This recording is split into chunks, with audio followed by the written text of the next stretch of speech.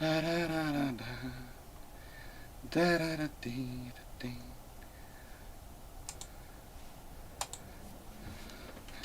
Ba da da da da.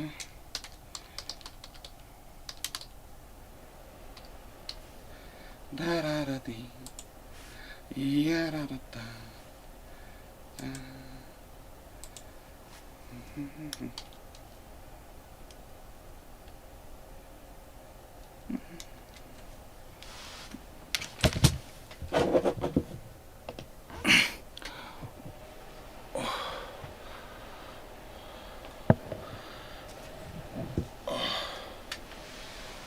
Oh, thank you, Jack Ray. Hello, everyone. I'm having a fun day. Hello. Hello, Dan. How you doing? I'm doing okay. Um, That's I was good. trying to think if I've accomplished anything. Oh, don't try and accomplish anything. It's a Sunday. Although I Yeah. have been, I do apologise for being late, but once again, we've started having family here, and I kid you not, as I was saying earlier on the Twitch stream, we are a house which has technically 4 bedrooms, realistically, potentially 6, and has 4 toilets, and we have normally 3 people inhabiting this property, so that means usually it's more than enough. However, within like 10 minutes of large numbers of family members being here, I've had complaints we need more toilets. And so they're going, I'll build them in time? I mean, Seriously. I think you're going to end up with like bunk toilets, like stacked one on top of the other. I can't see where you'd fit any more. We're putting in 2 up here, so we're gonna have one for in a bathroom for in here and a bathroom for next door as well, for my bedroom. So that's gonna be 2 more toilets. It's gonna take us to 6. At that point, if anyone's asking for any more, I'm gonna tell them directly. And you can start hiring You can start hiring the porter cabin to come along. The Yeah, maximum that, there that is usually is 50 people in the nicest way. Again, 6 loos between 50 people is not cruel and unusual punishment. that depends on what kind of curry you're serving. I don't serve curry. I You dealt aren't with my evil enough yet. I've dealt with my family enough that a nicest way. I don't want to go there. Hello, everyone. Oh, thank you. We're getting stuff, and Jack Ray is doing memberships and all sorts of things. I do love that Powder Monkey is still being Powder Monkey about that, though. How you doing, Renan?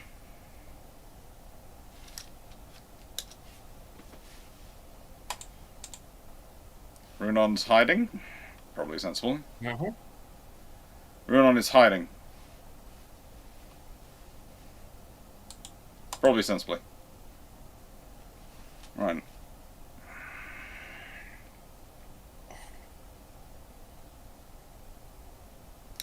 Michael, could you build a nautically themed, historically accurate heads? No, because I want it to be comfortable. I could if I wanted to, but I don't want to. I want something which is going to be nice and comfortable. I mean, you could have kind of, nice, good pieces of wood, and then periodically your bottom gets splashed by seawater. Uh, 'Cause yeah, I'm getting Japan. I'm going to go for Japanese loos. One of them will have probably a Japanese style sitting bath because I otherwise can't see how else you can get a bathtub in the space it's going to have, and a shower in there. And the other one will just have a walk-in shower. Mm.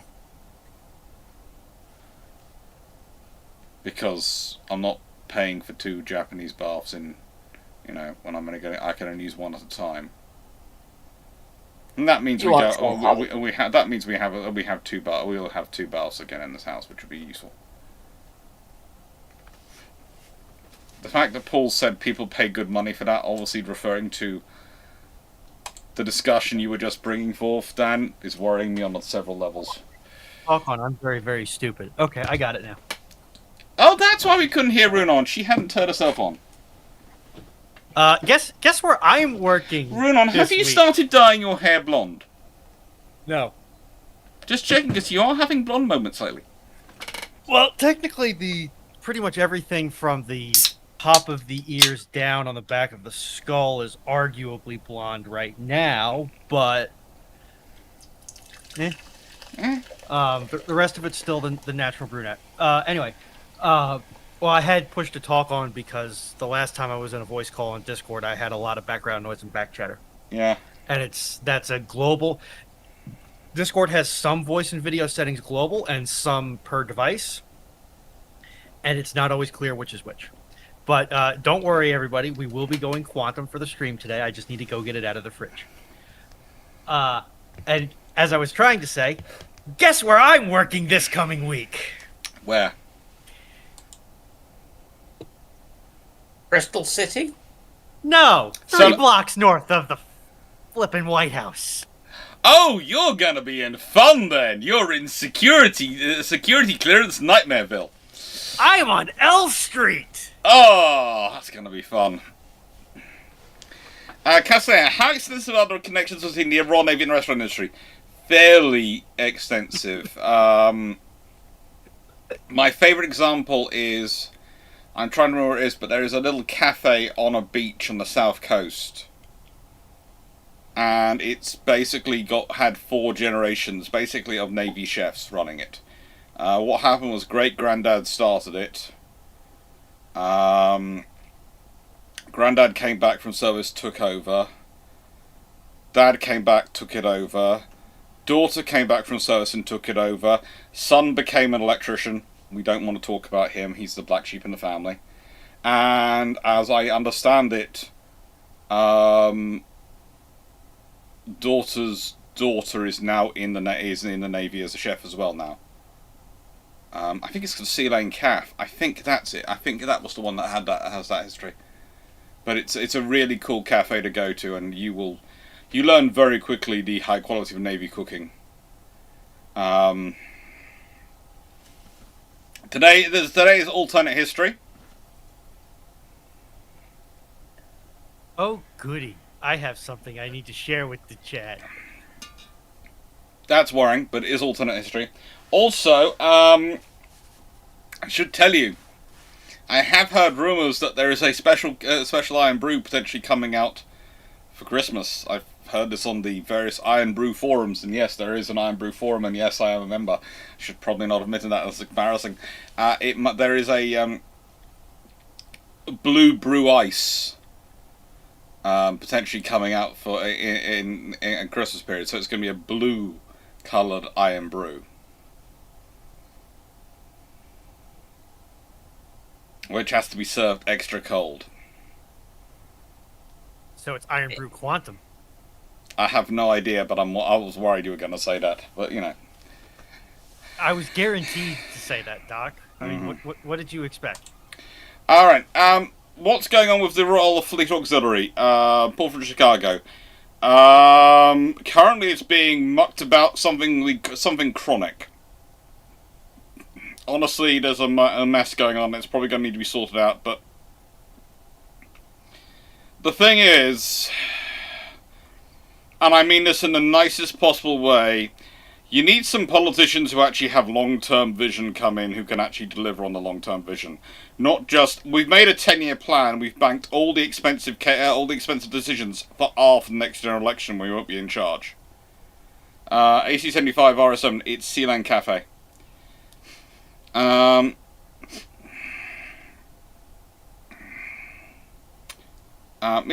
It's just fun, and they need some investment, they need a pay increase, they need some better shipping, and we need to actually work out what we're doing, because the amphibious shipping especially is a good example of stuff where we are absolutely mucking around.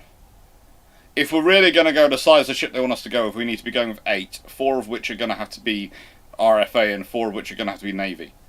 But we'll see what actually happens. Questions are open, yes. I forgot to change the sign. I do apologise, that's on me. But yeah, RFA's having fun. And Wayne, your take on the Canadian submarine choice? I would have been tempted by the South Korean option. I really would have been. But honestly, the thing is, you can't really go wrong with either of the designs, and the 212s are... It's basically the equivalent of me buying a Toyota Hilux.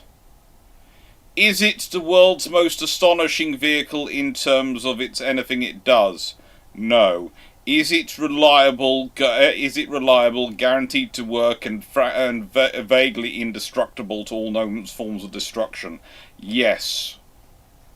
So basically, if I don't want... That's what I'm saying. If I was going to buy a pickup, I would buy a Hilux. Why? Whilst I know other options exist, I'm not really sure about them, but I know a Hilux works and works well in pretty much anything I can chuck at it, so I will probably go for that option. I know there's Ford F-150s in the world. I do know how cool they are to look at. But if I'm buying it, I'm probably going to buy the Hilux because it's an area which I don't know much about, but I do know the Hilux is the most reliable of the options available. And I think that's kind of what the Canadians have done. Yes, there's a very cool F-150. There is a very cool South Korean submarine, and it's a very good boat and a nice design. But they're not sure. They don't know if they want to take the risk. They took a bit of risk to get beholders, so they might as well go for the German option. I would also say that the Hilux is amazing in the amount of purposes it can be remanufactured into. Yes, it is a very flexible asset. And it's kind of similar to 212 on that front. I would like to leap to the defense of the offering from Ford. However, I remember that the 5.4 liter Triton V8 engine exists. I was being nice and not mentioning anything to do with its engines. I hate that engine. That engine is designed by forces of chaos and not the smart ones. Orcs could probably design a better engine. If nothing else, the Orc engine would actually work. Mainly because I believe if they painted something grey, it gave it power. Do they actually believe that? Well, let's be honest, it's the belief which produces a lot of their technology, so they have certain things of speed, but there are sometimes you see them at the components they stick together, and I was going, that's not that, but we believe it is. Yeah. And somehow it works. I'm still waiting for the Orcs to evolve a bit more. We don't want Quarks. The setting could not handle Quarks right now. Oh, I want one. I want a couple. Do not want Quarks. Just because I just think that's the only thing that could probably rival the King. The Silent King or the Dark King? The Silent King. Okay. I think it'll be a fun battle to watch. A Quark versus the Silent King. I think you just want to watch the universe burn. Oh, I just want to watch Korn go, I am an amateur, I need to take notes of this one.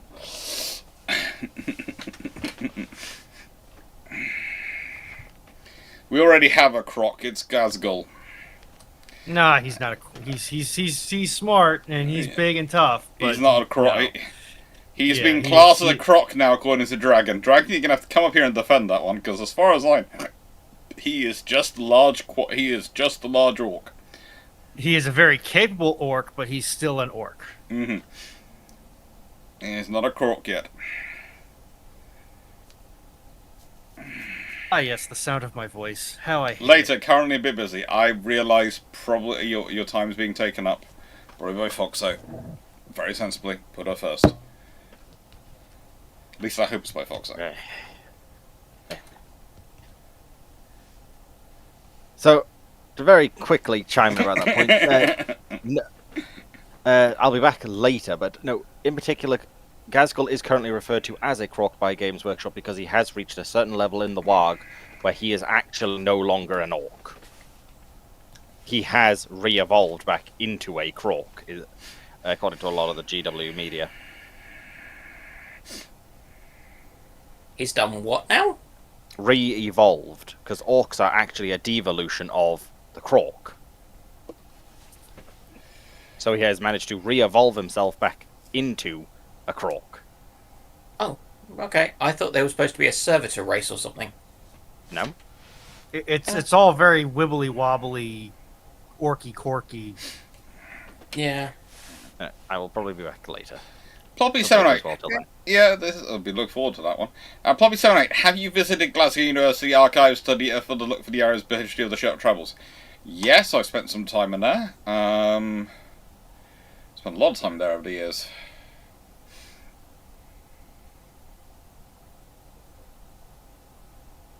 At one point, ended up in a very weird conversation with 3 blonde first year girls. There when I was a PhD student doing research up there, and basically I was sitting there going through the archives, and they were all doing history, and they went, "Are you doing history?" I come from another university, but yes, I'm doing history. Can you explain us how we're supposed to use this archive? And I'm sort of going, you put in, what's the problem? We're supposed to be using the archive, but we weren't paying attention in the class. Ah, okay, fine, let's go for it. And I was sort of mentally thinking, wow, it's not just my own students I have to do this for. Hey, at least they asked.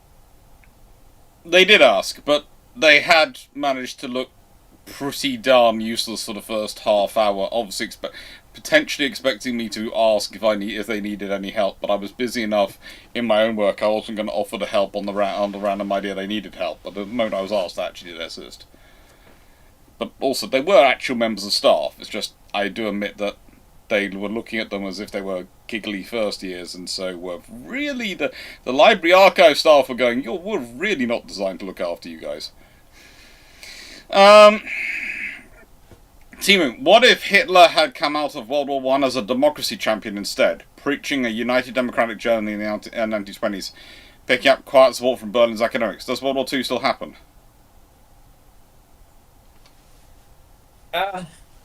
In the nicest way, if Hitler comes out as a democracy advocate, he's not going to have an easy solution to be selling everyone for every problem.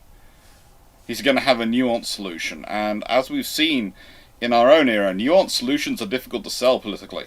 They take time, they take money, they take effort to sell politically, whereas easy solutions are easy to sell. So, does World War II still happen? Well, considering the Army and Navy are still going to be rearming, who knows? Probably.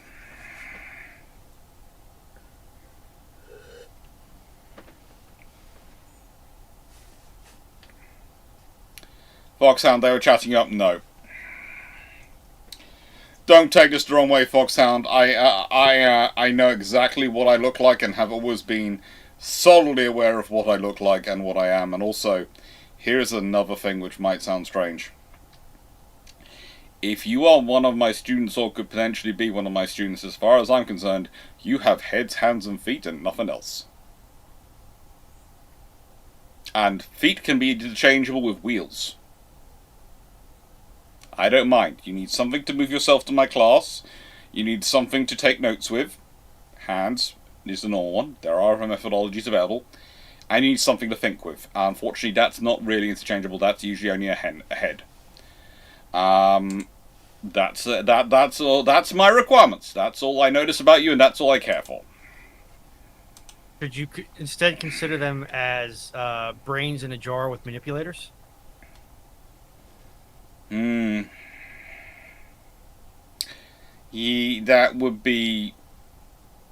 That would definitely stop them talking. which would We be can give them helpful. we can give them a vote order. You don't need to give them that. That seems too generous. But yeah, you know.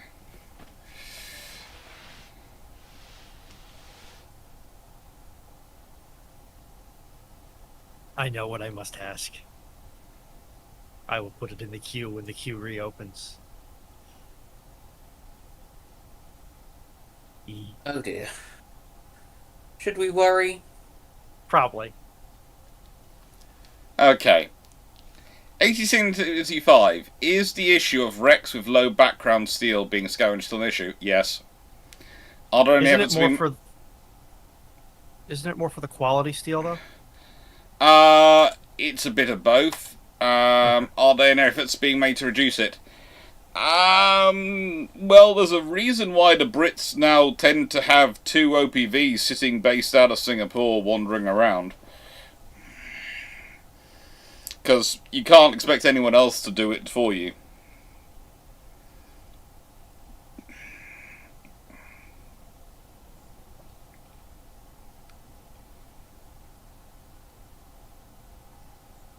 Firsthand, I laughed, but I realised after a few years a 16-year-old was flirting with me when I was in my late 20s, so strange things have happened.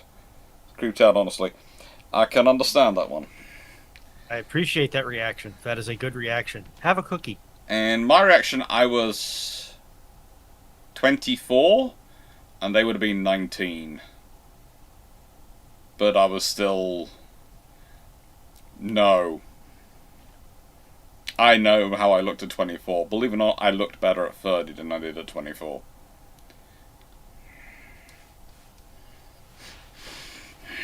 And even then, still did not have the level I could be drawing that much heat. Chandler, favourite naval trope, strictly relating to fiction.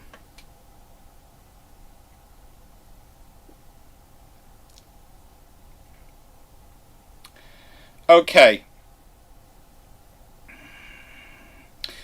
My favourite one is probably how often you see them in sort of movies. They're swinging across by ropes and all these sort of things, rather than crawling through cannon ports.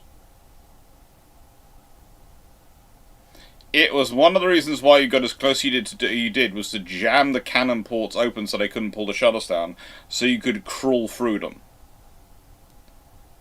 And that was often a way of boarding ships, was crawling through the cannon ports. So onto the gun deck. They did, of course, go across by rope, but also they went across by ladder. They basically just jammed the rigging into each other, and they basically most boardings are far more of a scramble of an obstacle course than they are the neat thing which movies make them out to be. That seems like it would be a very high casualty operation to board through the gun ports. You'd be amazed, but actually it usually works quite well. Remember, the guns, the reloading is measured in minutes rather than rounds. Yes, but I'm just trying to shove 100 guys through maybe, a meter by meter at most opening? And that's No, me you've being got loads of them. really generous?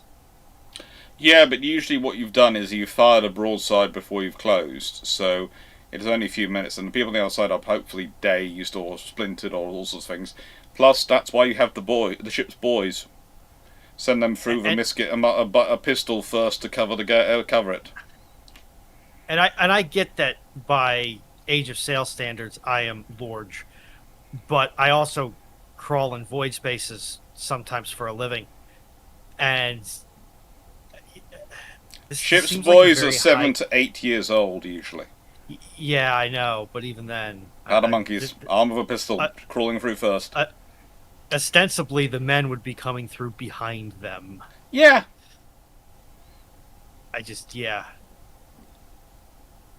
Get a couple of ports lined up. Start streaming in. Don't like this plan. I'm not excited to be a part of it. Don't worry, you're quite tall, so they would have other uses for you. Oh God! Here, can you reach this? Can you reach this? Can you reach this? Can you hold this up? Hey, can you put this up on that shelf? No. You would have a halberd, and you'd be going across with the Marines to help clear the deck and hold the deck. Oh god, I gotta hang out with the jarheads. Well, they're Royal Marines, not US Marines. They They're come still from leathernecks. No, they're still leather. they- They're still leathernecks, and they still get their brain from the same supplier. well, actually, no, that's the weirdest thing. In Britain, the Royal Marines are regularly the people who score the highest on the civil service entrance exams. Yeah, but look at the number of US Marines with like PhDs and things. Yeah, It's slightly scary. yeah. Marines are actually quite smart. Jokes not aside. It's one of the things. They're on the secret quite smart, but they're also the ones who are most likely to be found eating a pack of crowns. Yes, they are quite smart, but quite smart does not mean full of impulse control. That's, I think, probably the problem, because they come up with the bright ideas, and then they actually try and deliver them without thinking through whether this is a good idea actually to be delivering. Or maybe kind of more high intelligence, low wisdom. Yes, exactly. Yeah, we'll go. High intelligence, low wisdom in terms of, is this a smart idea to be doing at this time when it doesn't involve mayhem adding or subtracting to the population, and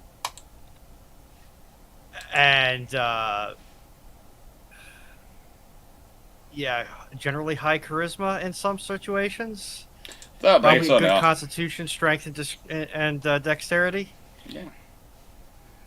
Basically, if you started describing the services of your average D&D group, it gets pretty interesting pretty quickly. So who are the wizards? Is the Space Force the wizard? Or do we have to admit that logistics might be the wizards? I'd have said... Well, the logistics are more the people are more the shop store owners who are going, we're not going to keep you in the same sort of place. I do love the amount of people who are trying to... I made this point the other day about how when you have a monopoly and a monopoly in the same sort of relationship, and literally you have one buyer, one supplier, and that's their own options, it's a bad situation. Especially when one part of that is the government for taxpayers, because you're also having to pay for the entire property. You know, people trying to defend it, and one was going, "Oh yes, but you see, if it isn't divided into private industry and government, you then have a low trust situation where if something goes wrong, you can't blame anyone." I'm sorry. Have you what? Huh? And apparently, it proved it was right because when BAE had to take a loss, they had to not pay him for 120 days. Because he was a contractor working for them, and had to push back that till a 120-day pay cycle. And you sit there and go, yeah, that's not a good argument. One of the benefits of government work is that you always get paid.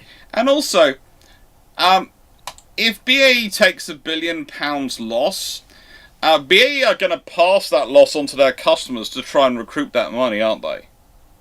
Yes. If their primary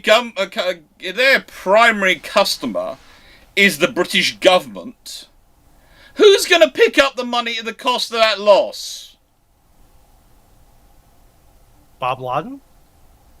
I wish. We'll put it on Bob Laden's tab. He's good for it. I don't know.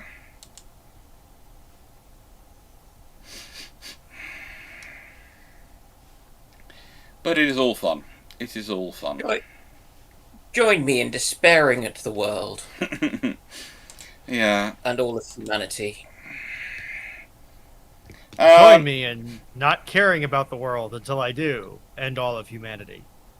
Knights to go for one. As the 170-gun 4-deck first rate HMS Duke Kent would avoid issues of anti-Sarah Trinidad by being a new build, longer and deeper hull, what other issue would she have other than steering? Parking. It's big enough it's going to require an entire new generation of dry docks to be built in certain places. Government work always gets paid. Are you sure about that? It does, usually in the UK. Basically, if you are taking a government contract, there is the implication that you will get paid. If you are an employee of the government, thanks to the opinion of the White House, you will not get paid if Congress does not approve a budget. Right. Ploppy78, question for Runon. As American electrical engineer, twisting wires together or wagos? Application.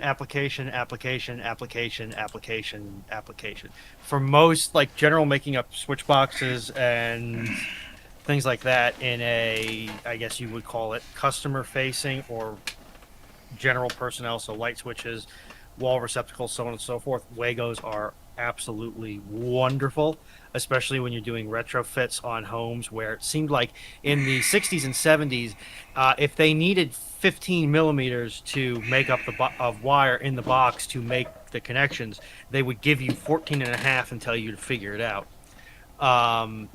For reference, the current American standard is 8 inches from the back of the box. It's either the back of the box or the face of the box. And they're really useful for that. For other applications, sometimes nuts are better. But generally, if I can use a Wago, I'm going to use a Wago. Jack Ray, to answer your question on Queen Elizabeth, there are a couple of issues. One, it's often is put at her that she kept the fleet together to avoid paying them off. Yes and no. The reason why I say yes and no is there was a worry that the Armada was going to come back around the coast of Ireland. There was no guarantee it was going to be completely disordered by sailing around Scotland. Anyone who's ever actually wandered around Scotland, at that speed would tell you there's no chance of them coming back in one piece. But that wasn't known at that point. And the other issue she has is they're not quite sure the Duke of Parma's army might not try without the assistance of the Armada, might try and force its way out. And if they did get past the Dutch, then where was it better for the English to fight the Duke of Parma's army? In the middle of the sea, or when they actually got ashore? Probably when they're at sea. So yeah, it's one of those things of, yeah, there were issues, and there was issues with the food as well. And there are a lot of lessons learnt from that campaign because of that, but yeah. But there was actually some reasoning behind it. It wasn't just purely not wishing to pay.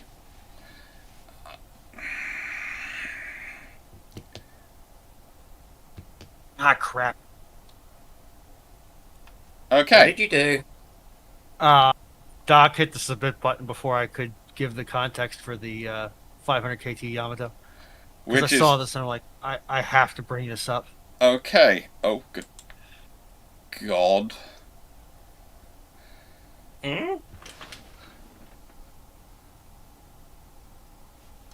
I think it has quad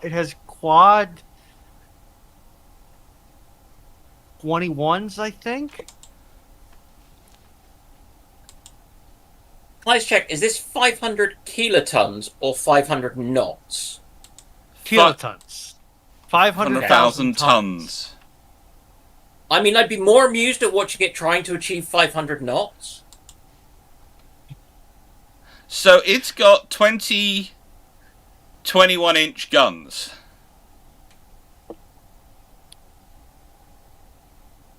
I love USS Montana. This is the Quantum Yamato. What more do you want? Not to see the fuel bill? I mean, why do you think they need to take the Dutch East Indies so badly? I mean, they need to... At this point, they need to take... to keep that going, they need to take Texas and Saudi Arabia as well. And probably most of Canada. Canada. Look. It takes Impractical to whole new levels.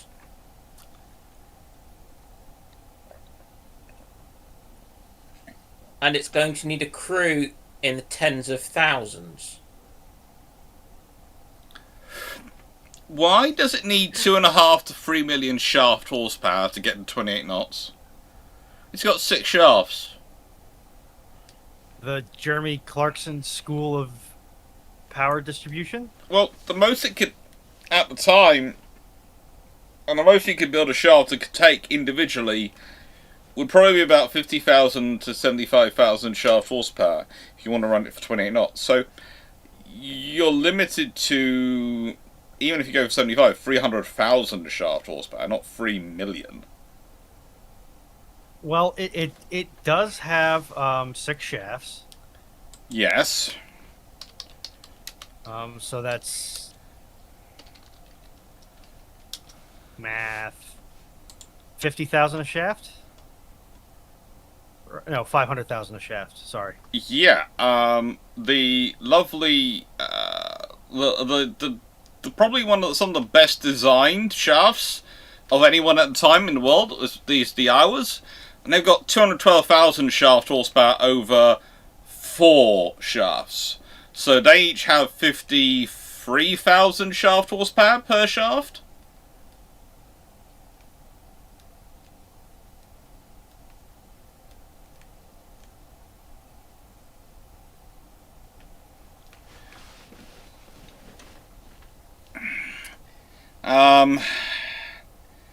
It has 3 centerline rudders. Why? It's got 6 shafts. Why would it have 3 centerline rudders with 6 shafts?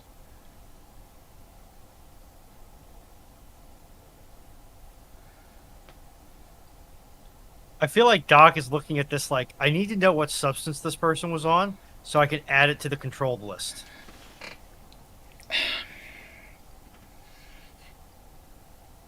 This is the scenario where I'm sitting there going, yeah, it has the armor scheme consists of 483 millimeters outer belt, a void area of a few meters, and then a 203 millimeter inner belt. So that's an 8-inch inner belt. And 18-inch? No, 16. Hang on. Yeah, potentially 18-inch, 19-inch outer belt.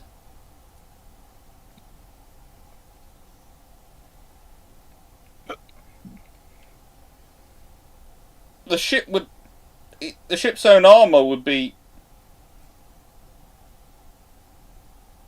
Oh, that'd be horrible.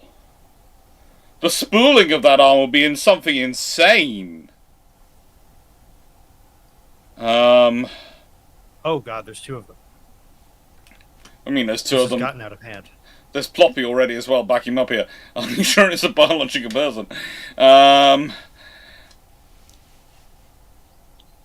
What's the draft of this? I don't even want to think what the draft is.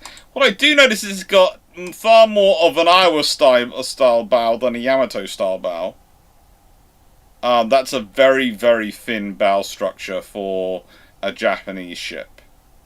And I know the Yamato does have a bit which goes out, but it's not. I don't think it'd be quite that shape. Yeah.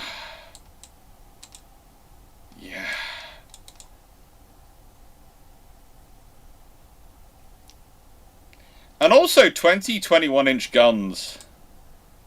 The rate of fire is going to be atrocious, but goodness gracious me, that's going to be. I no longer wish to see that mountain range. It offends me.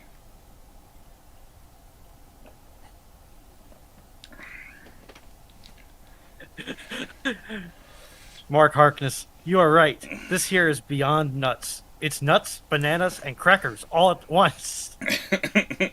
So what you're saying is it's not nuts, it's an entire charcuterie board. No, it's an entire eaten mess.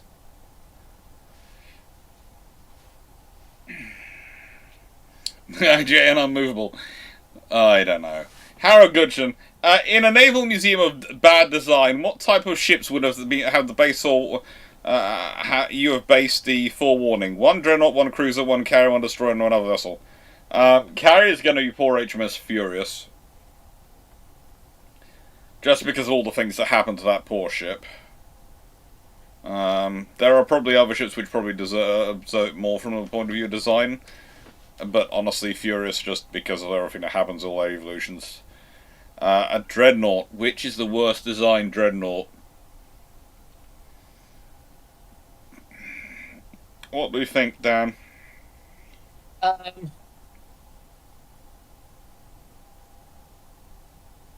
mean, there's Bern. Honestly, I was actually tempted to go with the Normandy class. Or simply for the fire control position, and the wing turrets and things, you could actually just put Dreadnought. But that feels a little bit harsh to say that the prototype wasn't as good as all the follow-ons. Yeah, that is a bit cruel.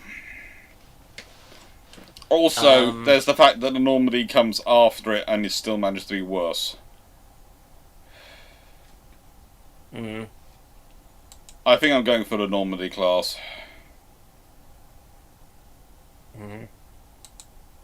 I think that's the only sensible option is to go with Normandies. For cruisers, I'd like to submit the Nurembergs.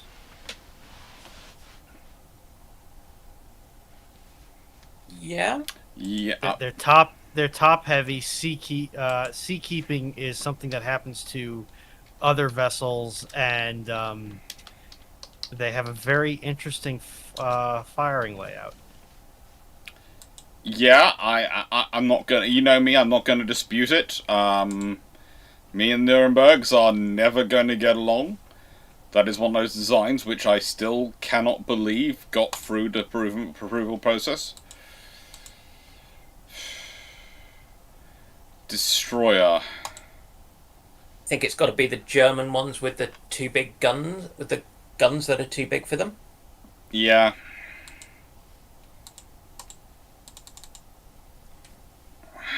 It's just, yeah.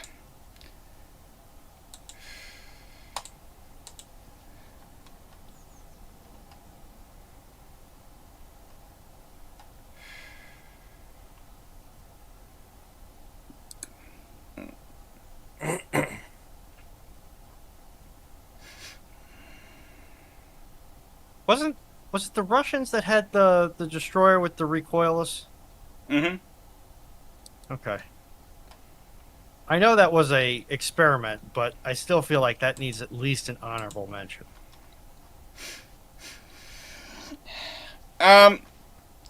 Montana, assuming General Bergano was not hit, how much longer would it have lasted in service? A few hours? Maximum? Because by that point it's being gunned for, so if it's not being hit, it's being hit by someone else. And something else. Especially as, if it wasn't hit, whilst the carrier was sort of withdrawing, they probably would have been more keen on taking out the carrier. So, yeah. As far as I'm just put exocets away, there are surface-to-surface missiles. There are other systems which are getting in range of it rapidly at that point. When it is hit, you have to remember there's also a surface action group bearing down on it, being led by Captain Barry Coward on HMS Broadsword. I think it's one of the Type 22s down there. It's basically bearing down, going, "I'm coming for you."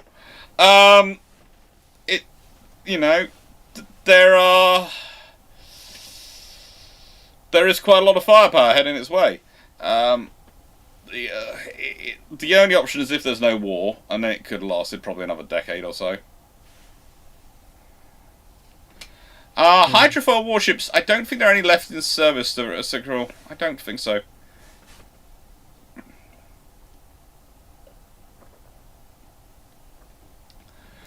Yeah, Captain Coward is the most inappropriately named gentleman in history. Okay, is there something in the British soil that A generates a family name like Coward, and then B makes sure that everybody who's It was in John. that Is John fam- Coward, not Barry's another one who he ended up being a vice admiral. He was vice admiral Sir Francis John Coward when he retired, and it was HMS Brilliant he was on in the Falklands War. is there something in the uh, British water that A generates a surname of Coward, and B ensures that anybody who has that surname is compelled to be as not coward as possible. Quite possibly. Probably. He retired when he retired from the Navy. He went on to become Lieutenant Governor of Guernsey.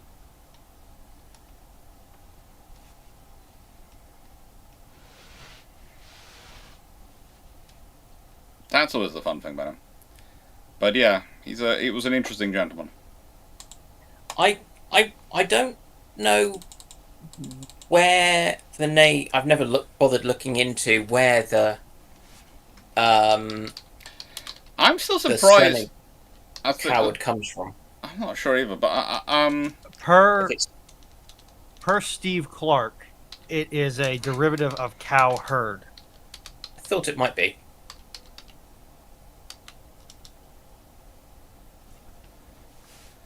um,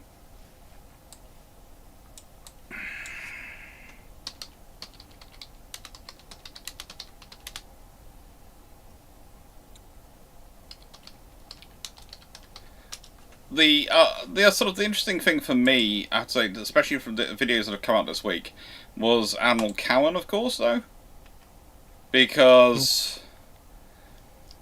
it's when you sit there and go, so what did you spend your 75th birthday doing?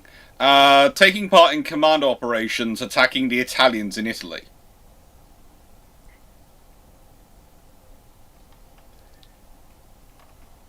The fact that the man lived as long as he did worries me on certain levels. It's both a good thing and, oh good God, you made it to 1956. You were 84 years old. You literally retired from the Navy for the second time at the age of 76 after being told you couldn't go to the Far East. And he took that personally. He did. He's Yeah, the guy who that sounds decided to fight a Italian tank crew armed with only a revolver. He's captured. He's then repatriated, and they repatriated him in 1943, and they don't put any cover on him, that there's no any stipulation on him that he's not to do any future activities and not to return to action. Because they presume, when they are handing over a 70-something-year-old man, that if they are handing him back, he's going to stop doing anything. He earns a bar for his Distinguished Service Order in 1944. He turns down other decorations because he doesn't feel they should be awarded to men of his age. They should go to younger chaps. Here, we're going to bestow upon you an honor. Nah, that's for scrubs. That's for people. The kids need it. I don't. I can't tell if I like this man or if I'm just terrified. What I'm so annoyed is that his baronetcy became extinct upon his death. That just seems sad to me. That is the sort of genetics you want still in the gene pool going around. You know, the one who, let's see. Was he, how old was he in... Yeah, he is 70 years old when he is recalled to naval service in World War II, that's in 1940, by Roger Keyes to take part in commando training. And then when he's supposed to send the people he's been training in small boat handling off to war, he goes with them. He just walks onto the ship and goes, "Don't worry, I'm coming with you, lads." Are you going to stop a retired admiral from getting on your ship? A retired admiral currently working with the rank of a commander. I don't care. No. He's going to be sufficiently well known. People will know he's a retired admiral. Yeah, it's just... And then, he spends his 72nd birthday taking part in various Guards Commando actions. He spends his... the guy's just nuts. The solution, of course, would have been to promote him to Admiral of the Fleet. Then he can't retire.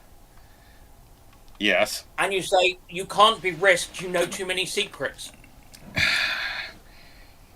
Okay, but if this man is out there doing this stuff, do you really think he's not going to go herring off on his own plan of world domination?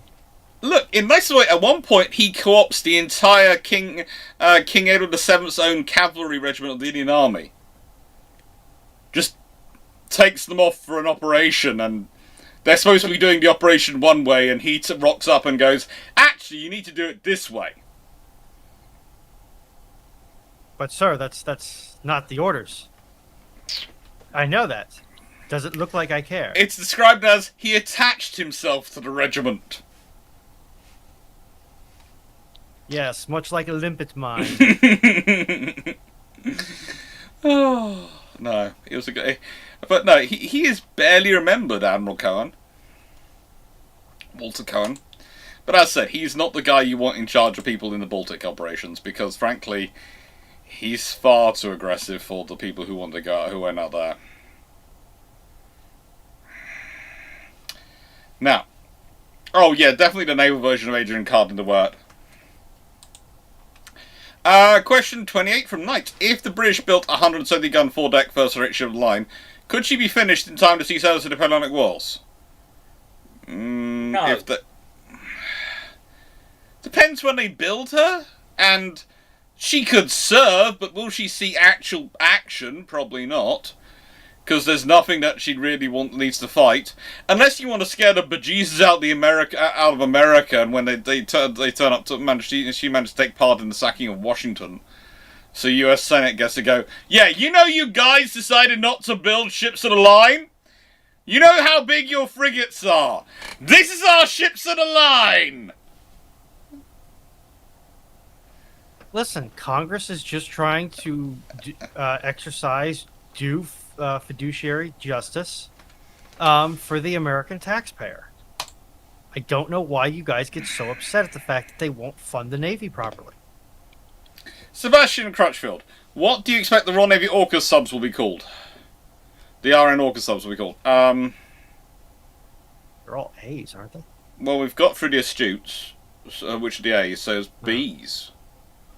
So,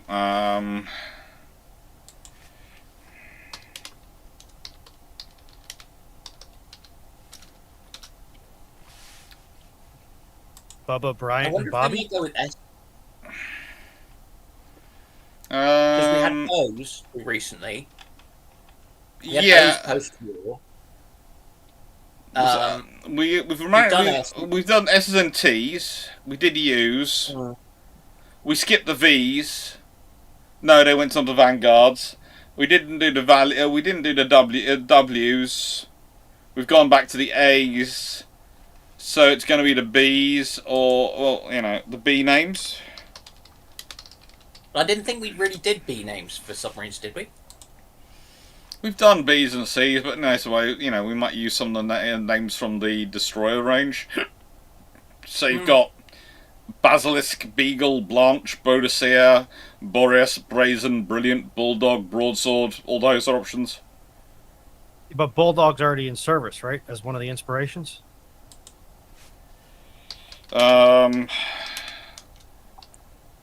I know we don't like reminding each other about the fact that there is an inspiration class, which is the Yeah. is it the 23s or the 32s? 4th Type 31. Ah, I still say it's not too late to rename them. Inspiration class naming. We're going to name the ones that's supporting amphibious warfare after something which is famous for blowing itself up. Yeah, that one definitely should have been fearless. Sorry. That so should have been fearless. And then there's Which the is what dreadnoughts, which are the SSBNs. They've gone with capital ship names to them, so they've kind of changed that one. So they might skip.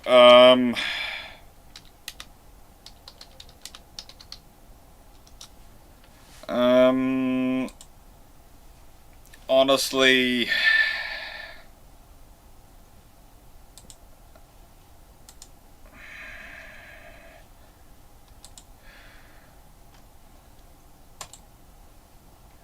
There is a potential they go back for O's again, because they were the Anglo-Australian submarines every time they've been built. Every time there's been an O class, it's been an Anglo-Australian order. So they might go with O's again. The O's are good names. There's a decent number of them as well. Yeah, they might go with O's again because of that. No. And what we need to do is just make sure the Americans name the lead ship of their ones with an O, whatever they end up calling them. Because do you think they'll go back to cities? The Americans? Mm-hmm. In which case, Omaha would be quite good. But actually, Jack Ray, will the Australia ship-shaped challenge coin ever arrive, or should I give up hope? You should have that, I say, as I look at mine. And I know you agree with me that you should have it, but I'm just saying I'm wondering where the Scandies are, but... Dan? Hmm? I didn't think it was me that was supposed to be getting it. Yes, Dan!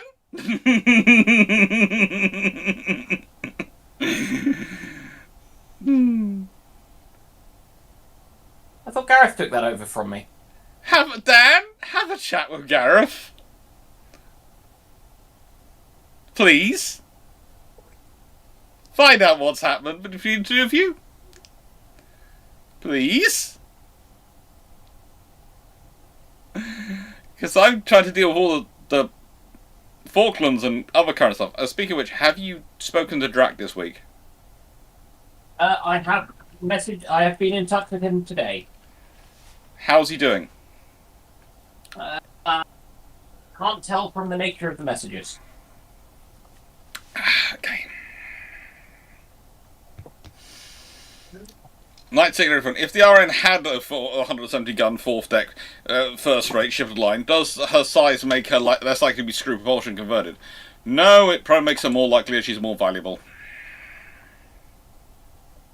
The reason I say she wouldn't be built in time for the Napoleonic Wars is you need to wait for the developments in ship building. Was it Seppings? Yeah. Chambers? You need those to be able to actually build a ship that big, is the problem. Yeah, well, they've got most of them. They could actually do something along the lines of that for that period. It wouldn't be necessarily be as longer lasting as a later build one, but they could do it, theoretically. Yeah, but they wouldn't want to.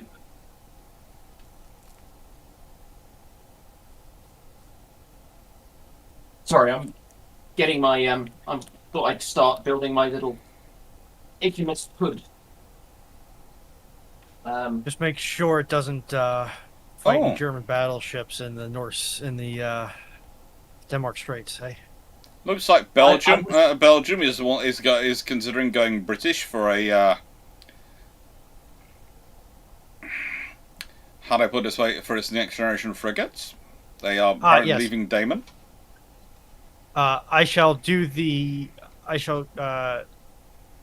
congratulate the British on doing the bare minimum that I expected of them in beating the French in the World Cup.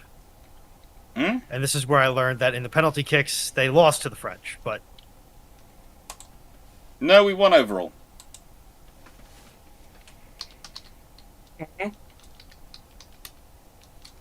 And we also beat the Argentinians at rugby.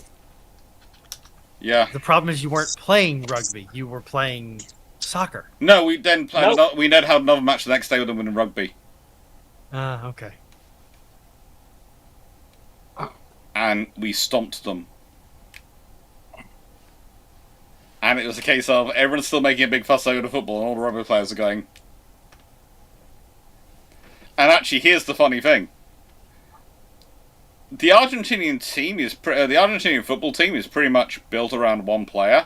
It's very good. It's a world star player. It's probably it's the best player in the world, but it is built around one player. Their rugby team is a far more balanced and a far more effective force, and I was actually more worried we were going to lose to rugby.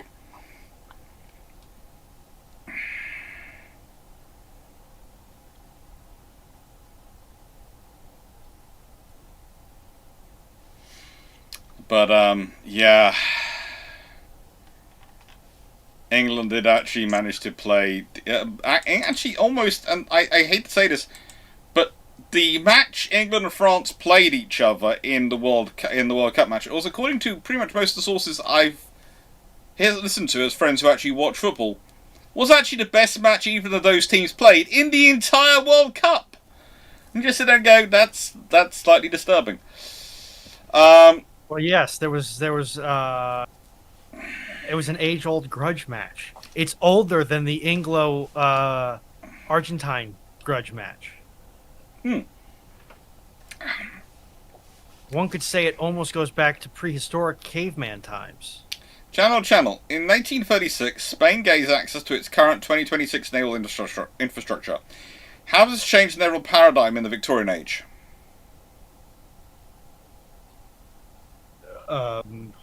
Panic, and it probably doesn't work because half of their components are coming from infrastructure that doesn't exist yet.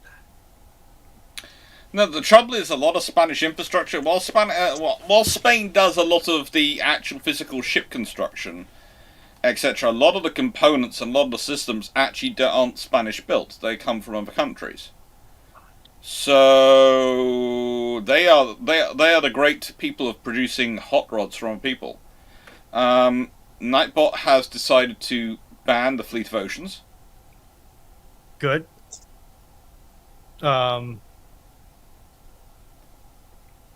Unfortunately, Fleet, we can only deal with so much appreciation for the Hosh. Fleet, how do you upset Nightbot? With a very long ellipsis, which Nightbot classifies as emote spamming.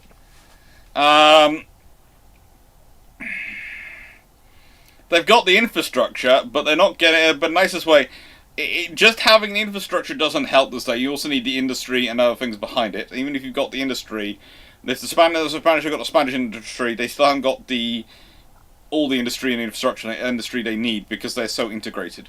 It's one of the problems with Spain's defense platforms at this current time. They've got some great. They'd actually be better. You'd actually be better off giving them the infrastructure and industry for the army, because then they could take over the entirety of Europe with what they produce. Honestly,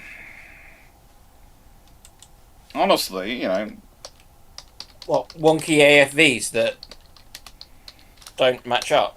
well, their vehicles are actually, believe it or not, slightly better than ours. The ones they produce themselves, but therefore their army produces pretty good stuff. They've got some fairly decent grenade launchers. They've got some fairly decent anti-tank systems.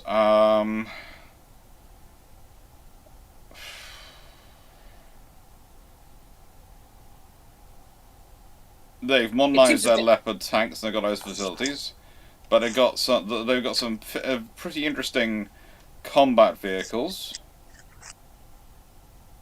Honestly, they've been pretty good. They've been in pretty fine position. Thanks kind to of harsh. it's. I think it's. Yeah, the trouble is quite a lot of that stuff is jointly developed with the Austrians, but The Austrians, really? yeah, the Spanish do a lot of work. It's the Habsburg Empire is uniting again. Ah. Oh, thank goodness it's not just me that had that thought as soon as that came up. It's the Habsburg Empire uniting. It's always the Habsburg Empire. Always watch for the Habsburg Empire coming back. It's always of potential.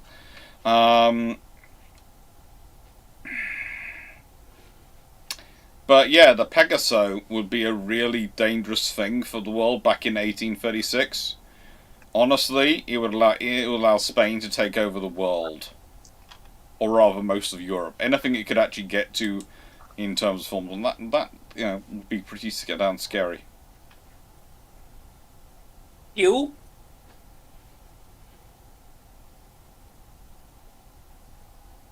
Spain is one of the great powers, yes, but taking infrastructure back from today, the naval infrastructure from today, the way the Spanish build it, does Spain build their own engines?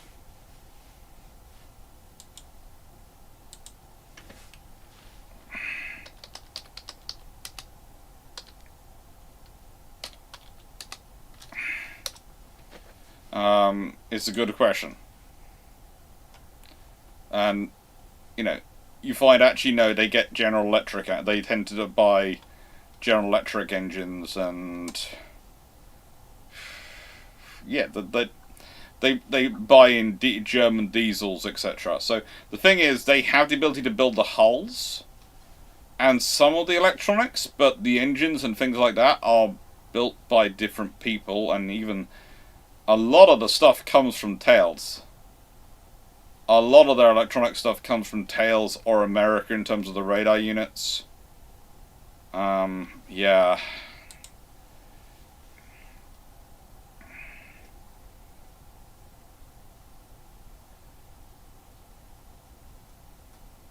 It took me a moment there to realise you were talking about the company I've always referred to as Thales.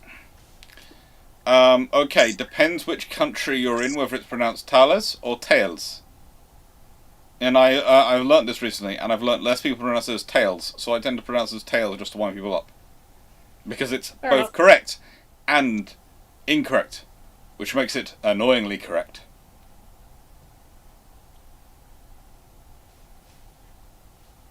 And the trouble is, also, those yards wouldn't build old warships either, because they do not have...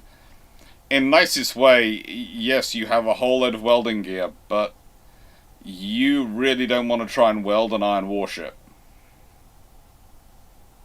And they don't have the machinery to shake, because they're all designed around working with very, very specialised steel these days, and the trouble is, the metallurgy isn't there for it. I mean, you could try welding a wooden ship, but that's also likely to go badly. That's likely to lead to a bonfire. That requires tight bond. Mm-hmm.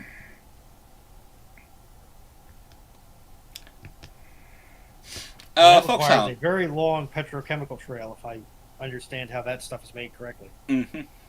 Foxhound, 421A. How would an early adaptation of the Mosquito and Sea Mosquito affect the war?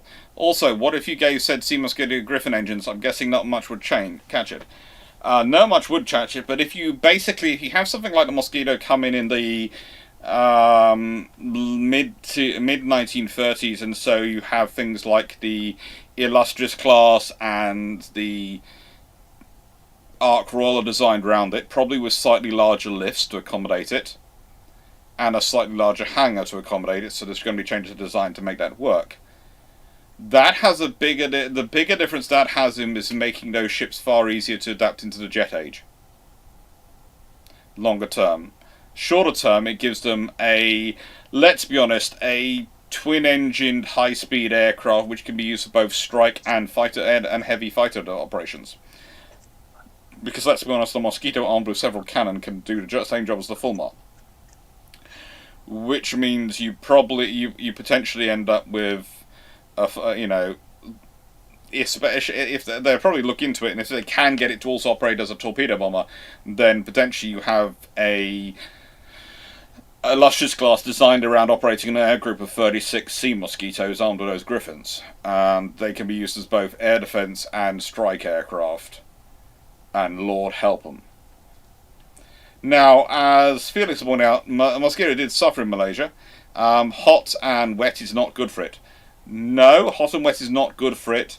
But the Sea Mosquito, or the Sea Hornet as it was called, which was marinized and was operating at sea, tended to do better than the one which was operating in the jungle.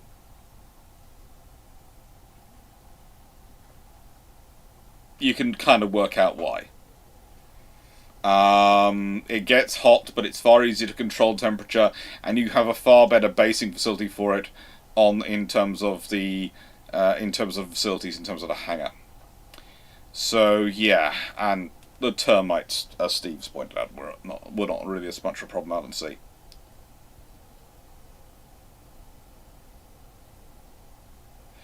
And if you do have that as a capability, well, also think about Ark Royal, because she could be working around with 60 of those things.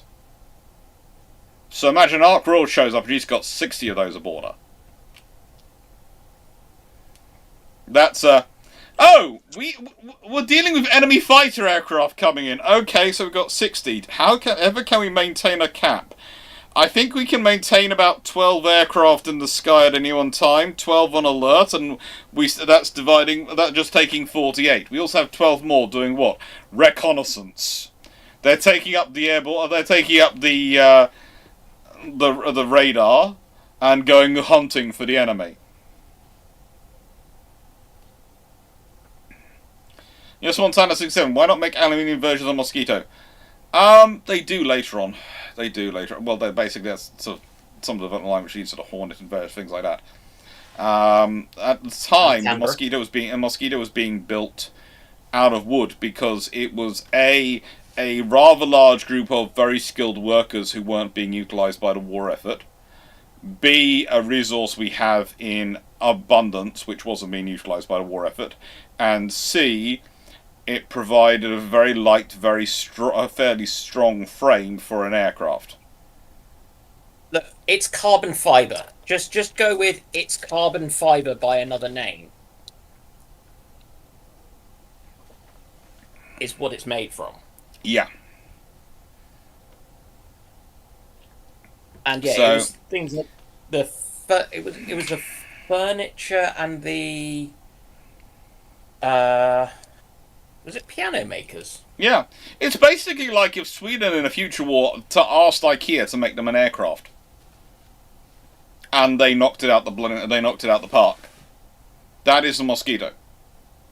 Mosquito is someone went, well, an air designer went down and had a talk with these people and found out that these piano makers and furniture makers had all sorts of tricks for making the wood work, wood strong, and went, we didn't realise you could do this. We can.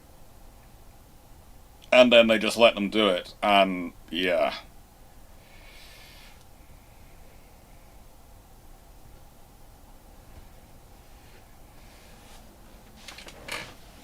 But, yeah, if you could have had something like that in service, it would have scared the bejesus out of everyone. Because if you add in the British night strike capability, then, in nicest way, what do you end up with? You probably end up with something like Taranto carried out with these aircraft.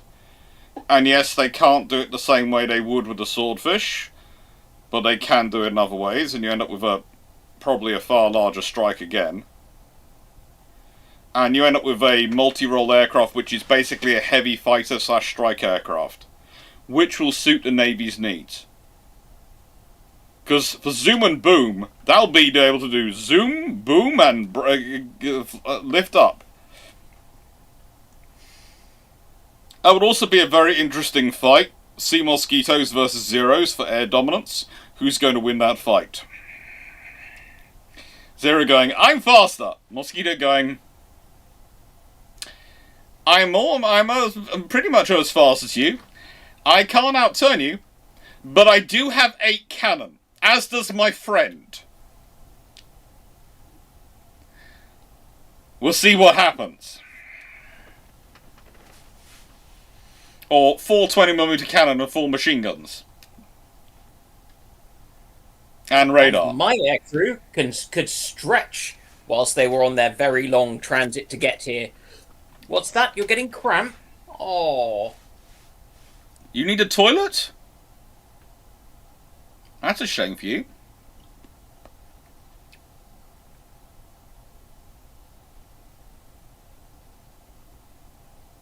Yeah. I now have visions that the You are right, RN's Bobby. jamming.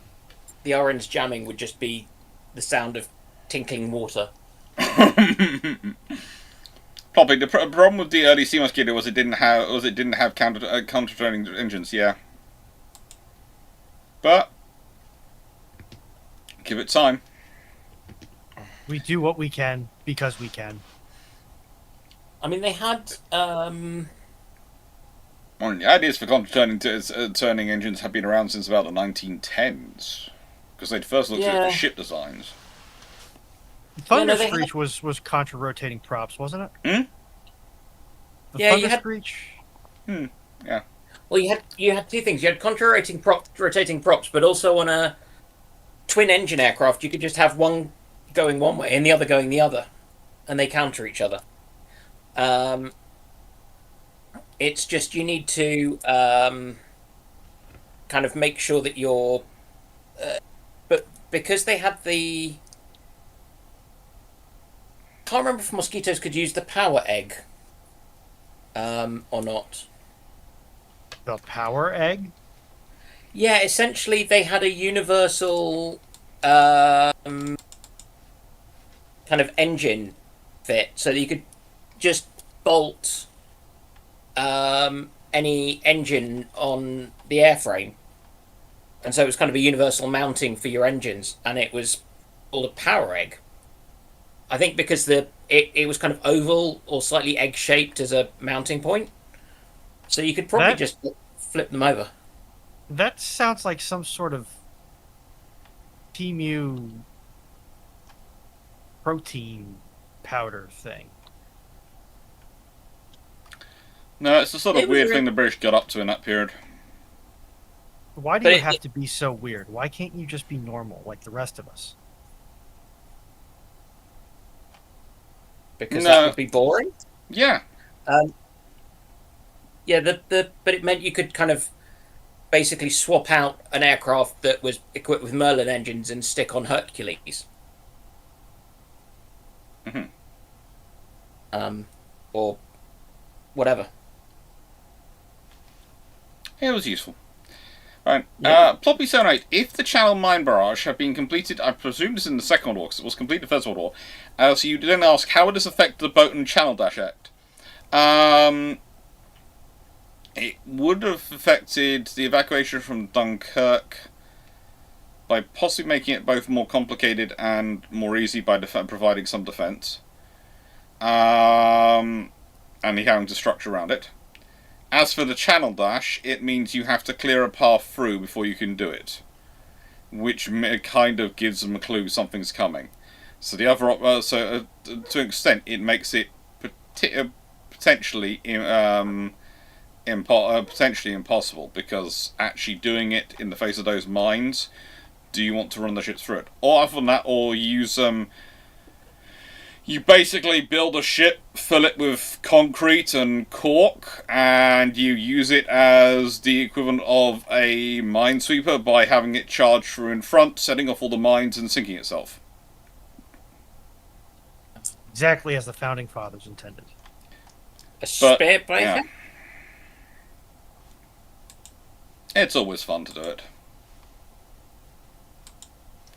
There are options. There are options there. Not really good ones, but there are options. You need somebody like Admiral Cowan to man the suicide barge. Don't joke. Do not joke. That man would have done that. So my family surname is Coward. And I took that personally.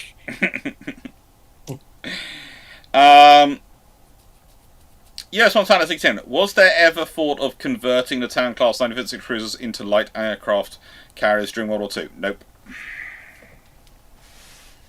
They're in service, and frankly, the Royal Navy needed carriers cruisers more than it's often remembered. Wasn't there? I don't know if it was pre-war or during the war plans to take the town hall and repurpose it for carrier use. Oh, they did look at using the hull design. They looked at using all the cruiser hull designs. Then they went and bought. Then they decided to just copy and paste HMS Unicorn. But they did look at other options before they copied and pasted HMS Unicorn. So Was they this could to shut up the bean counters in Treasury? Yeah, but also is to pack up the evidence that Unicorn was honestly not a template for a light fleet carrier, and we honestly weren't building a light fleet carrier. We were building a forward aviation support ship. Of course we were. Yes. Whatever helps you sleep at night. Look, in the nicest way, as cover-ups by navies go, having some poor architects draw up design studies for adapting various hulls is rather cheap and easy to do.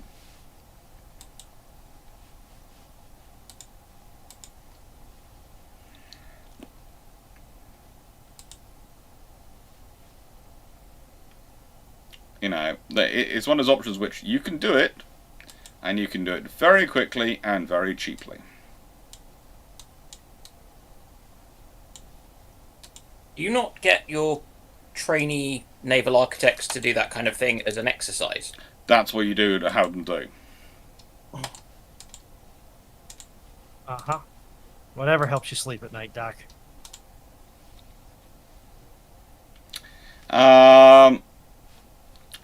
YouTube Micro, what third rate of your choice would you take to 1450 to use until 1900?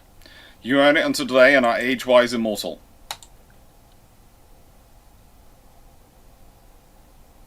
Have you heard of the concept of the ship of Theseus? Ooh. It's between Africa and Agamemnon.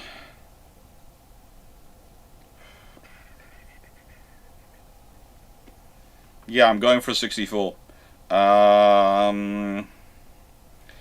Because Agamemnon's famous enough because of Nelson, I'm going for Africa. Because I think she deserves more fame.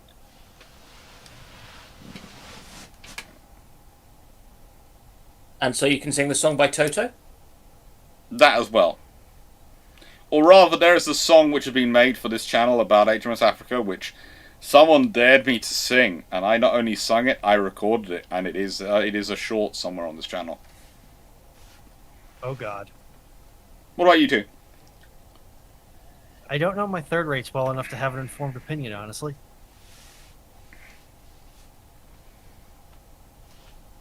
Scottish Nerd's gone for Bellerophon. I thought she was a second rate. Nah, she was third. I might be getting her mixed up with Temarai then.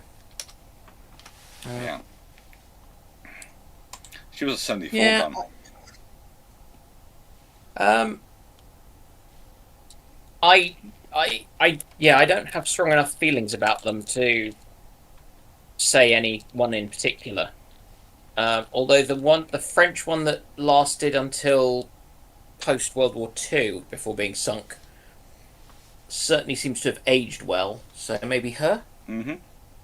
Another option you all might want to consider is HMS Excellent, which of course became a gunnery school eventually, and HMS Elephant. Does she ever forget? No.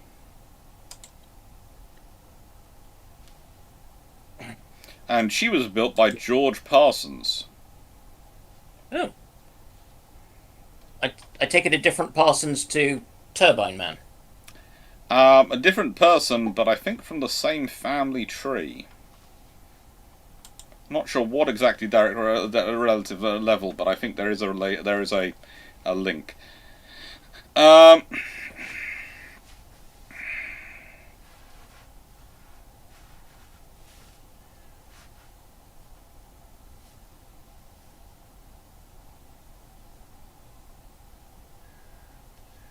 Well, the channel barge was anchored on concrete towers spaced across the channel, I think mulberries. Yeah, it was designed to hold things out, a barrage. Yeah. It was also supposed to be backed up by mines and all sorts of fun things, so it would be a fun thing.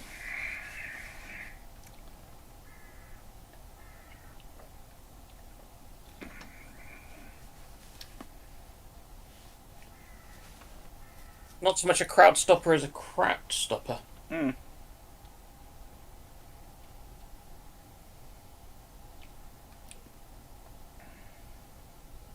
Sorry, I'm aware quite how bad that joke was, but I was just letting you get to it yourself.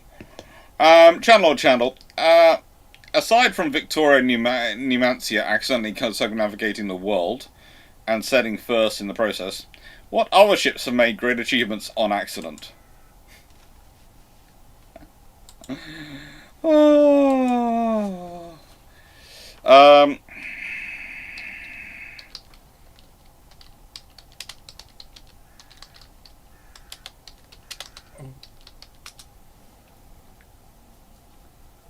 I mean, if you believe them, the ships that have sunk submarines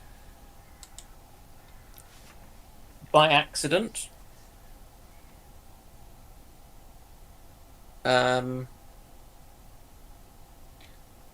Christopher Columbus discovered completely by chance the Sagasuma seaweed in his wanderings. Oh. Do you mean Sargasso? Sargassum, yes. For some reason I went Sagasum. I got that wrong. That, I think, is something Japanese. The Sakashima Gunto. I think you're getting them mixed up, aren't you? Probably.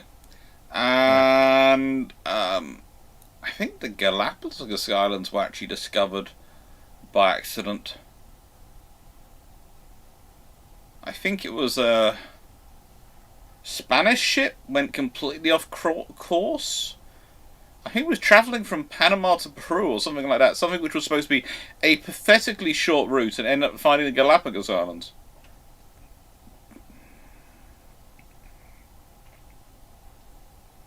I think. And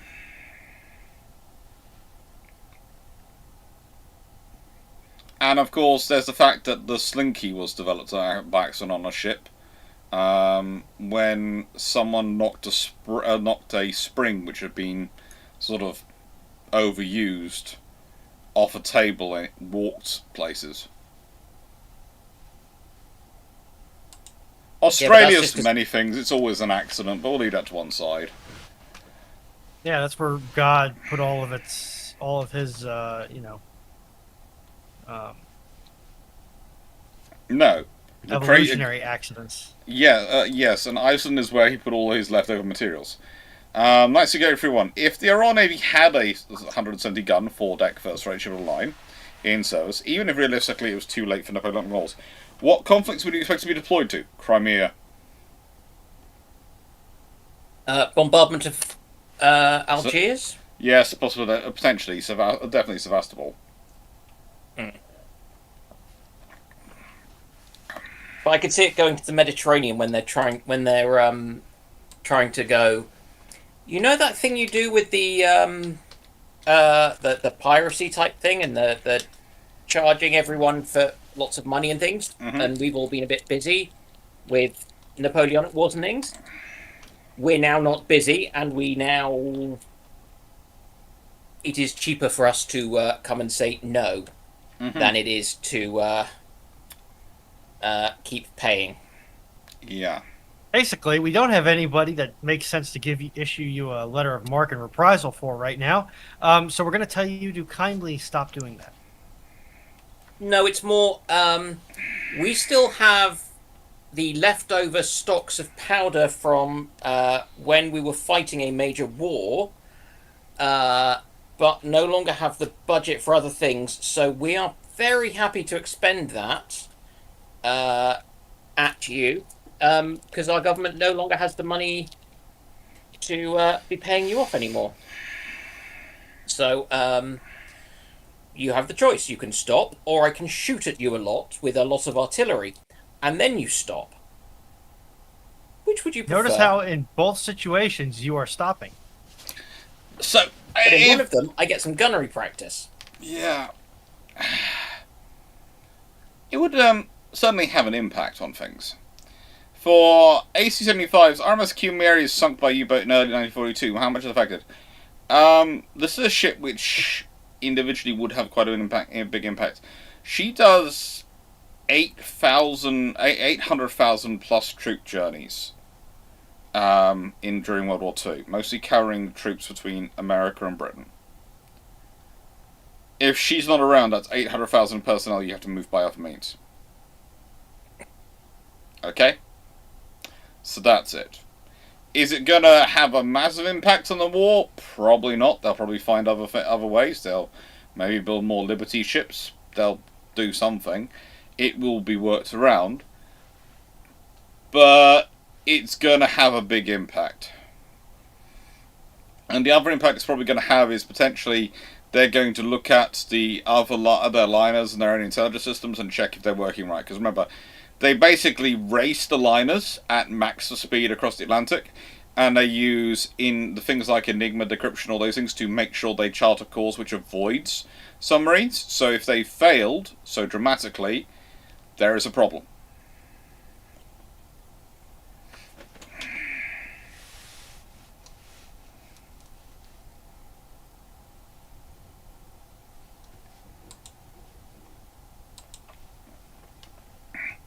Nice to hear everyone. Of the armoured cruisers, protected cruisers, ironclads, and interstellar ships that Fisher's cut saw accepted or scrapped or broken up, which were easier to justify disposing of? The oldest third-rate cruisers and ironclads. Pretty much. They're the easiest to justify breaking up. There aren't many Age of Sail ships left that are not being used for accommodations or things like that.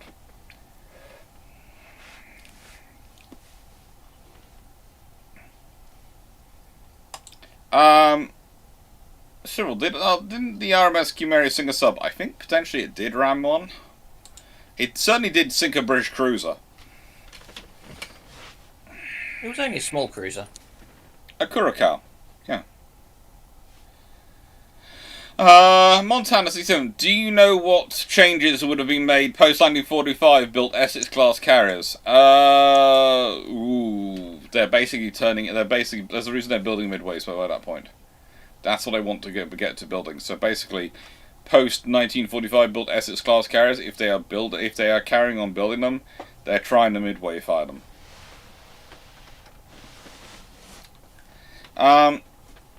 Nice hearing. Were there any cases in the Age of Sail of ships line being used as pirate ship? Nope. No. Far too expensive. Far too expensive to run. Also, that is really going to get a lot of attention. What?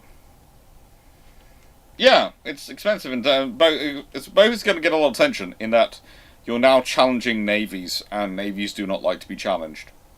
And expensive in terms of running costs as well. Yeah.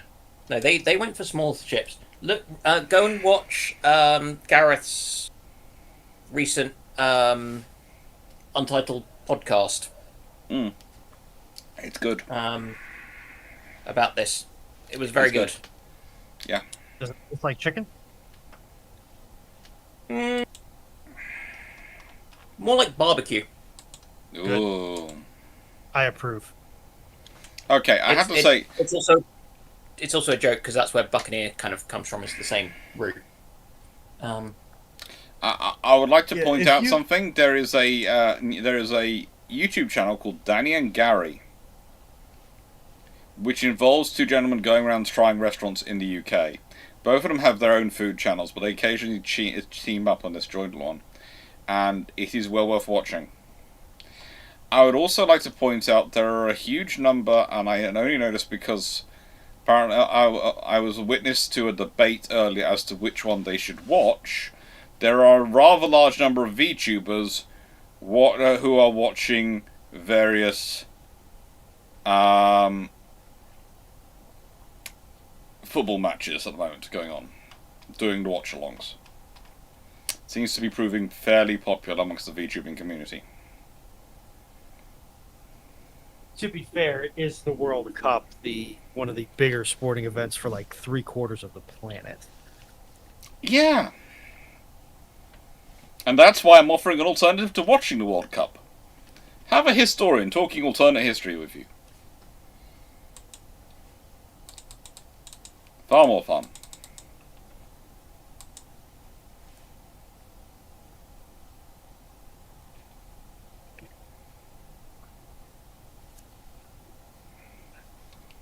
but then we don't get to be mildly nationalistic in an acceptable format.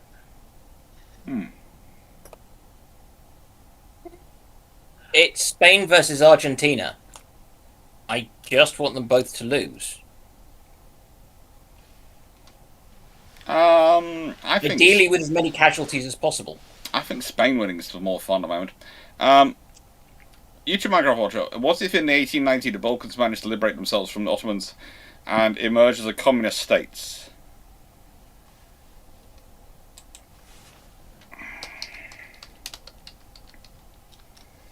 They're not going to be communist at that stage. At most, they're going to be Marxists. You don't have communism yet. It doesn't exist as a concept and political philosophy. Marx only died in 1883. It hasn't gone through the full Leninization, etc., and various other things. It's Marxism. Revolutionary socialism, maybe you can call it, but not really communism.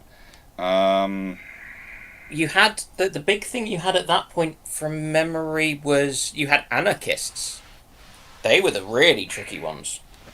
Yeah, he was active in things called the Communist League, etc. You have to remember, there is communists as people, and then there is the theory of communism as it evolves from Marxism. And Georgia, realistically, if I remember correctly, communism has now become is a sort of umbrella ideology which contains in it Marxism, Leninism, Stalinism, Maoism, Posism. A bit of Trotsky. Trotskyism is a sub branch definitely, and there were more of Leninism though it evolved. Yeah. It's Castro. fun. Castro is Castro. If memory serves, I think Georgia was set up as a communist colony, and the fact that it was supposed to be a utopic commune. Georgia. With Christian overtones, undertones, paint job. I don't know. Pick a word. If it fits, we'll use it. There are a lot of people who tried to combine Christianity and communism. Yep. Going right the way back, because you have yeah. things like the levelers in the time of the Wars of the Three Kingdoms. There has been a lot of love put into the idea of trying to bring Christianity into various forms of communism. There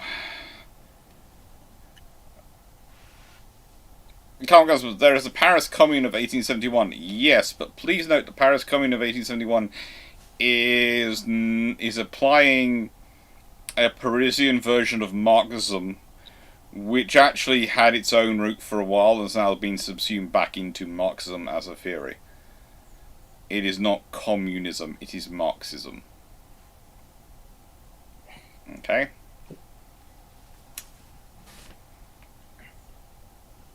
I will remind the court that under Marxism, there is no pretext to disarm the working class. There's not a lot of communist regimes which have existed since the October Revolution, which have fully agreed with that one. Can't think why. Yeah, Marxism is interesting in that Marxism is the purest theory of the communist sets. It's also the most interesting one. But if the Balkans manage to liberate themselves and they set up a Marxist regime, for Serbia, Romania, and Greece, for example, in 1890.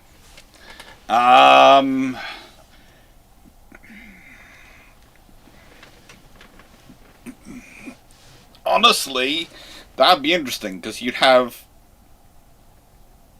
groups which would be ethnically linked, and potentially, according to the Russians, especially, they're all Slavs, so they're ethnically linked, but very, very different ideologically and politically. So it would be interesting to see what happened. I mean, let's be honest, it's going to be a war. Yeah.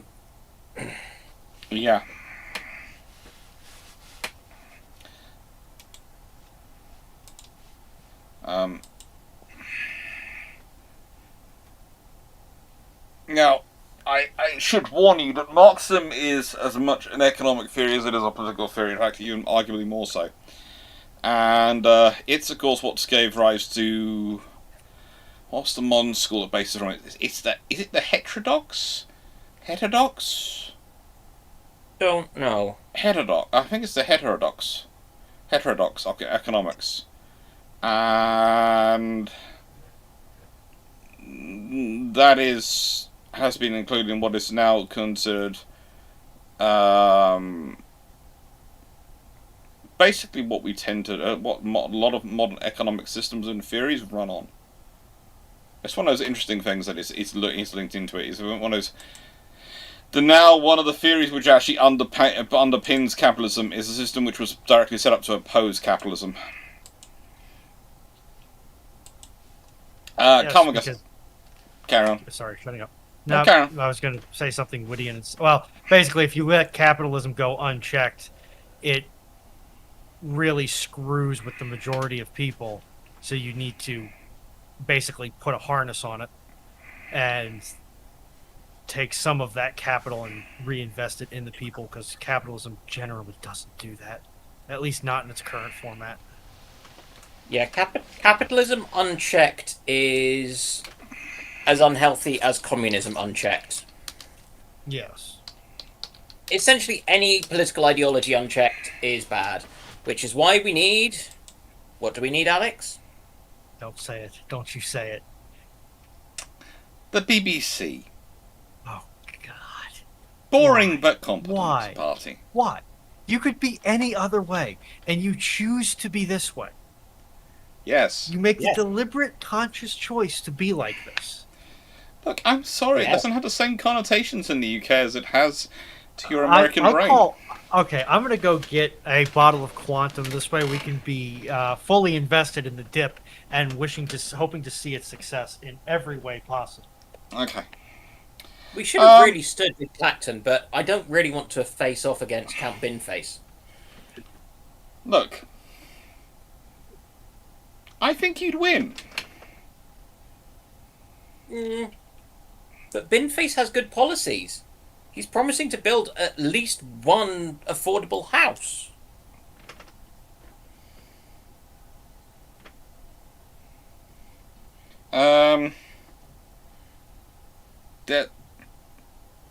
That does set the bar rather low. I'd hope you manage more than that. And to nationalise Adele. Listen, Count Pinface has set himself a reasonable and achievable goal. We should applaud him for that. I'm not sure if Adele would agree with that. No, one affordable house. Yeah, but why doesn't Adele have to be nationalised? It makes about as much sense as nationalising. Lions don't say the US needs Count Binface. Count Binface could actually become president over there. No, he couldn't. He was born over here. It could be a franchise. It definitely should be a franchise. Oh,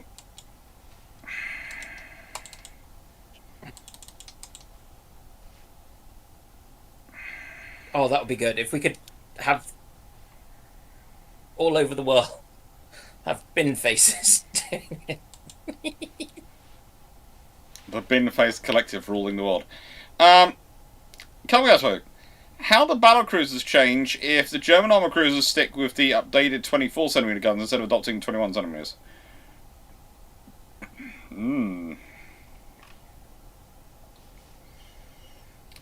Let's see. So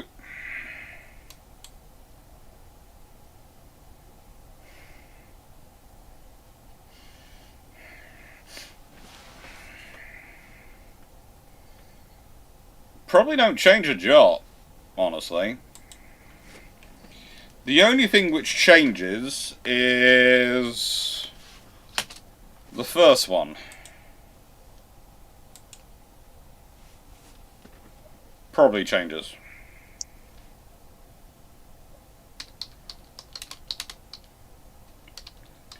Because let's think about that one actually.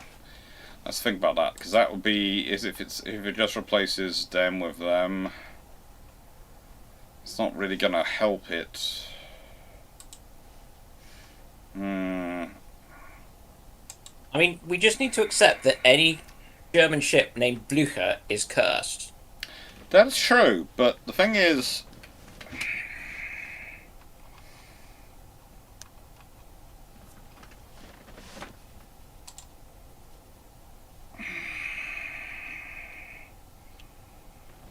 it has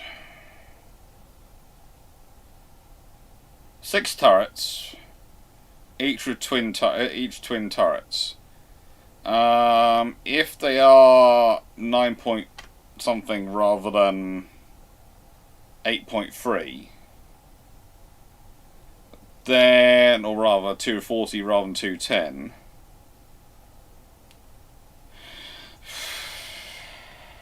then the odds are they are going to take up. She's going to have to grow in size, basically. The only way it works is if she grows a bit in size. She's going to be fatter and longer. You might actually have a greater speed, which could be useful. So you might end up with a better ship. Yeah. 96831. How absurd is an idea of the 2017 QE class carrier scaled up to 1,132 feet long, a beam of 240 feet overall, and 228 feet waterline, 40-foot draft, a displacement of 161,200 tons. Give me a second.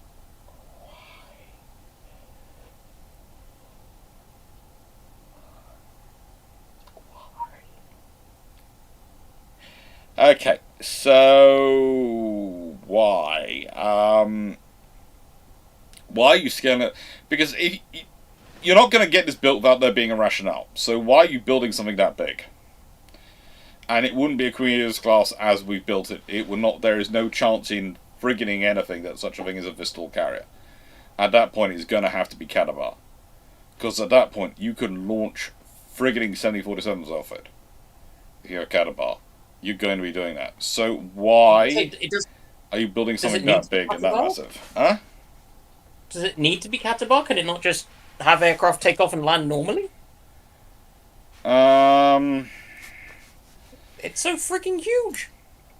Yeah, it's still not.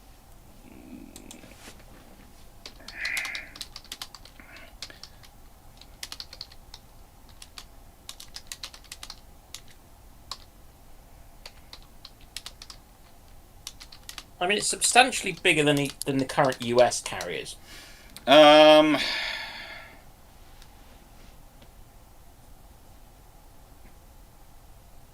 For land-based operations, they prefer. That's a massive long runway. There are various frigates around, but usually they're around between 7,000 and 8,000 feet.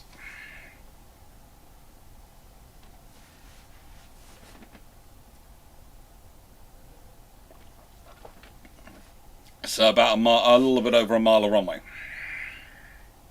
So I would like to congratulate the British Navy on efficiency to the point of only having one ship and becoming the most efficient Navy in the world. They can do everything with one ship. Because I don't know how you're going to sustain this and anything else.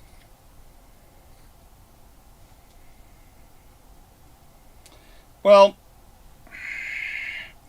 the interesting thing is, I'm not quite sure how this works. Because she actually has 240 feet overall. And this is where it's going to be confusing. Because it's scaled up to 1,232 feet long. Existing one is 932 feet, so it's gained 300 foot in length. Alright? It's enough, but it's not massive. It's 240 foot wide currently, but apparently it's now going to. A waterline is now gone from 128 feet to 228 feet. So it's put on 100 foot of waterline width, which is massive. But okay, we'll accept it. It should be wider, not perhaps that wide. And the displacement of it has grown to 161,000 tons 200 tons. Is that? I'm going to go with that's probably full load, which means it's doubled in displacement. So it's increased its length by a third. It's increased its beam by, I don't want to say really, 5/9. That's going to be what? 60-ish%? 55%, let's say, roughly. Yeah. And it's got up to 161,000 tons. That's... The question is, what's happened to that ship, and why is it so full or so fat? It went on holiday to America for far too long. Right. It would be intriguing. Definitely. Definitely intriguing.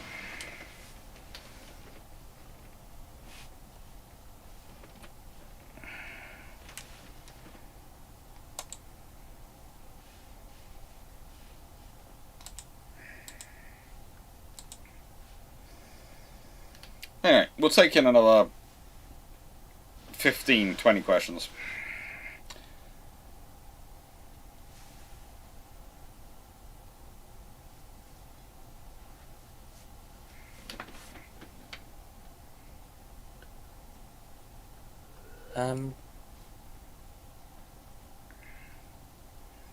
Yes, Sam?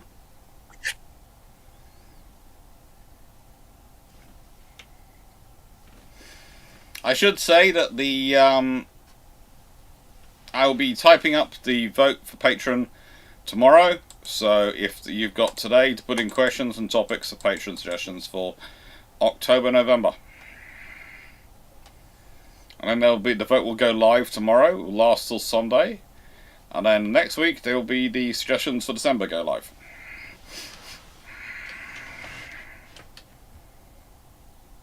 Eek.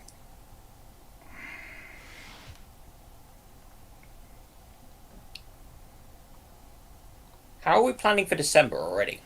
And anything other than the futile attempts to avoid winter beds crises? But that's okay, because we're now having them in the summer as well.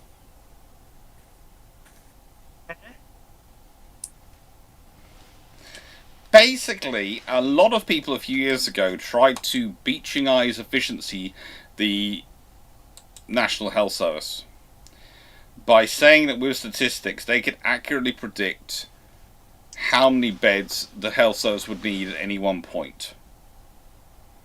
And to save money, they would only have those beds available.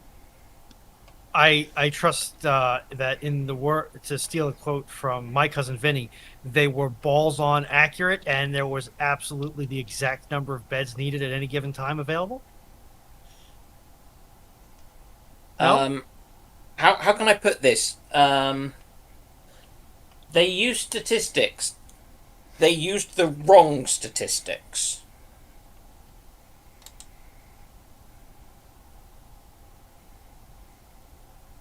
But surely they left enough slack in their wow, the game just hard crashed. They left enough slack in their estimates so that they could pick up if they were off by a little bit. That would be expensive. Would be wasteful. Yeah.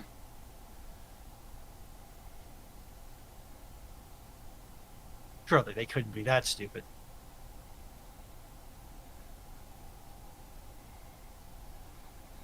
Never underestimate the ability of people who think they have a bright idea to be stupid. Yeah. They can be incredibly bright. Yep. It's those incredibly bright people who have spent so much time looking at a problem, but in isolation, and so they haven't got an external view of it, and so they've been thinking of it in one way, and they can't think of any other way, and so they wouldn't ever think of something sideways, like, oh, did we forget about surges? Did we forget about the need to have things like surge capacity?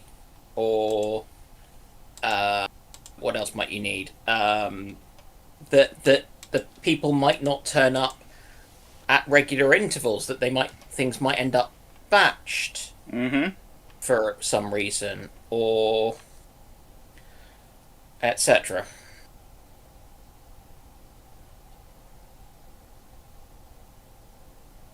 Sorry, I'm just spending most of my time rolling my eyes at the moment. I am trying not to be quite so obvious on screen, but yes. Because the statistics are actually, because I remember going to a talk by a mathematician about it, and it's really interesting stuff about why the obvious thing is wrong. It's like it's not dissimilar in some ways to the kind of Lanchester problems and things like that, but it's where you start getting the nuances in that, and the wrinkles. Because Lanchester is absolutely amazing right up until it isn't.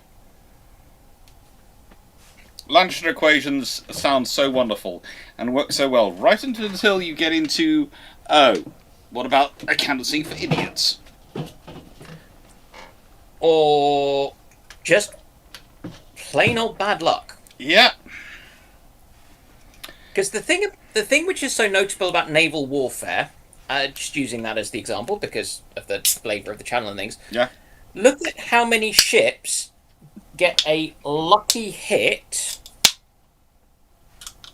happen on their kind of propulsion units.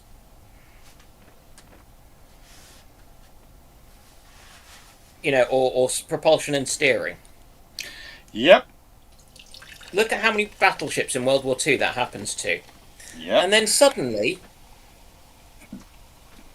it seems quite common of all of the torpedo hits to actually happen like that. Especially for it to happen that way. Yep. And isn't that weird?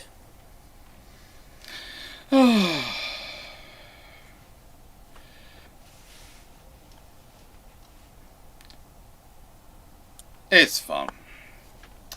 It is fun. But yeah, Geo Guy, effect on Norway naval campaign in World War II. Sweden helps Norway.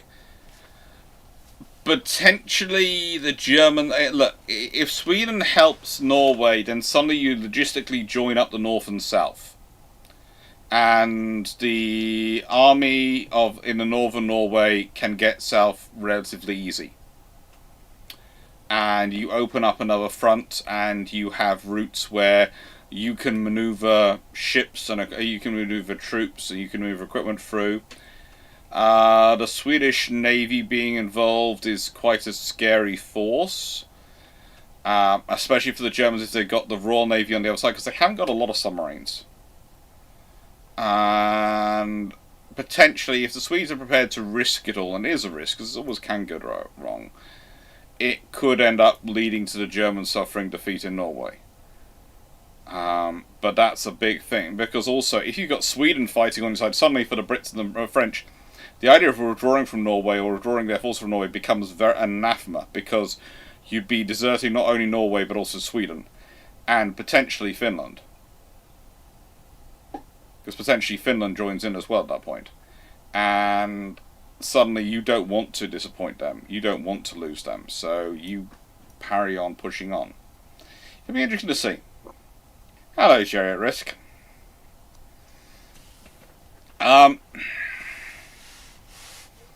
Now, so, you know, and also the Swedes have a huge amount of resources.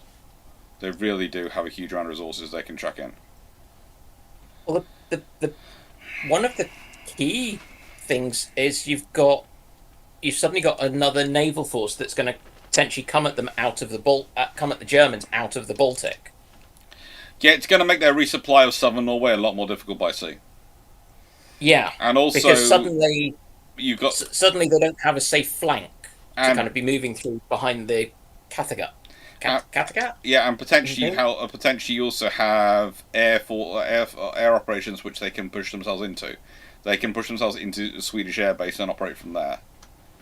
So yeah,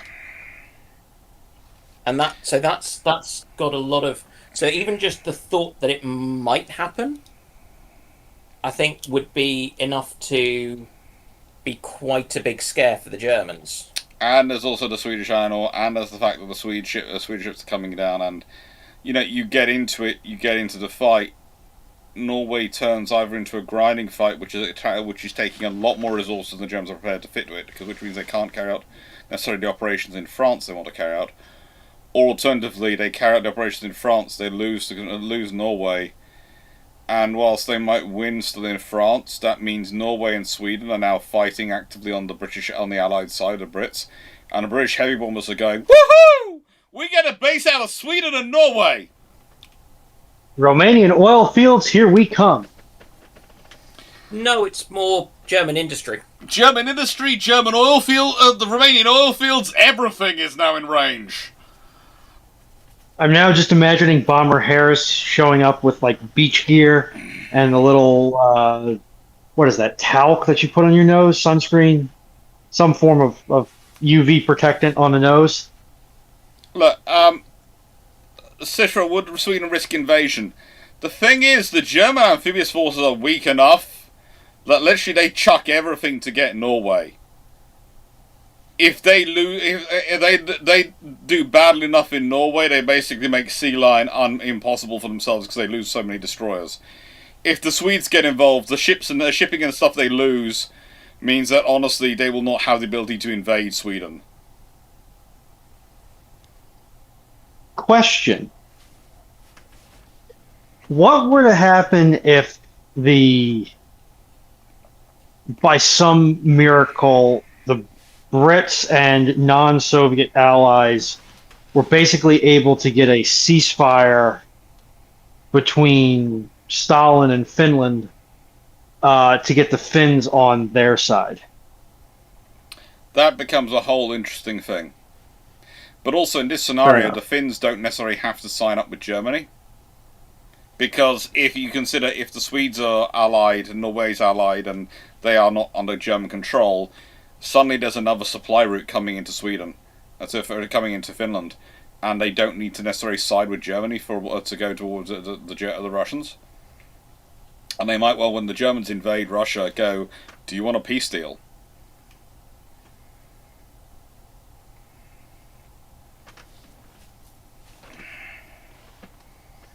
It also means people like some of the other Baltic powers maybe place them more comfortable to withdraw their forces to. And think about all the Polish submarines which are in Sweden, which the Swedes can activate and send hunting. Whoops. I'm now imagining Bliskovica, but subsurface and predating on any German shipping it can find. And supported by the Swedish infrastructure. Yeah. The only problem is they won't be able to flash "I am a Pole" at their targets. But I suppose they could do that.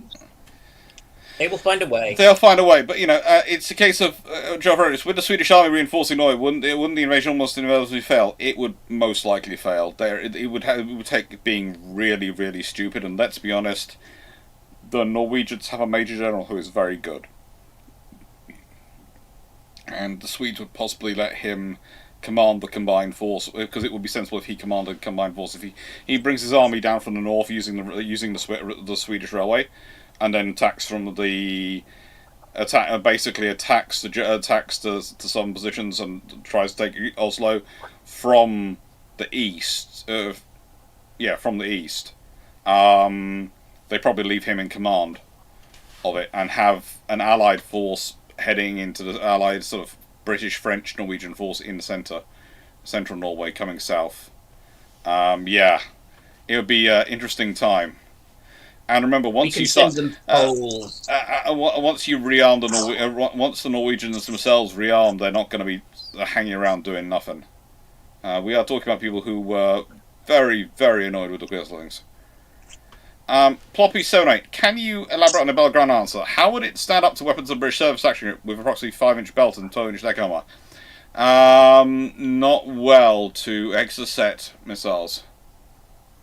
They mainly have Exocets, but they also have various surface-to-air missiles, which they were planning on using as well in their surface attack mode. So We weren't going to use Sea Slug on them, were we? yeah. That always feels like it's a cruel thing to do to anyone. You were deluged by Sea Slug. I mean, that's as embarrassing as being a BF-109 pilot who gets downed by a. Well, at that point, Very you get probably describe you get cartoon images of the Belgrano being a piece of lettuce, being eaten up by a slug. But would that piece of lettuce last longer than Liz Truss? Who knows? As a meme, probably would. But it's a case of there is enough firepower heading towards it that it ain't going to be around for that long. It really isn't. It suffers from being an existential problem, so the Royal Navy is going to throw the kitchen sink at it. So if you want to send longer character things to stuff, then just message Message myself. Rootin' on or Steve, and they'll sort you out. Usually, that's what I do. And Generally speaking, to my knowledge, Twitch has a higher character count than YouTube does. So you besmirch the honour of. Don't worry, Oral Flinks. Your question will be basically what I'll say is, Steve, can you pick up Sadu's and Aura Flinks' questions, because they just got them in just after we'd finished it, and make sure they're stuck in so we can get them to them at the end. Thank you, Steve.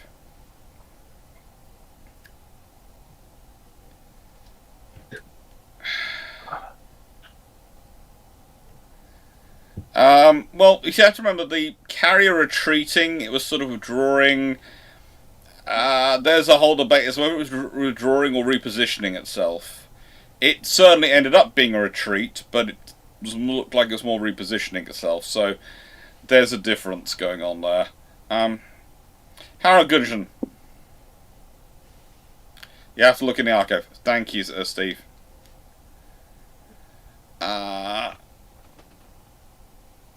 Harrigan, was there any naval engagement in the Taiping Rebellion? There were a lot of shore bombardments, I think.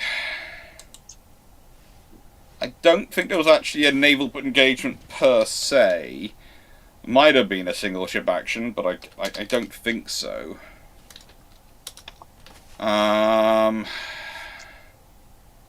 Which one was the Taiping Rebellion? Oh, that's the...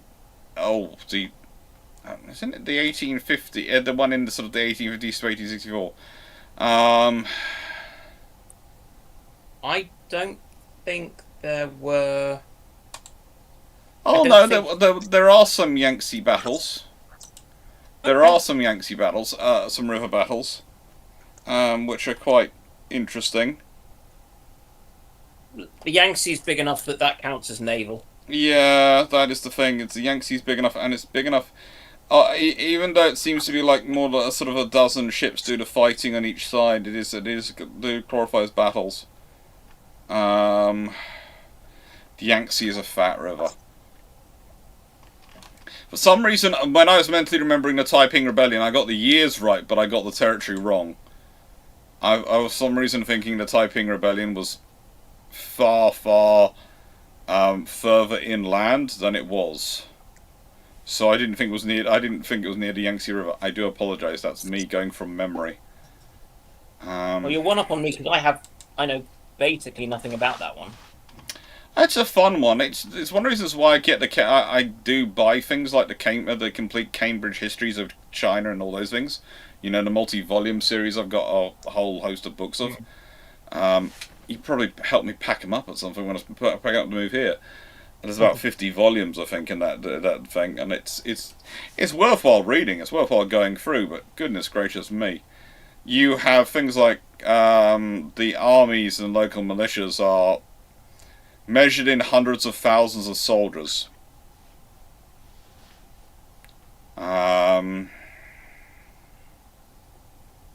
Yeah, I mean, there was a reason everyone wanted to get to China Yes. at this stage. It's because it was such a huge market Yes. for everything. And frankly, it always has been immense. Even before it was even unified, it's been immense. Just remember that the first ever war for drugs was fought to supply drugs, not to stop them. Yep. East India Company selling you opium to fund its exports of tea. Yeah. I mean, Was the tea trade not profitable? Tea trade was very profitable, but getting tea and silk out of China was expensive. So they demanded silver. Silver's expensive. Opium is cheap. So we needed to get something that would get the Chinese to give us silver, because they were basically hoovering up all the world's silver supplies. Yes. So we got them all hooked on drugs. Yeah. That seems to be a reasonable and rational response to demanding a trade instrument. So okay, yeah. Yeah, that's the British for you. Yeah. Excuse me a second. I am. Never let it be said that we are nice. People didn't say we had to be nice.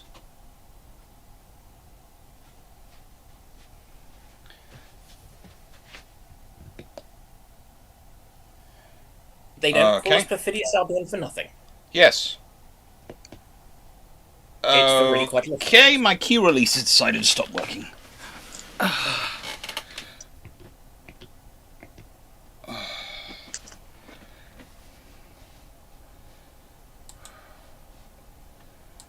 Okay.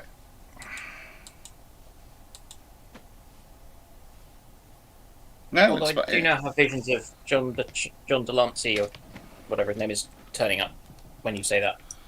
what? Key release. Mm. Hey, by gum, why is the key release gone wrong?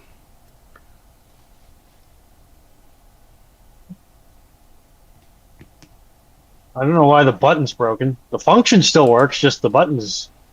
Yep, the function Did the connection? Did the connection between OBS and StreamerBot get busted at it, or not OBS? Stream Deck. Between the physical Stream Deck and the spot Stream Deck, it seems to be busted, yes, because when I press the buttons on the screen, that also works. Hmm.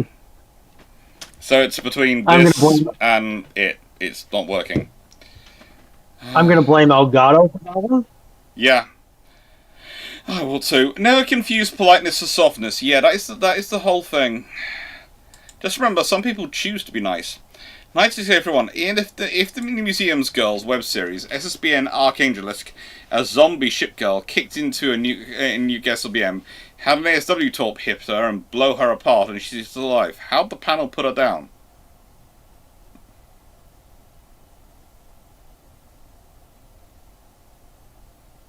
Kicked into a nuke, a sub-launched ballistic. She's a sub-launched ballistic missile. Well, she's a ballistic missile launching submarine. That is very, very poorly phrased. Yeah. Blown apart but still alive. I mean, that's... She's a zombie. Destroy the head. It's head and fire, isn't it? It's fire, and fire will destroy the head, burn it alive. Or so basically, as she's a ship, start a fire which she can't put out. Yeah, douse her in magnesium. Potentially underwater, alkali metals are going to come involved. Yeah. We just need to call Brat. He has solutions for that. Yeah.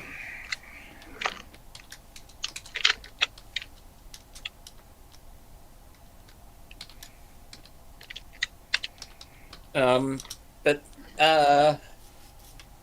Should the potentially work. Get the job done. Yeah. But the problem is it's a question of what it's an entirely What type of zombie? That's one question as well. Yeah. yeah, it's an entirely kind of in-game question as to what or in universe or whatever, as to what does it take to put down a zombie. It's entirely arbitrary. There is no universal standard. Is the problem. So it's going to be whatever the plot demands. Yeah, Runon, what is the dumbest question you received from a student pupil?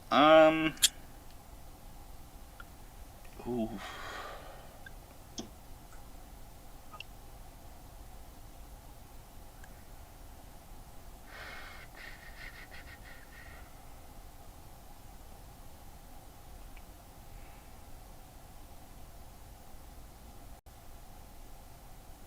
See, I'm very good, and I always say there are no stupid questions.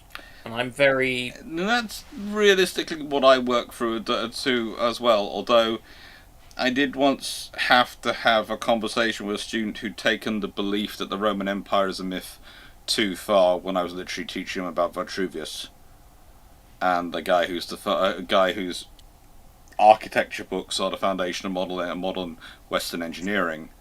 And he's sitting telling me it's a mythology, and I'm going, well, if it's a myth in the nicest way, you still have to learn the books. The Roman Empire is a myth. Yeah, there are people around there who believe the Roman Empire is a myth created by the Catholic Church to justify their existence. Despite the fact that the Catholic Church core book doesn't make really any mention of the Roman Empire, beyond the fact that it was the fashion at the time. That's pretty much the limit of the Roman Empire's involvement in the Bible. It's just it's all in the expanded universe. Oh, the Apocrypha. And there's, in a nice way, I've had discussions where I was told that the British Empire didn't exist. And this was by an American student who honestly believes the British Empire is a lie made up by Europeans to try and make America feel small. Some people are very stupid. Unfortunately, these people also vote. This person who not only votes, I think I managed to change their opinion. This person not only votes though, this person currently, if I remember correctly, works quite high up in the American political system. This does not surprise me. It disappoints me, but it does not surprise me. Yeah, they're not for the side you probably think they are. I don't care. They're all idiots. Yeah. This one's the side who would like to choose to represent themselves with donkeys rather than elephants. Yes, and? Yeah. Like, Fetterman is also on that side. I like Fetterman.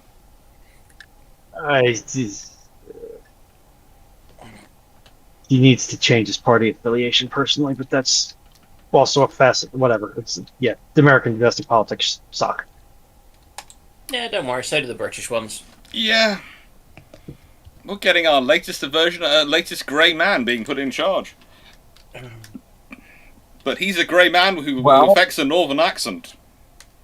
And there's a reason I say affects one. Listen to his speeches from him running for mayor. Well, I mean, you must select the bin to win.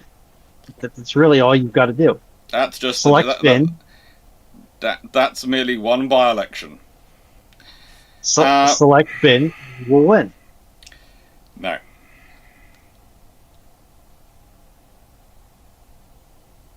Yeah, no, we don't elect our Prime Minister. I mean, even if he's just an MP, he will win. You will win. spin for Sidhu, the don't win. worry, we won't delete you because you're atheist.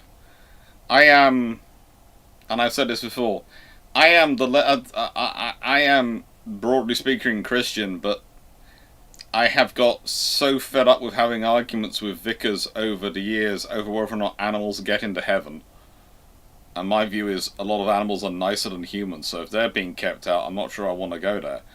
If I get to heaven and if I manage to somehow scrape into heaven, and I don't know how I would, and I don't find my dogs there, I'm going to be seriously disappointed and start asking for where I can go instead.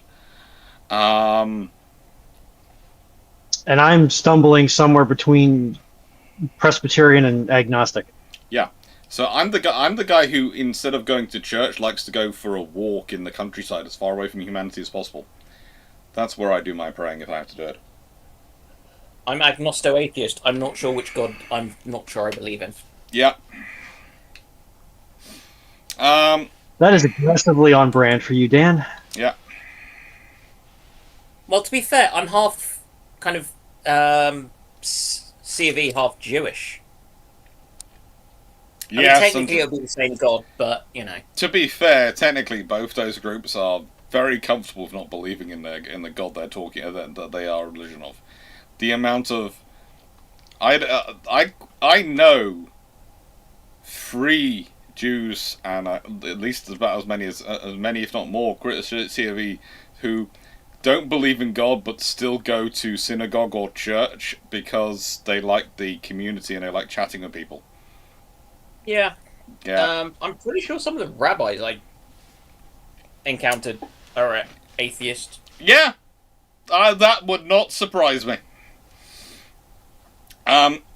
Joe Fredericks, judging by recent Chinese developments in the CTT, CGG, and CTL, why aren't Western politicians more aware of Chinese synthetic fuel chemical technologies based on coal and the potential effects of it?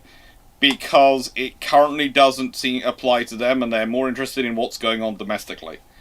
Look, in a nicest way, unless it's going to make their country money, unless they need it for the situation they're in, unless they're actively involved in issues where they're in a direct military competition with another nation, very few politicians actually know what's going on in other countries. Very, very few.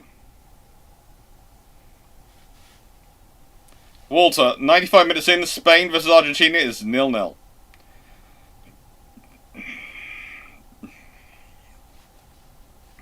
I would like the Spanish to win merely because I think it would be funny for the Argentinians to lose. I'm still amazed at the fact that people haven't been using VAR on them more.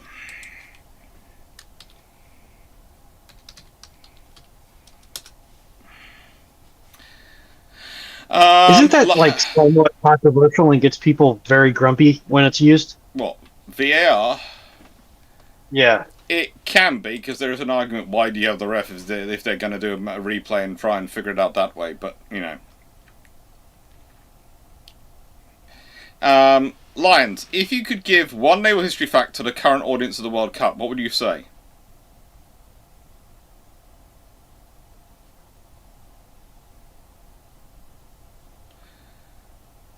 Naval warfare is about what you have in service, not what you have as a potential.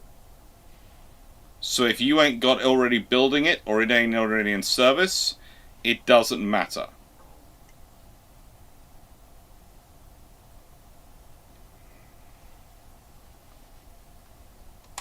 What about you two? What did you say?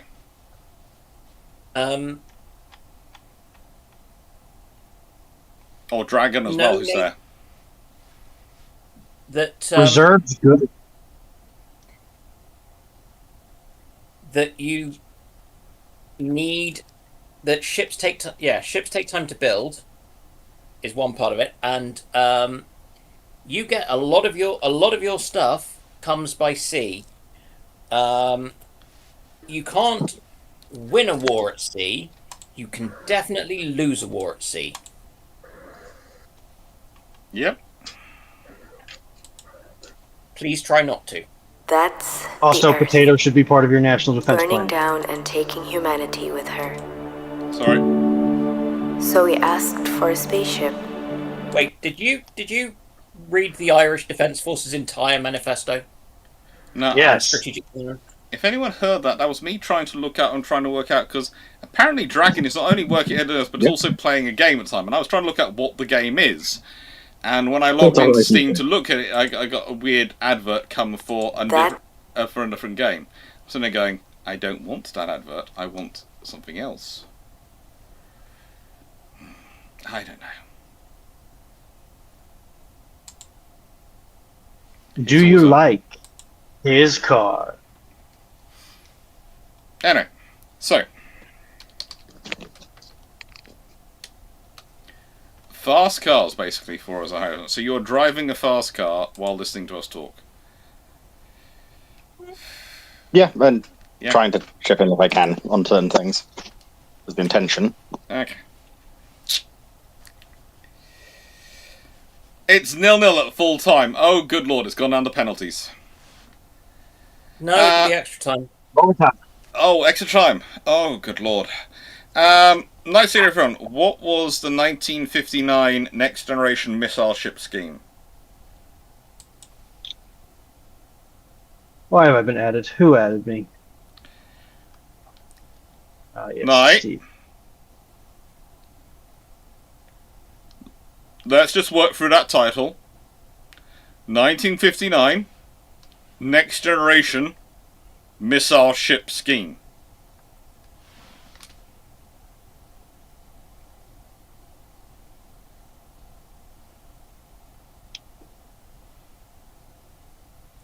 It kind of is self-explanatory. It's the late 1950s attempt to develop a missile, program for a comprehensive missile-armed vessel. I think it was supposed to provide both ship-to-ship and surface-to-air missile defense missile systems.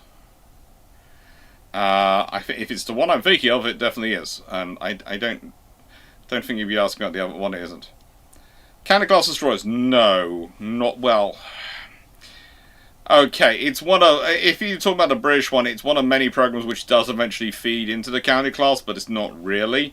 It's more something which eventually builds up to the Type 82s and the Bristols.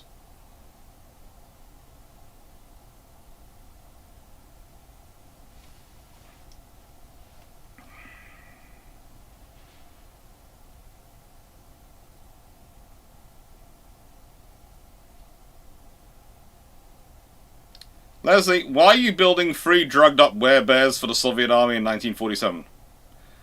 You couldn't find much info about it. Well, that's because, as a program, it basically ceases to function quite quickly.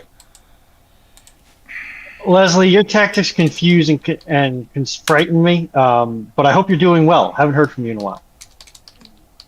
The werebears do look good from what I've seen. I'm worried about all of you with the werebears. All I know is that I think if we keep saying werebears, suddenly my DMs are going to light up, and I'm going to have to fight off several queer people with a stick. Hey, they can take on tigers quite reasonably in melee combat.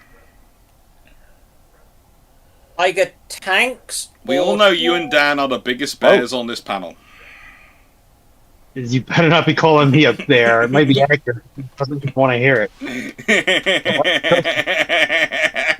Once I'm going for twink. Jerry Rick, I'm trying to play World of Warships while watching. If you keep getting distracted, I apologize.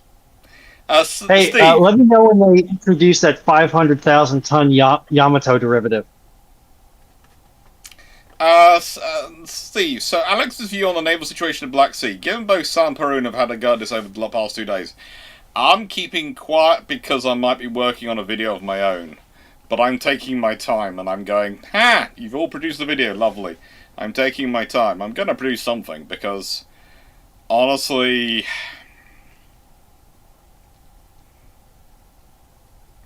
it's kind of interesting because if either side was operating with what I would call a balanced naval force, they would be absolutely dominating the Black Sea, but both have got, for different reasons, both are sufficiently off balance that it's actually an intriguing operation going on.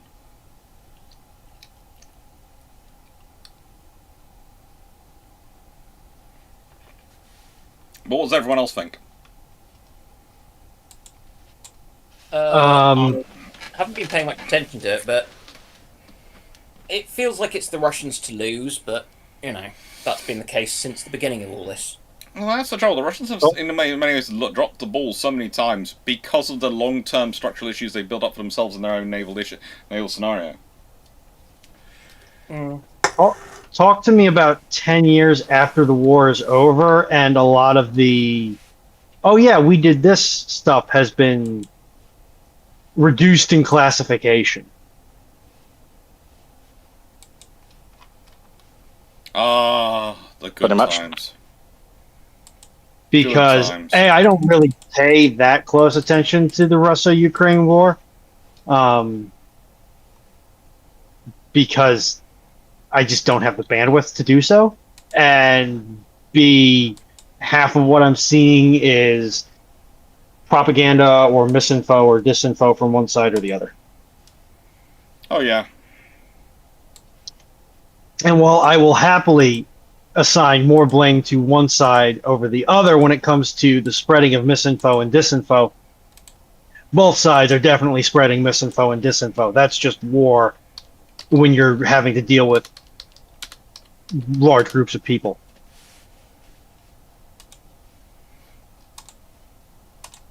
I was going to say democracies, but then I remembered that, there was no shortage of propaganda in autocratic regimes during World War II and World War One and every World War. Propaganda. Exactly as the founding fathers. In the nicest way, the amount of times people go, it's propaganda or public relations, depending on who you're talking to, and you sit there and go, it's the same thing. In real terms, it is the same thing. In real terms, it's all advertising. Which, as we all know, advertising is about selling a narrative to make people follow a certain argument so that they end up doing something, carrying out an action which you wish them to do. And this is why I find it funny every time I have to explain to people that the people you should be actually hiring to fight disinformation are advertising executives. And every time they seem to want to hire these academics and everything, and I'm sitting there going, no. Hire the people who actually have to persuade people for a living. Not the people who talk about the theory of persuading people for a living. I speak this as an academic myself. I love my fellow academics. I just don't think that's the way they should. The cookie crumbles. Basically, you hire the ad firm to write the copy, and then you get an academic to speak the copy. No, you keep the Or at least academic as someone far who can- away from it as a copy as possible. YouTube Minecraft Watcher. What if in 1912 all German battleships, including pre-dreads and ironclads, became copies of Bayern, and all battlecruisers became copies of Ersatz York? Well, the battlecruisers are happy. If I remember that correctly, happens in 1912, then the trouble is that's a few years from war, and 1912 is when the British are ordering, because we always remember, so take it as the 1st of January 1912. So the Queen Elizabeth class is ordered, let's see, in 1912. So unfortunately, I think the result is the Queen Elizabeth class come out as 16.5-inch gun ships, and potentially they come out in the because the British aren't going to stand for the Germans to jump ahead and have 15-inch gun ships when they have 13.5. So they're going to jump up to 16.5-inch gun, which is the next gun which would have been available. They're working on a 16.5-inch 45. That's probably going to receive a lot of development, so you probably end up with 16.5-inch and 28 knot. And so the British go fully in on the fast battle fleet as rapidly as they can. And let's be honest, if you've got 28 knot Queen Elizabeth class battleships, if I remember correctly, the Ersatz York was not that fast a battle cruiser. It was... Yeah, it's a 27 knot ship. So if the British are building 28 knot, 16.5-inch gun versions of the Queen Elizabeth, which is basically the maximal they could turn out, that's going to be the response.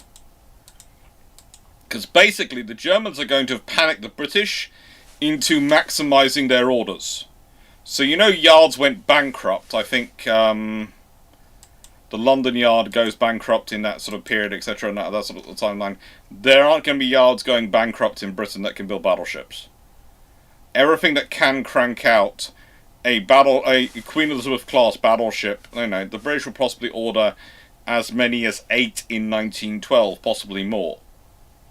There'll probably be another 8 ordered in 1960. There could be as many as 12 ordered in 1912 and 12 ordered in 1913. So that's the British response. Whilst the Germans are probably going, ouch, we need to support this. Although the question does stipulate that they get the infrastructure upgrades. I know, but there's the money to support it, not just having the infrastructure. Yes, they have the infrastructure to support it, great. Those ships are also bigger, they cost more to maintain, that's going to require a bigger chunk of budget. Well, it's okay. I'm sure the Army will allow them to have the additional budget they need to sustain this fleet. Well, I think the thing is, the trouble is going to be arguing for more ships, paying more ships to be built. Because they've now got a massive advantage.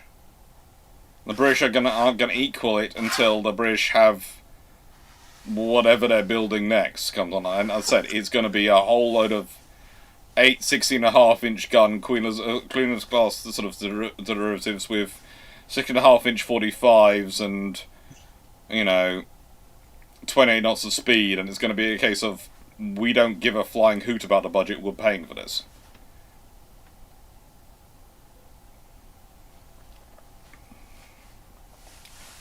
There's also the very real scenario under that segment, so the British end up watching them even more. Jerry Risk, is that the full fat iron brew? Yes, it is.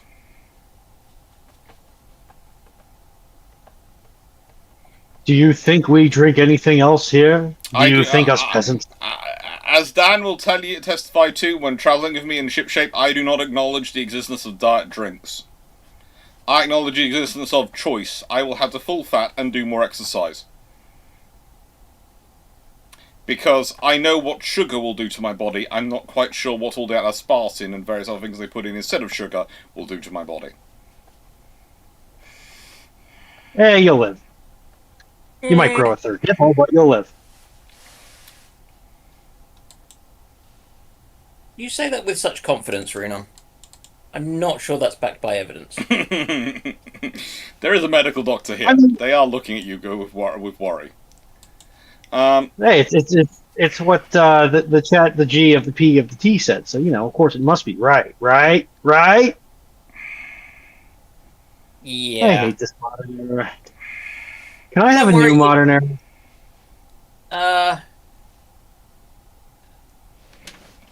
No, I think we're kind of stuck with this one for now. But yeah, it's got plenty of what's the word? Suck about it. Yes. So, Joe Fredericks, if by some miracle Japan managed to double the range of the Type 93 torpedo, would this make the Japanese non-carrier surface fleet more relevant? No, because then they're going to be beyond sighting range. Well, that means they'd have a firing range of over 80 kilometers. And you have to remember their firing range might be 40 kilometers, but their effective firing range is 22 kilometers that they can sight and hopefully hope to hit accurately. So if you're firing torpedoes from 80 kilometers away, you have no idea what the enemy's going to do. However, saying that, if you are visually sighting the enemy by some other means, by aircraft spotting them, and you're 80 kilometers away and they have no idea you're there, and you fire off a load of torpedoes, and I'm talking literally hundreds of torpedoes, you are basically creating a moving minefield that they will pass through. And who knows what that creates. A more interesting thing is if you can turn them into a homing torpedo. if you can get early developments of homing torpedo technology, which, to be fair, the Japanese were working on some of the ideas which will lead to that, so it's not beyond the realms of impossibility. They need to get a few more ideas involved, but they do have some of the early ideas working along towards that. Then that's more scary, because that allows you to use the full 40 kilometers.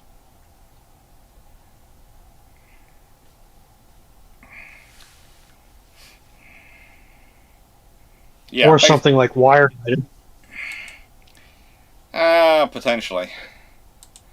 But yes, unfortunately, increasing the range of torpedoes doesn't increase the likelihood of hitting the target. But there again, in the early war, considering how often the Americans proceeded in a straight line and in zigzag, it does actually make it potentially viable for the early war period. Eventually, the Americans realized they need to zigzag. Listen, we had to try every other way first, and only then would we zigzag. This is the known thing with the Americans. We never do it right the first time. Because, who knows, you could be a maniac. Yes. Look, I'm not asking for much, I'm just saying zigzag. Zigzag. Knight, what makes 170 guns and 4 decks the absolute limit for the Aegis sail ship?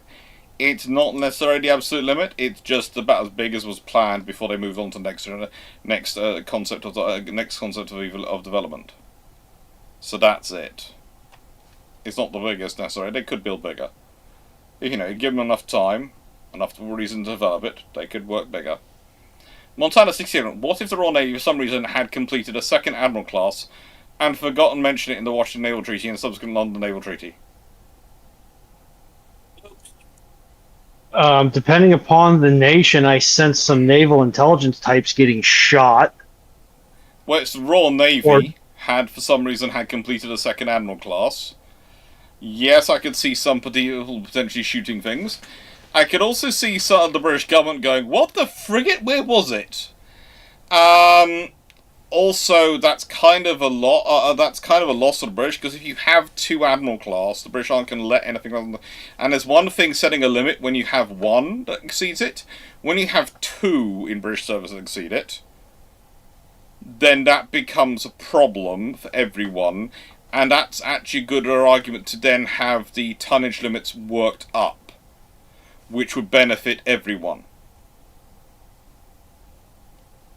So, and the Royal Navy especially, because the Royal Navy would have preferred a tonnage limit. The Royal British politicians were happy with the tonnage limit where it was. The Royal Navy would have preferred a tonnage limit of roughly 44,000 tons or 40,000 tons plus. So, if you've got 2 of these existing, then that suddenly makes it far more likely for them to get the 40,000 tons.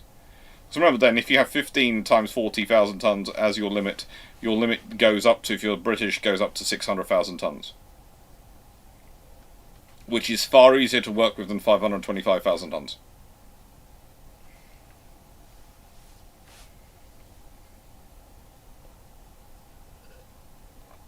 Also, we can all imagine Nelson, Rodney, the King George V, if you've got a limit of 40,000 tons. King George V are definitely going to be armed with 12, 14-inch guns. And then you can think where the Iowa class would end up. I think Iowas would just be fast, long Tanas at that point. Mm-hmm. Basically. Because weren't the Iowas already going to the maximum escalator clause when they cut steel for them? They were certainly heading in that direction. But to be fair, by the time they cut steel for them, the wars had broken out, so no one cares about treaties. It's just that it's more that it's been a limitation on your design thinking and I guess infrastructure construction. As much as to answer the question, Jerry Risk, the 16.5-inch gun is not a 2-step expansion of the 13.5-inch. It's actually a next level gun design. The 15-inch was to speed up the 15-inch development. That's why they did what they did with the 13.5-inch gun. But they were working on the 16.5-inch at the same time, and the 16.5-inch is the next program along. And it's that if the Germans produce a 15-inch, that's what you respond with. That's the quickest to respond. So it would be a 16.5-inch 45, rather than a 50, rather than something which is dropped down from even. Well, the 15-inch is a 13.5-inch adapted to 15-inch, so it becomes a 15-inch 42 rather than 13.5-inch 45. This would have been a 16.5-inch 45, which is an interesting weapon system.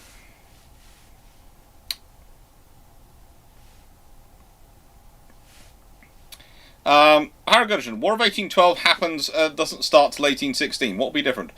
There's no Napoleonic War. Yeah. There's no war with France going on to distract the British. So the British turn up with everything.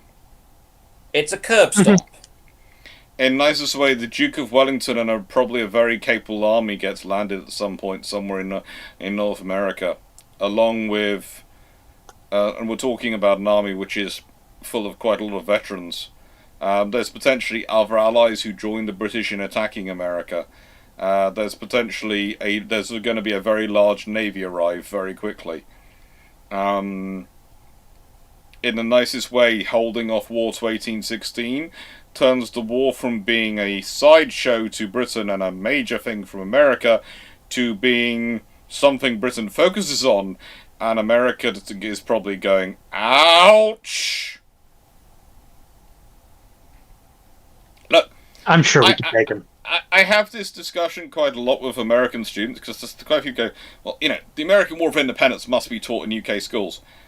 Not really. It's not really part of our normal school education. There's a bit about it, but not much, because, frankly, again, it's very important to America, but if we did all the wars of independence and various independence movements we have fought, and which have taken place in British colonies, that would take up a huge amount of the history of schooling, and we have other things we try and teach at school.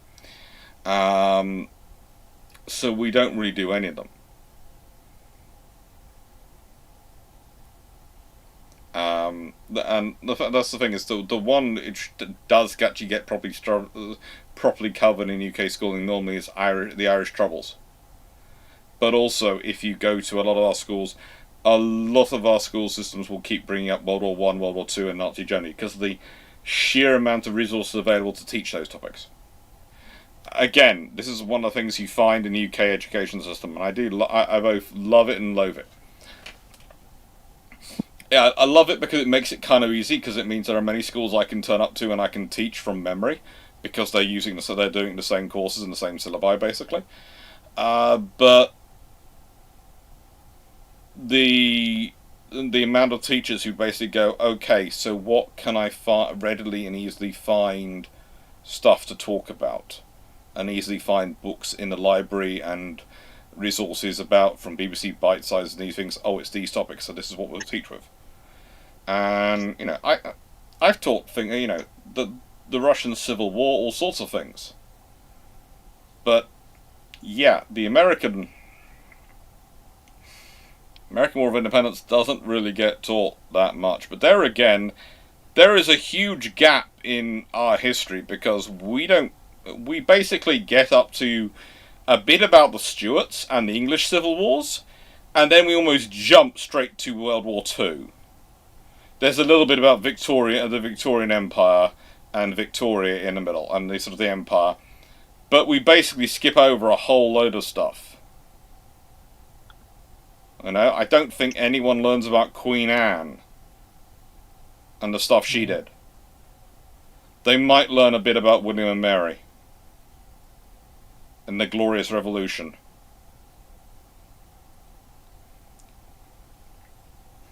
But that's the point. It is the joy about history, is some events can be truly massive to some nations, and then for the other nations involved, they were a Tuesday.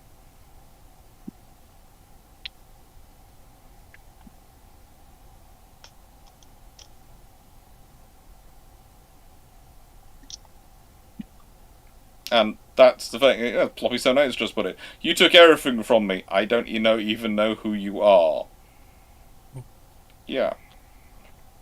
If you want some real fun in terms of this history, there is quite a lot of fun in that. Britain doesn't usually name its many ships after admirals, many bases. There are quite a lot of navies whose ships are almost entirely named after admirals who were defeated by. I think there was one point in which the Spanish were operating a force which were most of their ships named after admirals who were defeated at one point or other by Nelson, Rodney, or Jervis. And they'd all been defeated by British admirals. And the joke was that the Spanish Navy was entirely defeated by the Royal Navy in name.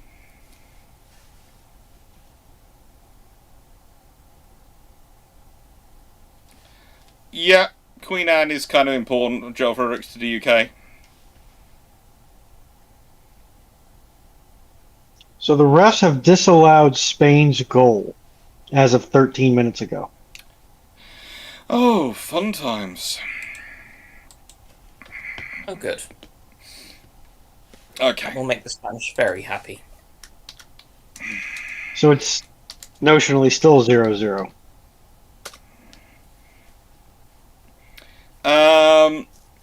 Castanea. Belgians build a canal skirting the falls of the Congo River, completed in 1910. Does this become a strategic target in Model 1? No. Where does it get people? Probably not, let's be honest. Look, it would be... If it skirts the falls... And so... It allows... You know...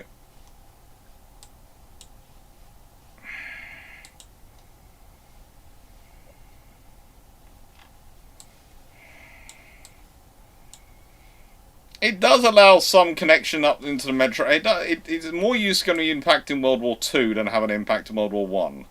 But even then, how big is the canal? How much traffic does it allow? What's it in comparison to the railway which they're trying to build? Does it actually provide emphasis for the railway to be built by providing a case study showing it could be commercially more viable? They put more money into it. All those things. Yeah.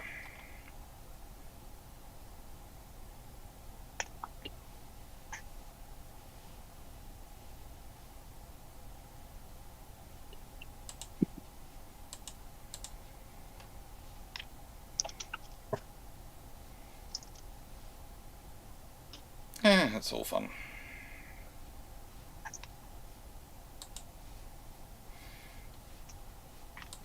Now, it would have been interesting for Belgians to do it. It would make Belgium more important. Timu, what is good old Howard Hughes figures? If good old Howard Hughes figures the secrets of modern carbon composites in 1941, would the spruce goose not get made of wood, but this new composite instead? Potentially. It's going to depend on how quickly he can actually get it into production and in a viable form. If he can, great. If he can't, then it's probably still going to be wood. But if he can, and makes spruce goose actually even more of a actual, makes it an actual flying reality, that is quite a scary prospect. Because the Americans might have ordered a couple of hundred of them in World War II. And just imagine how much an impact a couple of hundred spruce gooses, which would work, would have on World War II's logistics.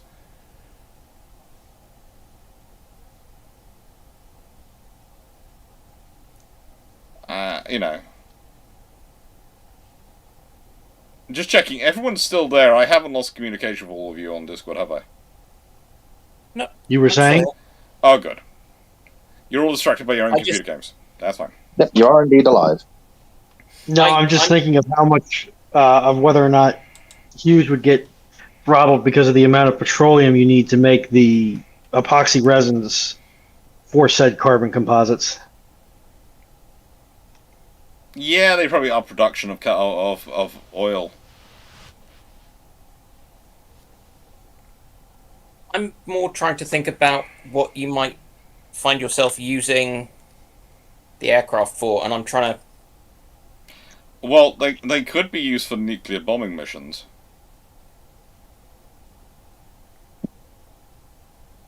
Yeah, I was thinking, kind of along the lines of the kind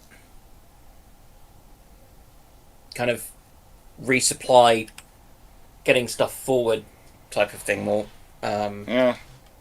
And so I was kind of trying to think what were they struggling with, and how much could they actually put on planes as opposed to ships and things like that.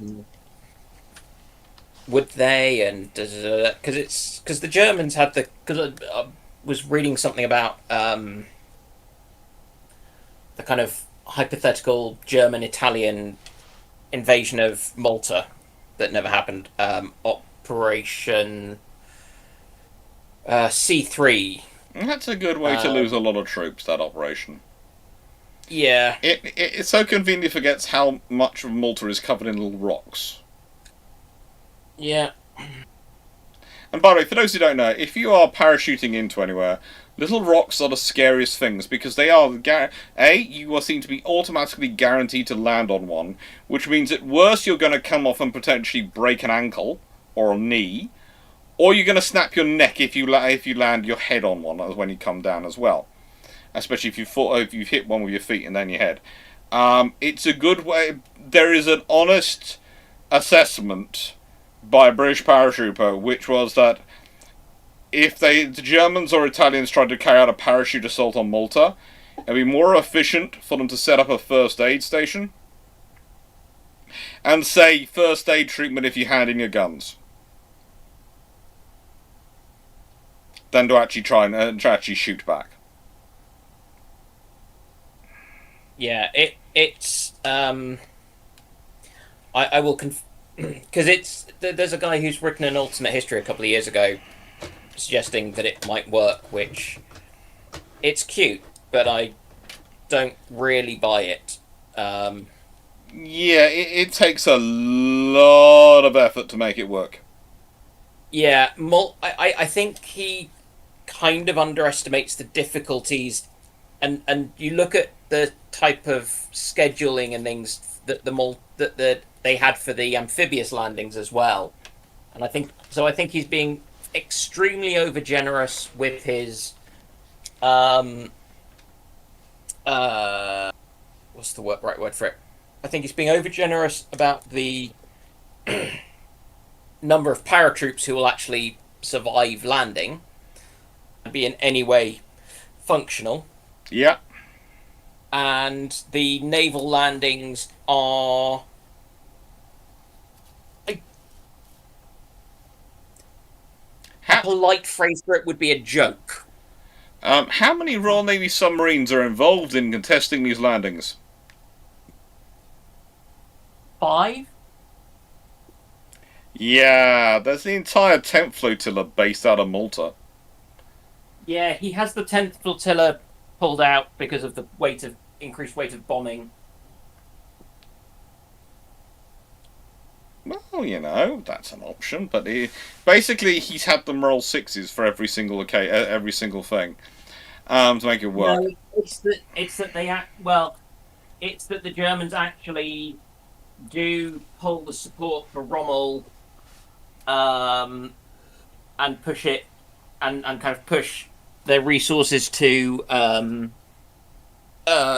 take on Malta, after he gets Tobruk. Okay. So it's on the idea that the German the Luftwaffe could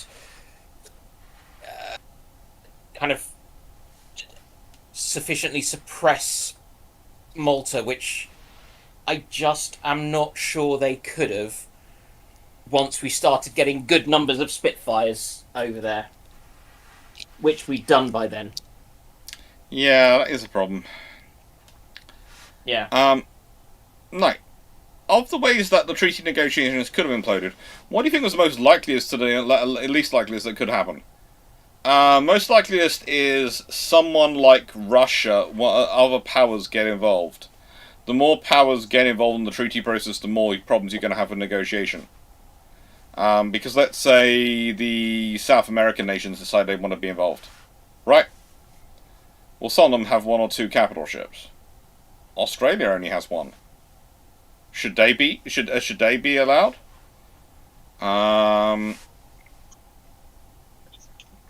Should they be allowed to have the state be a separate power under this?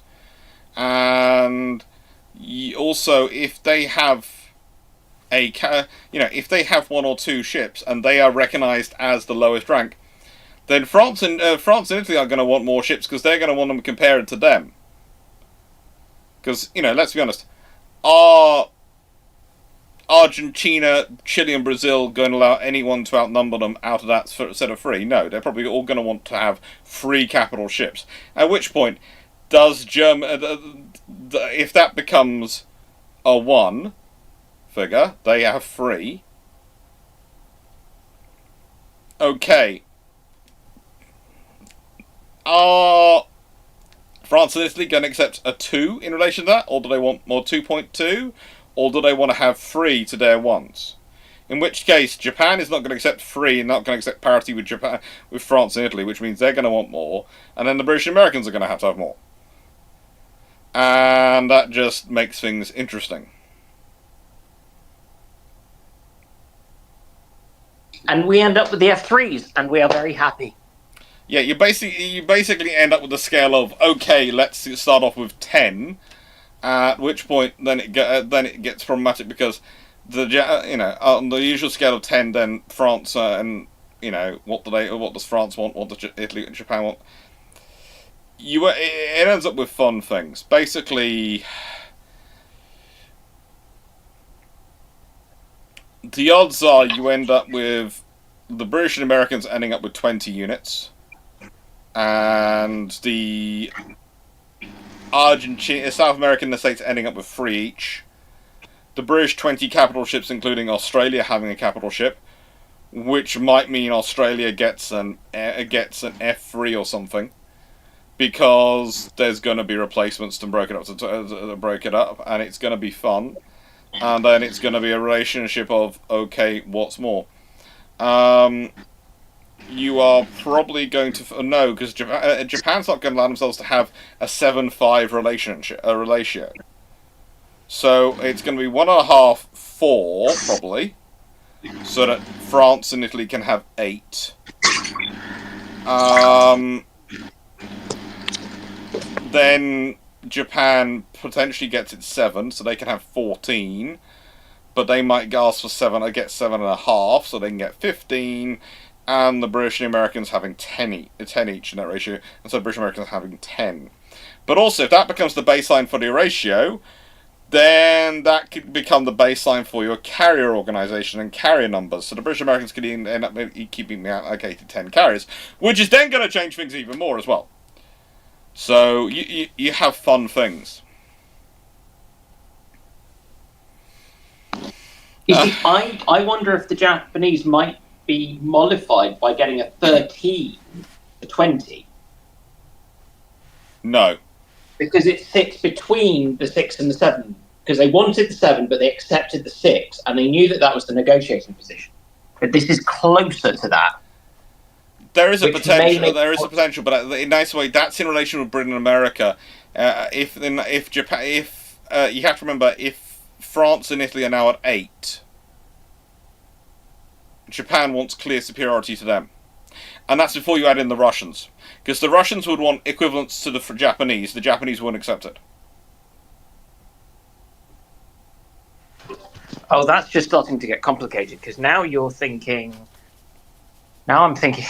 So then it's suddenly, do you go to 25?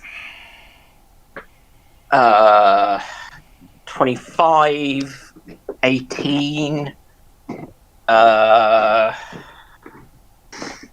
that's really starting to get into complicated maths. That's why it breaks down. Can people cut their ships in half? No. Could we do a Zubian? Least likeliest to break it down is literally the accountants, is the British Treasury demanding they want to spend money on ships. Yeah. Yeah. So you end up with two factions. You want the British politicians going, we want to stop spending money on ships, and the British Treasury going, we want to spend money on ships to boost the economy. And US Congress going, we agree. No treaty limits. With which one of them do you agree with? Yes. So the most likely way to break up the treaties is literally to just have more nations being part of the treaties. Joel Fredericks, let's say the German-USSR naval cooperation started earlier. USSR completes 4 Admiral Hippers before the Barbarossa. How does this affect naval war in the Baltic? Nah. Depends if they're all in the Baltic, because they probably won't be. There'll be probably at least, if they've got all 4, there's probably at least 1 or 2 of them sitting in the Black Sea because they've got more yards down there that can actually build it. And they might have 1 out in the Pacific. So if you're going to go 1 in the Baltic, it doesn't really have much of an impact on the Baltics, other than probably causing some worry for the Germans, and they have to keep forces to watch for it until they can try and attack it with aircraft or sufficiently push it back. The ones in the Black Sea could cause a lot of issues for the Germans, because they could basically allow the Russians to dominate the Black Sea and completely dominate it from a naval perspective. And one in the Pacific, honestly, the Japanese probably destroy it in the Russo-Japanese War that happens in 1939-ish. That basically has to be finished before Stalin agrees to invade Poland. YouTube Minecraft Watcher. Oh yeah. What if in 1930, through a collaboration between Austria, Hungary, Czechoslovakia and Yugoslavia, they reformed the Austro-Hungarian Empire under Ottoman von Habsburg? Do you mean Otto von Habsburg? They managed to somehow fix the economy and prevent infighting. Well, then that's a far larger nation to try and take over and bully by Hitler. So Hitler might be forced to try and reach an alliance, rather than go for Anschluss. He might still try and go for Anschluss. We do know he is a bit of a gambler. But he might find himself in more of a trouble. There's also far less likelihood of a scenario like, we demand the Sudetenland. Really? But that's, you've got far more defensive depth and construction there. But also, he can't... If you've got a Austrian Habsburgy thing going on, you can't claim that they're being suppressed as a minority. Yeah, because that's quite a large group. That's the big problem for them. Yeah. With that one, for him rather, that his whole reason for doing that doesn't work. They don't appear to have made it. I know Steve was going to grab Sadhu's and Aurelius' questions from earlier. Yes, because they have to be manually copied over because they aren't actually in the queue. Ah, okay. All the archive is a repeater. Yeah. That's all it is. That's all it does. That's all it ever is, and all it ever will do. That's good. It's annoying me that the Elgato thing has stopped working. I'm going to have a debate with it later. Enter. And thank you. Nice hearing. Why were there 30 Lord Nelson class semi-dreadnought preliminary designs? Because they were actually working towards what would eventually become the dreadnought, but they were just kept working through different ideas for the Lord Nelsons. And the thing is, the Lord Nelsons are the last of the pre-all big gun armament, and they're really working on it. And there are actually versions which could have ended up being variations on 12-inch guns, where it would literally had some shorter 12-inch guns for its secondaries and longer 12-inch guns for its primaries. and rather than 9.2-inch guns, and there's all sorts of interesting things going on. It's a design process to try and get it right. Oriflinks.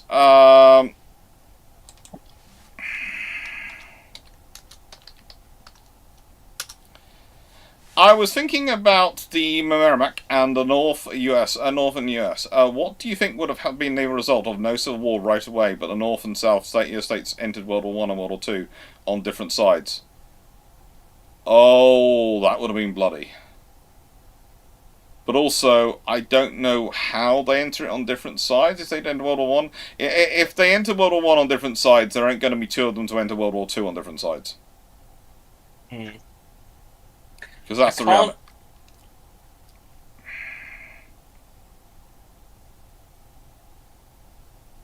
I mean, that's 50 years of no definitive thing. Or I think so. You could cut your responses and do a bunch of shorts, adding in art for the government. I could, but honestly, I probably need to get someone to do that for me, who's better at editing than I am, and has the time, and who I would pay to make up for the fact I don't have the time to do it. It would be a fun thing to do, and it is something I've considered doing with the Bruships series at various points, but. And it would make for a whole load of shorts and clips, which could be quite fun to put out there. But it's a case of, it's a time to do it. And, yeah. There is part of me which is also going, roll on the AI clip making machine. I know, I should have a human do it. I would prefer to have a human do it. And do a bit of editing with it, and maybe add in those images, but it's a case of... Again, it's time. It's time to do these things. They do get high viewership potential, but shorts don't make much money. That's the other thing. But the thing is, they do also are very good at recruiting viewers, so this is the thing is why I would like to do it, but it's a case of it's getting the time to do it. Spain has won. Woohoo! Oh, good. Jerry, okay, I have to play. Thanks for very much streaming Rita today night. Yay! Yes, well, I like Rita. She's lovely. I keep trying to do more. Trying to arrange to do videos with Rita, and this keeps falling through. But I'm gonna get it worked out at some point. We're gonna get it worked out at some point. And yeah, and I'll probably be raiding someone else at the end of this evening. Nightbot, stop being such a. Well, I know you're worried because of porn bots, but nice way. I do not think Sephiroth is a porn bot. They're just celebrating Spain winning. Sadu, what would a destroyer roughly 10,000 tons pattern of the Arrowhead on 140 Aegis combat system have to be in terms of tonnage with 3 5-inch guns on 96 VLS? Well, you just said roughly 10,000 tons pattern. It would be roughly 10,000 tons. If it's got 96 VLS, it's got 3 5-inch guns, it's based on an adapted version of probably Arrowhead 160, not Arrowhead 140. The larger design. I seem to remember the smaller one's the 120, the bigger one's the middle one's the 140, and the bigger one is 160. And please correct me if I'm wrong, but I'm fairly certain there's an Arrowhead 160. I'm going to get the impression from the naming that it's just kind of almost a design philosophy, and they'll just keep scaling it up on a kind of sliding scale as needed. Yeah, I'm not a complete nutter. There has been an occasional version of a larger Arrowhead, which is called the Arrowhead 160, which is the Arrowhead 160. It's not really much announced because they mainly talk about the Arrowhead 140, which is their standard one, which they're producing, but they have got a 160 idea, and we'll see what happens. Theoretically, apparently, there's also an Arrowhead 180 in my notes. So perhaps there's something, as it goes up, there's 120, 140, 160, 180 as the 4 levels of design. Don't doubt there'll ever be a 180 ever built there. So,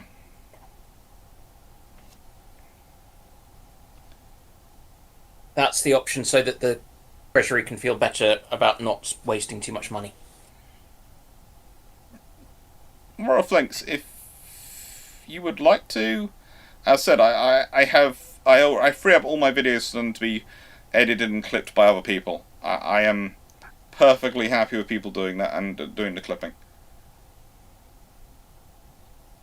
It's in fact very happy for others to do the clipping, because I said I don't have the time to do it myself. I wish I did, so I'm very happy for others to do the clipping. I used to do some clips of Bruships, but in nice way, it took.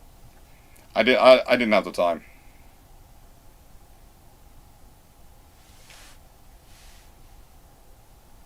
But please do, if you have the time and want to, that'd be lovely. But what I am going to say is I'm going to say open to the questions for the next batch of questions, and take in about, because it's about 11 o'clock, so about 15 questions I think probably sees us through. So maybe 10 questions, so we still take some more in. But while I do that, I'm going to go grab something from downstairs, because I can hear something calling my name and asking for its biscuit before it goes to bed. So I'll be back in a second, and I'll leave you with Dan commenting on the questions till they come in. Oh. That means I have to open up the actually, I don't think I've got access to the... I'm going to have to find the YouTube chat, aren't I? Botheration. What, the archive server? Yeah. Don't worry, I'm very happy not having access. I just need to go and find the YouTube. I can look at the YouTube chats, I just can't... I won't be able to see any that come through from Twitch, but, you know.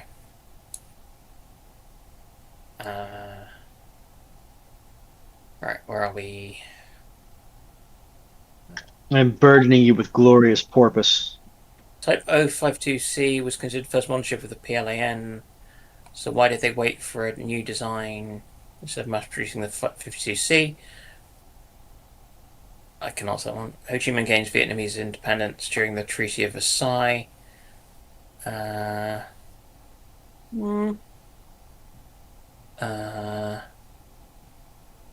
quite interesting.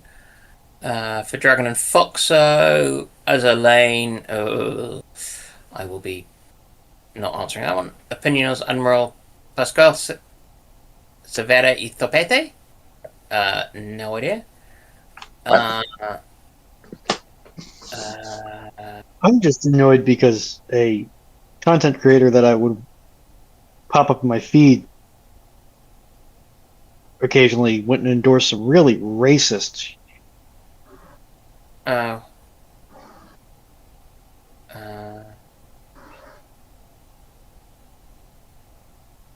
It's disappointing. Yes, it is.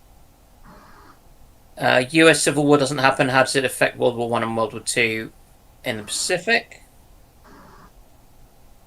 What if Canada doesn't want to become independent? How would it change UK-US relations? So you'd like to release more questions into the system, is what I'm hearing.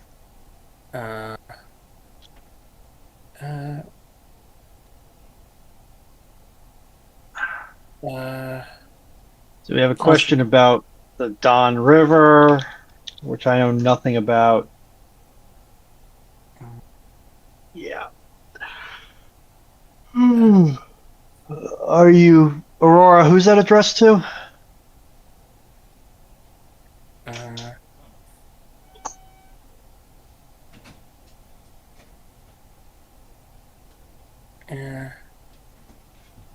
Questions are definitely getting wacky. Good lord. Sprint up the stairs is what kills you. Sprint up the stairs. Right.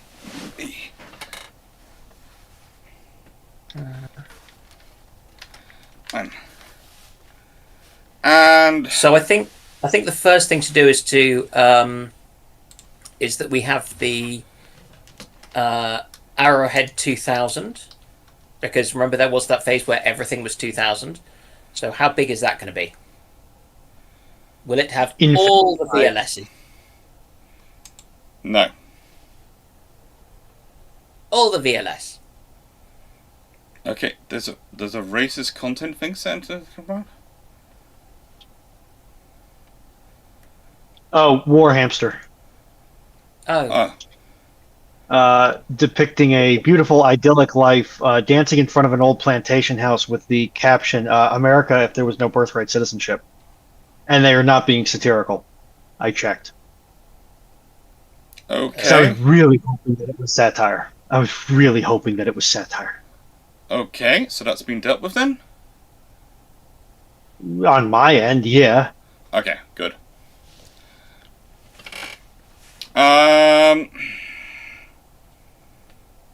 Because there are so many issues with that. We'll leave that to one side. Arrowhead Quantum? Yes. It's Oh. obviously it's obviously the future of warfare is to use quantum arrowheads, Now, quantum I was going to powered, be quantum. good. I was going to limit myself to 4 cans of Iron Brew in this live, but you brought up Quantum again, so I'm going for a 5th. So basically, is the Dr. Clarke Iron Brew drinking game just take a shot every time somebody says quantum? No, it's take a sip of Iron Brew every time someone says something, which it's better for me to drink Iron Brew than say what immediately comes to my mind. Because there is a rule I try and live with, which is, unless you're paying me for my opinions, in terms of allowing me to, encouraging me to be very, very blunt and rude, if I haven't got anything nice to say, have a drink of Iron Brew and decide whether I want to say it still. Embrace your inner chaos goblin. You know you want to. Basically, the idea is if I still want to say it after I've had the sip of Iron Brew, it's worthwhile saying. If it's not, if I don't want to say it, it was just me being petty. Who's Ron? I didn't know we had a Ron on this panel. Lions has decided Clarke, to rename you. Ronnie. Clarke, why didn't you tell me? Why didn't you tell me you hired a Ron?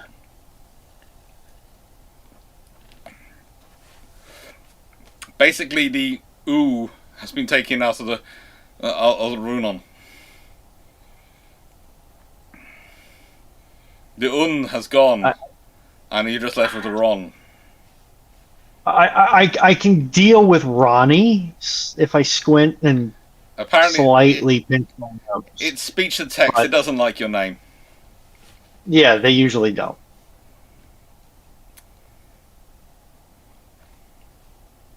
Also, Dan has been granted access to the powder vault. I should rename that. Speaking of, and this is carrying on from Aurora Flinks' very nice offer to do clips. Actually, the thing I've enabled on Twitch recently, which I didn't, which I can do on Twitch, but I can't do on YouTube, is I've enabled it so that the mods can actually not only make clips, they can decide which are the clips which will be promoted, which are the clips they enjoy most, and which they think should be first seen by people.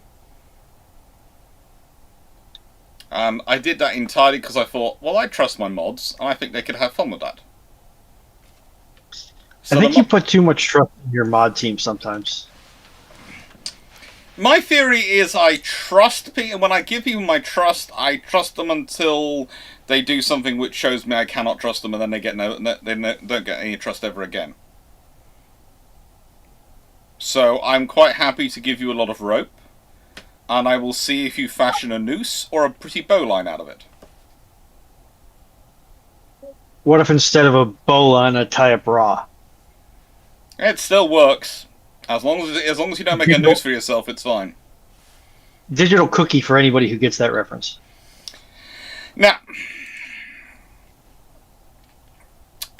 so Ukraine find a way to use uncrewed assets to mine the Don River in extension of their current operations. Does this have a serious implication for the current conflict? Well, it depends how far they get the mines up. Because if they get the mines up far enough, they can cause trouble with river traffic. If they mine the end and port areas at the end, then they can cause trouble with connecting on. But the further you get up, the more you impact river traffic, the more you force stuff onto roads and bridges. And roads and bridges are already suffering under this conflict. And, you know, it's basically, it's a case of there are two ways to damage logistics in terms of logistic flow. There is route denial and there is route maxing. Okay? Or route overloading, as the older ones of us call it. And basically, if you're doing route denial properly, you will automatically create route overloads, which will slow down or perhaps prevent entirely logistics getting through to key units.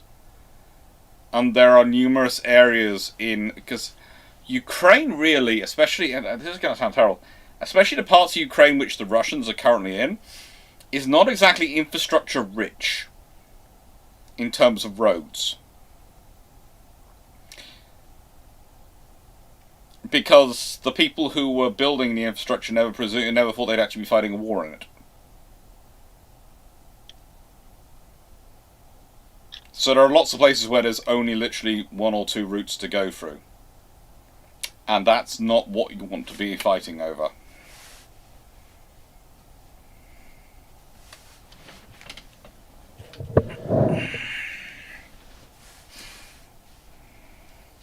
And apparently Lion says, Renon, its speech to text doesn't like your name. Yeah, that's fair. That's fair. Joe, IT systems in general don't like my name. They get very confused by the hyphenated last name. They don't know what to do with it. So, Joel Fredericks, the Type 52C was considered the first modern ship of the People's Liberation Army Navy. So why did they wait for the new design, Type 52D, instead of mass-producing Type 52C? Because it was a stepping stone. It was testing out a lot of ideas, but it was only after they tested out those ideas and were happy with them that they did the Type 52D. Remember, the People's Liberation Army Navy, the Chinese, are very much an iterative design process. They do a lot of construction, testing, then construction. And that's one of the advantages they have with the flow of construction they have going on. They're able to do it iteratively. They're not testing everything out on a piece of paper, on a computer, or on a computer in a graphics system, and checking it works before they build it. They are doing all that testing, then they're building and going, does it work in reality? And using the information gained from reality to improve their designs as they go forward. This is why the 52D itself is basically split into roughly 3 batches. And yes, we'll see what comes next.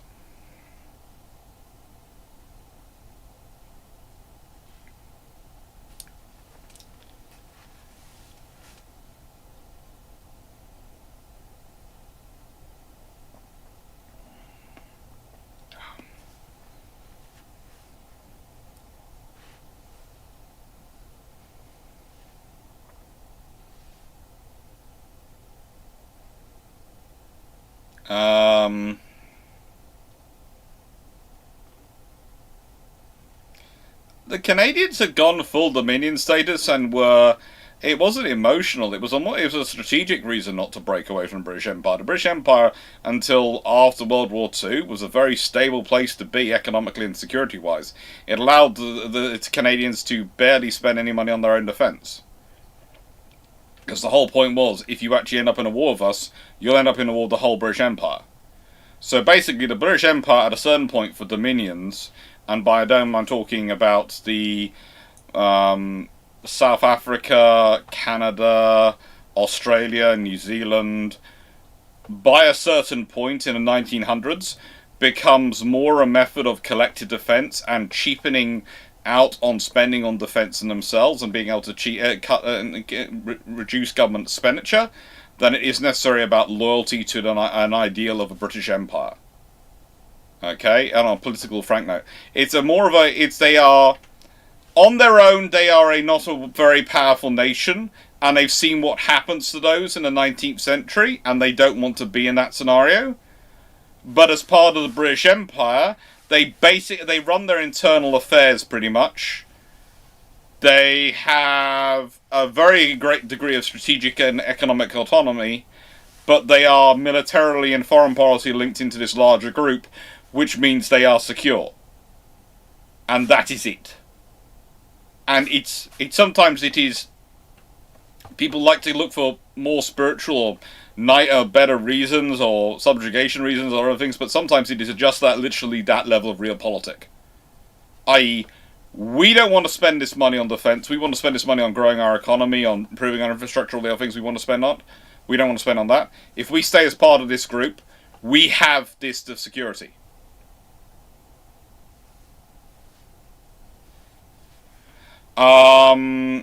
it's one of the things is, I would say Canada is always, as America grows, Canada is always aware of America, but they also don't want to become part of America. You always have to remember, the Canadians very much don't want to be part of America. I know there are sometimes some interesting groups in various parts of Canada which sometimes advertise it, but there are actually, the vast majority of Canadians do not want to become American.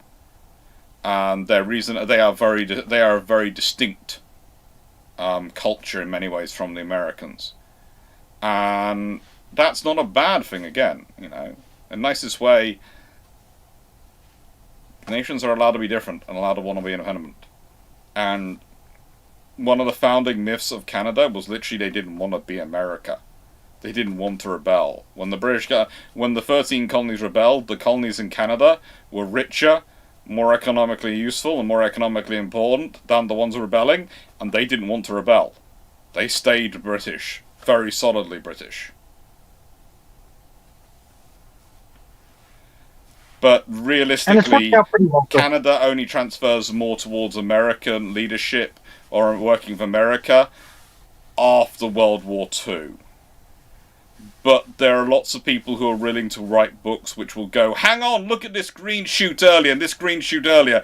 And you're going, well, yes, they are having connections, but they're not really transferring because, to be fair, the Canadians don't trust the Americans all the time in the 1920s and 30s because the Americans do some pretty weird things. We're Americans. It's what we do. Weird things.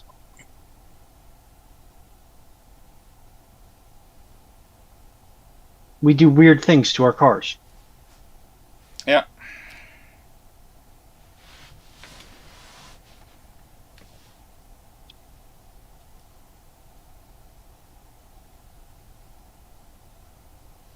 Yeah, because, and the reason you didn't want to rebel against Britain was because Britain economically was far more important to you than America was.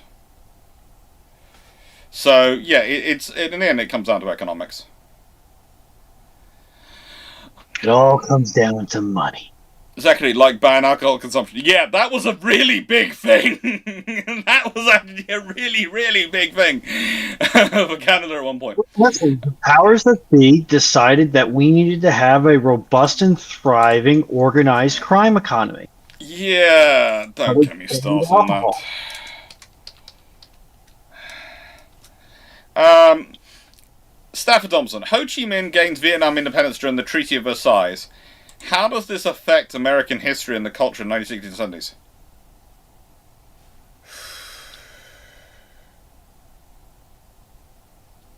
To be honest, the French were very allergic to giving up any of their colonies. The Treaty of Versailles... I'm not sure if you're... I'm not sure if you're talking about the right treaty. It's part of the...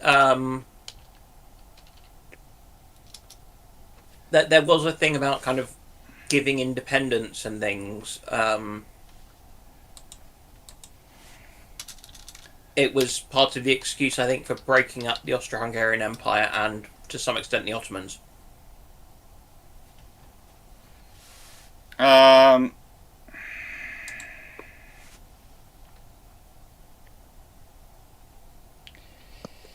Yeah, I know it is. The thing is there, but the trouble is.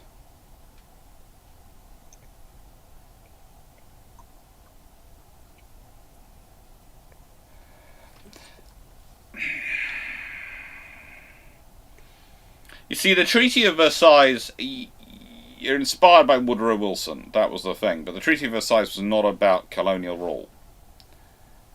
And the moment you start to have decolonization as part of the Treaty of Versailles, what else do you bring in there? This is the thing of... So this is the point I'm going to bring it. So let's say you bring that in for France.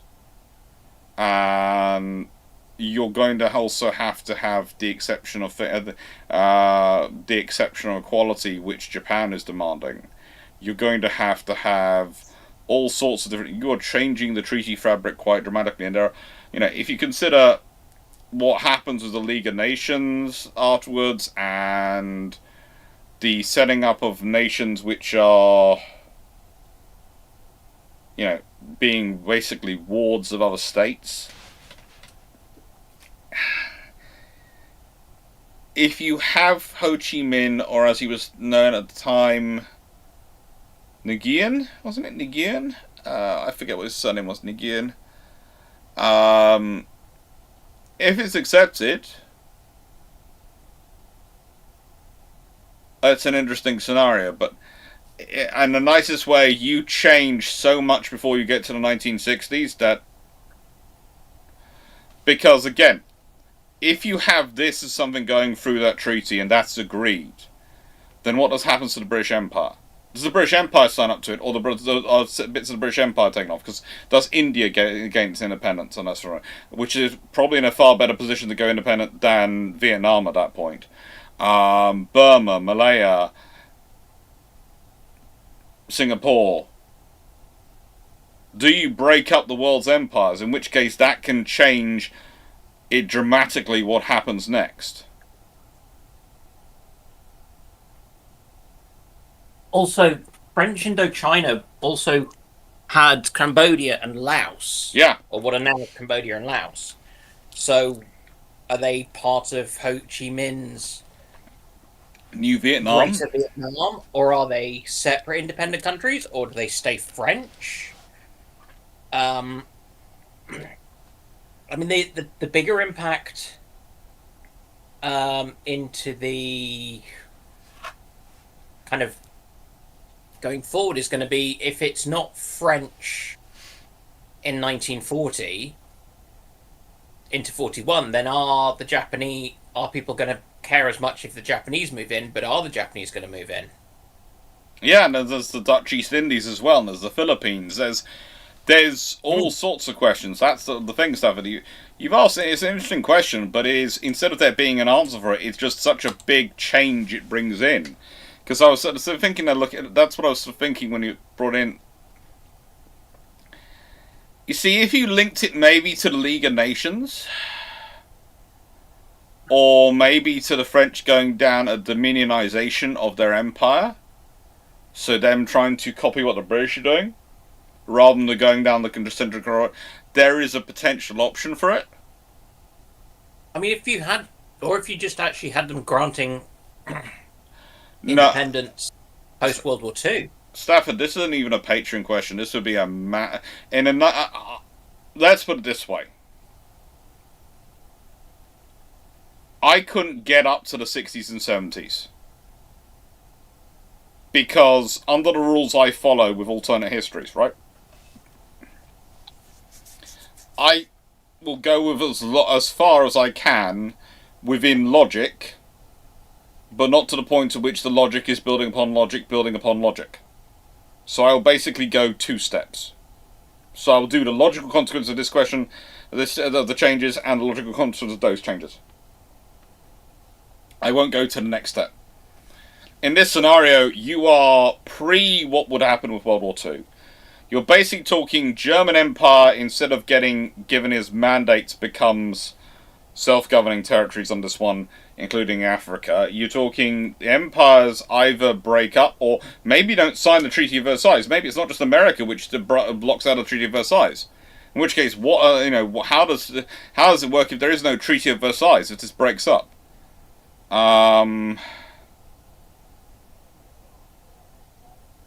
It really is, it is a simpler question almost if US recognizes Ho Chi Minh as leader of Vietnam after 1945 and doesn't back the French and says the French can't return. It's going to be more difficult. It's going to cause a rift in the Allies in 1945, but it's a rift where the British aren't really going to be in the mood to get involved, and the French, let's be honest, in 1945 are militarily weak as anything, so no one really cares.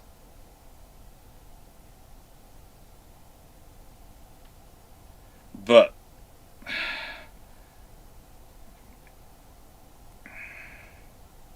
yeah, there are just so many different Thai politics, Thai Ho era politics, or Taisho Republic, something as you're talking about, and the Indonesian independence. It's just there are so many different factors which could come into this, and that's before we get on to Africa, South America, the issues in South America.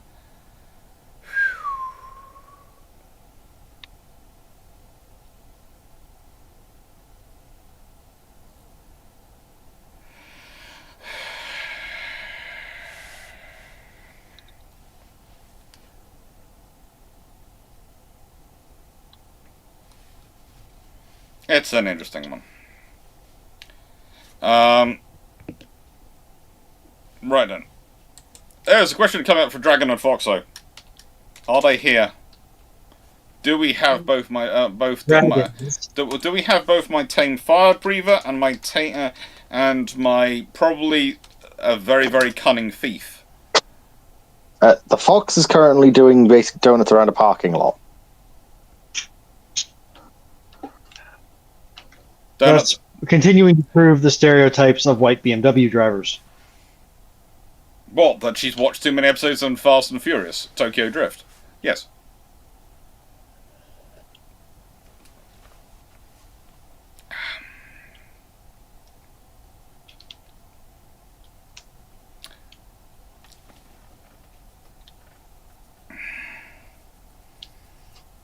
Warner Brothers is saying, let's try and keep questions aside the realities of physics and common sense. Oh, that's always a tough one. That excludes Azza Lane. So this is for Dragon. Thought on the ships for Azza Lane's PR9 and July mini-event. They were Valprizo, Takahashi, Maximum, Duncan, Orage, Surrey, 1943 Minotaur, and HMS Superb and G-Class DD HMS Griffin. Indeed.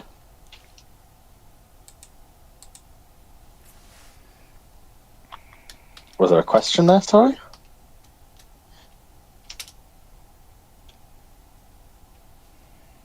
Thoughts? You know, what are your thoughts on them? Oh, right, I was going to say, like, you've just listed them off here. I don't think there's a question. They're fine. They could have been potentially a bit more interesting, but hey, this is I think our second 1943 Minotaur because we've got HMS. That's in poor taste. Oh,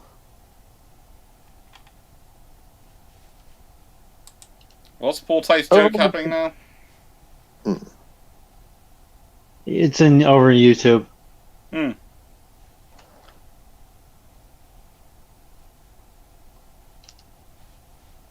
I think the ships they chose are interesting and have no more followed on the trend of what they've been doing with the latest PR series over the previous ones. Previously, PR ships were usually, at least half of them were new lines brought out, whereas now they've more been straying away from that, such as Max Engelman's very old, for instance. The ships themselves are fine, most of the design's fine. As for the mini-event, yeah, they work.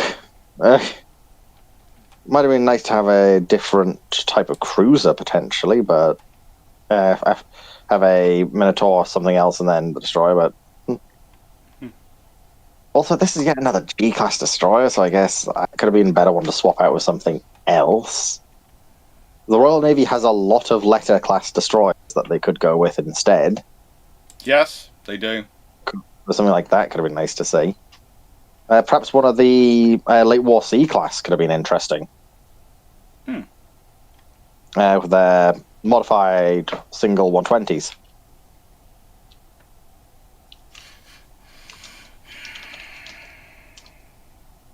Well, one of the ones from 1943. Which I believe we've actually still got one preserved, don't we? Yes. Cavalier. Yeah, did Cavalier serve or two? I think she did. Yeah.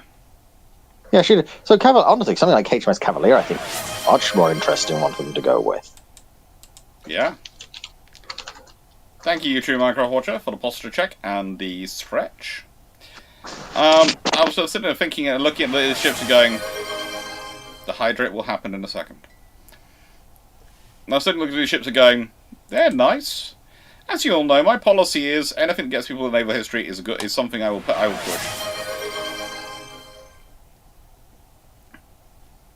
Lions. If the British Empire's height decided to keep expanding, how large could it have got to? Could we have conquered the entire world? Well, theoretically, you can. The reality is the British didn't want to. The British were quite happy once they had controlled their trade routes and they controlled the land areas which provided support for protection for those ports which controlled the trade routes. But the thing is, in theory, you can. And think about it.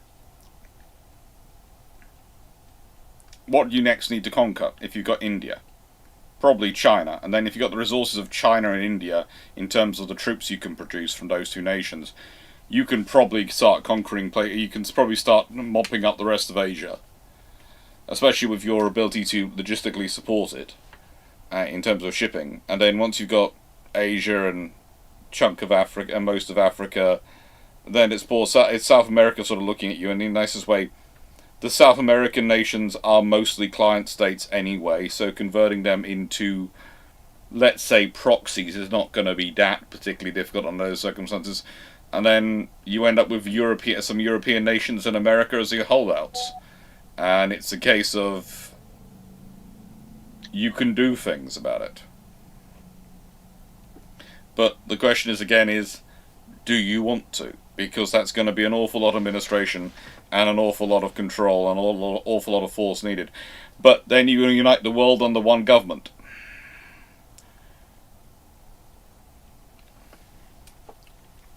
And the world becomes, well, Britain.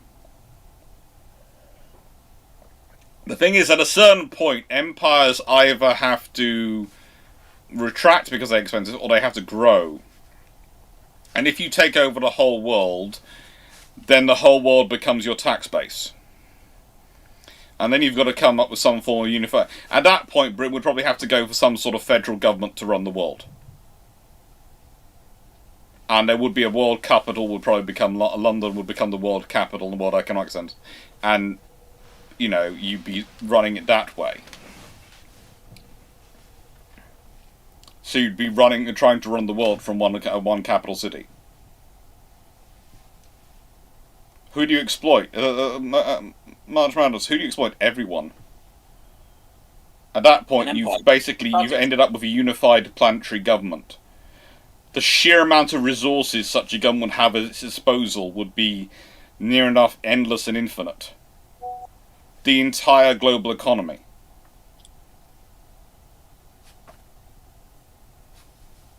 It would be one tax system for the world, basically. And there are no other nations to fight wars against. And suddenly, again, for ambitious politicians, there is the chance of them becoming leader of the world. So do they want to break their country and make it independent and become leader of a very small part of the world, or do they want to become leader of the whole world? One exception, Britain will not be taking over Nepal. We learnt that lesson. Nor Afghanistan. At that point, honestly, Nepal probably becomes like the South American nations. Joins in the the federal government.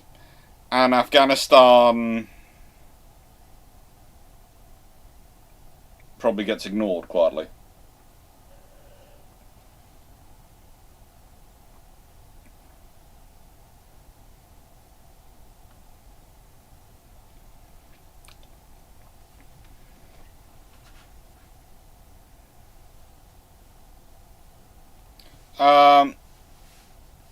It's going to depend on how it's run. If it's run as an empire, in terms of questions of, how long could it survive for?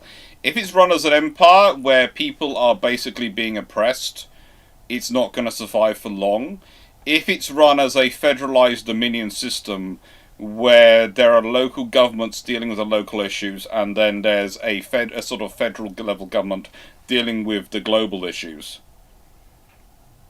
like global defense, etc., and all these things, then it probably doesn't.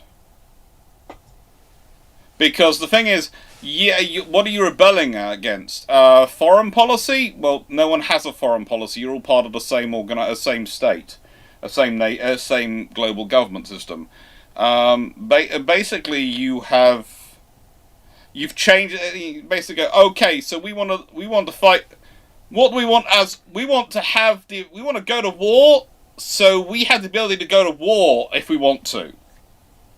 Because the Dominion system basically says you run your domestic policy completely yourself, and it's foreign and trade policy which is standardized. So at a certain point, the British Empire becomes probably becomes the British Commonwealth of Earth, the BCE, and that becomes the world government. And it sort of sets up with sort of, you have it becomes a very, very interesting scenario. And it's more a case of, okay, yes, you might still see some rebellions, but again, where are the rebels going to get their guns from?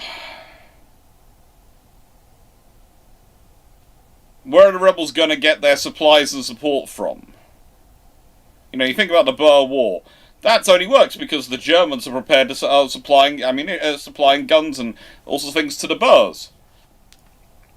In this period, if the German companies were found to be selling weapons to the Boers, the German companies would be put under sanction and people would be arrested because they'd be supporting a war against the world government.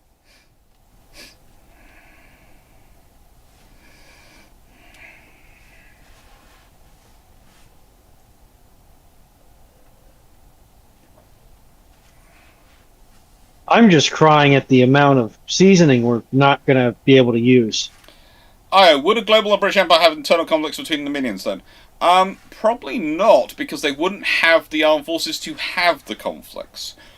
What they would have in terms of they would have some local armed forces, but probably everything's sort of organised into the local British command structure and the global British command structure. And it's more likely going to be a case of political battles between the different factions. So it'd be political fights.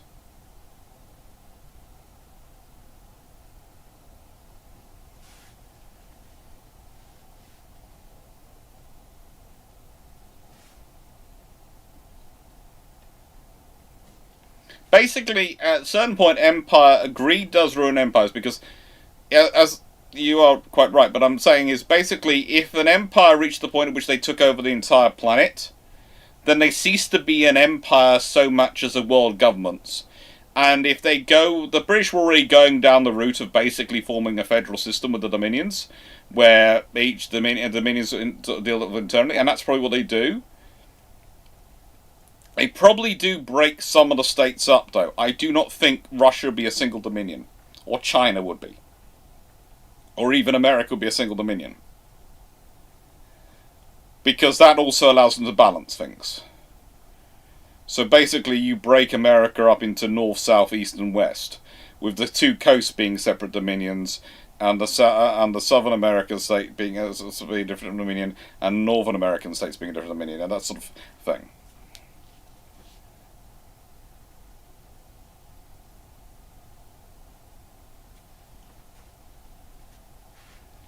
And that's the thing. At that point, you then have all trade standardized. You have probably a whole sort of regulation standardized, everything, but under that government, which is going to make things economically very interesting and trade grow dramatically.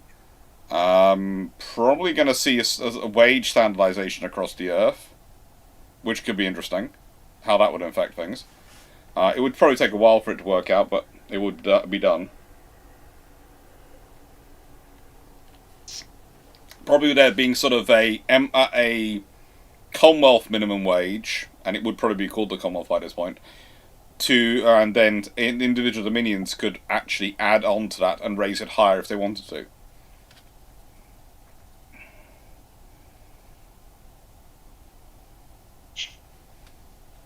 It would be a very weird scenario, but it would basically be a United Earth government scenario rather than an empire scenario, if that makes sense. And probably you would see a lot of effort being put into space and exploration, because the British usually use things like exploration and science and engineering marvels to, how do I put this, encourage people to keep in line by showing them how powerful the British government was. And there would be so many world railways. There would be oh good God! There'd be a standardised railway gauge for the entire world. Imagine that. Okay.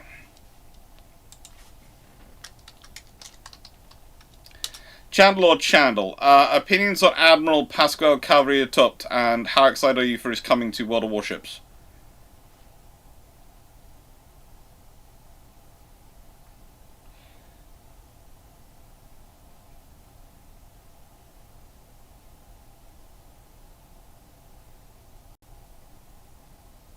Yeah, my We'll response see. was I don't know who he is. We'll see. Honestly, when I was first told he was coming, and I'm going to make sure I've copied and corrected, got the name right before I put it in my files, but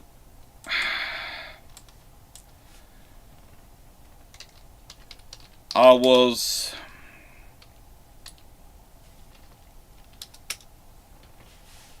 kind of surprised, because he's a little bit early for the Spanish in terms of World of Warships era. But yeah, he's there. He was Minister of the Navy 1892 to 1893 and Chief of Staff of the Navy 1900 to 1901.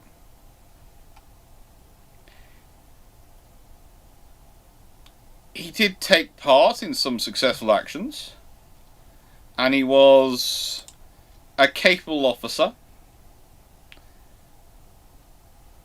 but normally when I think about him, I remember the Battle of Santiago de Cuba, where he basically finds himself outnumbered, outgunned, and smashed by the Americans.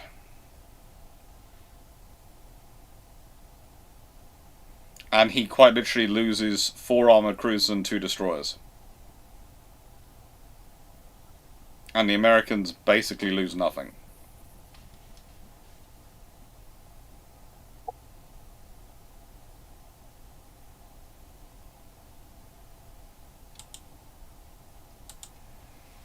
No, it's probably Starfleet is the Royal Navy. The Royal Navy becomes the Royal Navy Space Force after a certain while. Because let's be honest, in the period we're talking about, if anything's going to become the basis of space exploration, it's going to be the Navy. Because again, where is there going to be grounds for developing a separate air force? If there's no war to provide a reason for it, it's going to be developed by the Army and Navy. And so the Navy's going to be the one pushing for technology and pushing onwards, etc. The Army's going to be acting as a glorified extra bonus police force. So it's going to be the Royal Navy, which is going to go to space. In that scenario we were talking about earlier. Yeah. Oralinks. Oralinks. US Civil War never happens. Well, how does it affect World War I and World War II in the Pacific? Write speculative fiction. Yeah, that's a massive change. Yeah, because you're completely changing the economic structure of the United States. It's also why does it not happen? Does it not happen because the South happens to decides to get rid of slavery, or because the North accepts slavery? If you have a slave base, if you have northern economy and you have allowed more slave states to be in place, how's that had an impact on America, and how's it had an impact on its international relations? Because let's be honest, a slave-based economy, America, is going to be not be one which Canada wants to grow closer to. It's going to be one which is going to be increasingly out of step with the rest of the modern world. Even South American nations are going to be looking at them going, Do we have to? what, the frigate? So that's the problem.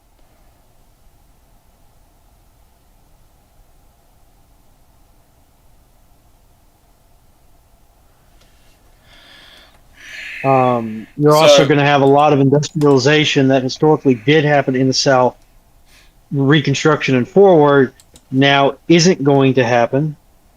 A lot of the heavying up of industry and transport logistics in the North isn't going to happen, or at least it's not going to happen in the same manner.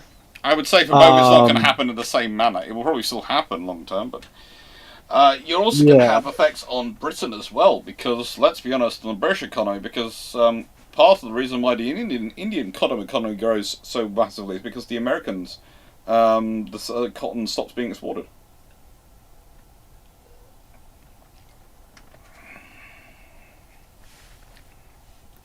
This is a right speculative fiction. You'll be more accurate answer. Yeah. Dude, what if Canada had not wanted to become independent? How would it have changed UK-US relations? It depends on the time period we're talking about. That's one of the reasons the Canadians didn't want to become independent, which is one of the reasons why they sided with Britain during the American War of Independence. But if later on Canada, let's put it this way. There were discussions at certain points by certain people. I think I don't think it reached prime ministerial level of forming a far closer relationship rather than going Dominion route, going a sort of federation route between Britain, Australia, Canada, New Zealand was put forward. I think there was also places like Malta and Gibraltar, etc., and were added in, and maybe even Singapore as well. There are some weird discussions in the late 1890s, early 1900s, and there is a decision of whether you're going down the Dominion route or whether you go down a new federal sort of a codified constitution route. If you did do that, it's not so much as Canada's not becoming independent, but Canada, instead of becoming an independent, it becomes a constituent of a new nation with a new governmental structure. It's still subordinate to Britain, if that makes sense. It's an interesting one.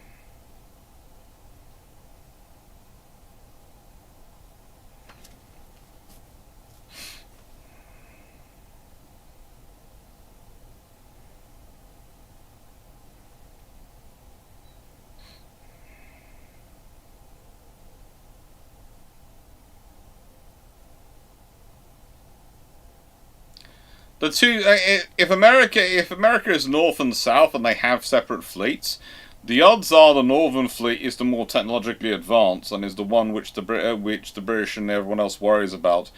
But the odds are also that the southern one is the one which causes the more trouble in the Caribbean and South American states, because of the way the southern states, the Confederacy especially, and the southern states approached international politics and international relations. It was very much a personal exercise.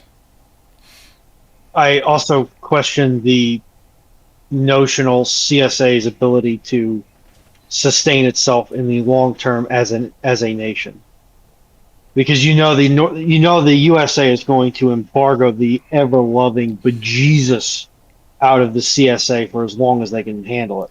Yeah, they are, but as long as they're not actually being blockaded so they can trade with Britain, etc., they're still fine. Basically, the CSA switches from being dependent upon the North to being dependent upon Britain. But then that could play merry havoc with British domestic politics, especially as it becomes more and more abolitionist. That's the trouble. The British are already very abolitionist. This is why whenever someone says, okay, what happens if the Brits join the Confederates in the American Civil War, I sit there and go, well, why are the Brits doing it? And the only answer you can give is because the North decides to go with the plan that if they declare war on Britain, it will unite the United States.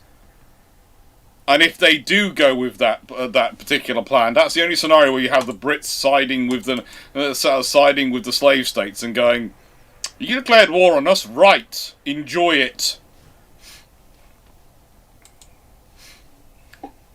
And that So point, you have the chosen- North gets to have experience of blockade, and the South gets to experience here. Have the fruits of industrial support. We're not landing a frigating army, but here, have all the rifles you want. Artillery, enjoy. Oh, repeaters? Yes, we have so many of those.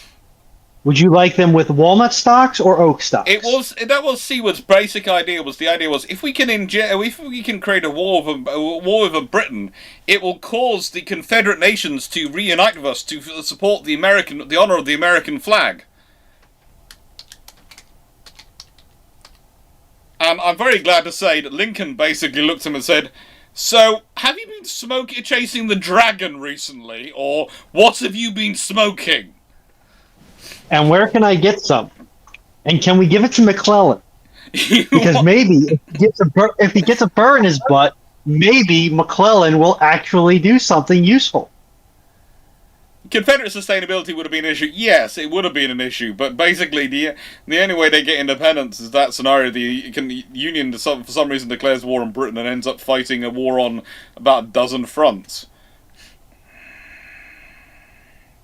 Has anybody ever seen a product and they looked at it and they looked at the price and they're like, I almost want to buy that just to see why they're justifying the price for that product? Yeah. High or low? No. High. They apparently somebody is making a $250 trackball mouse.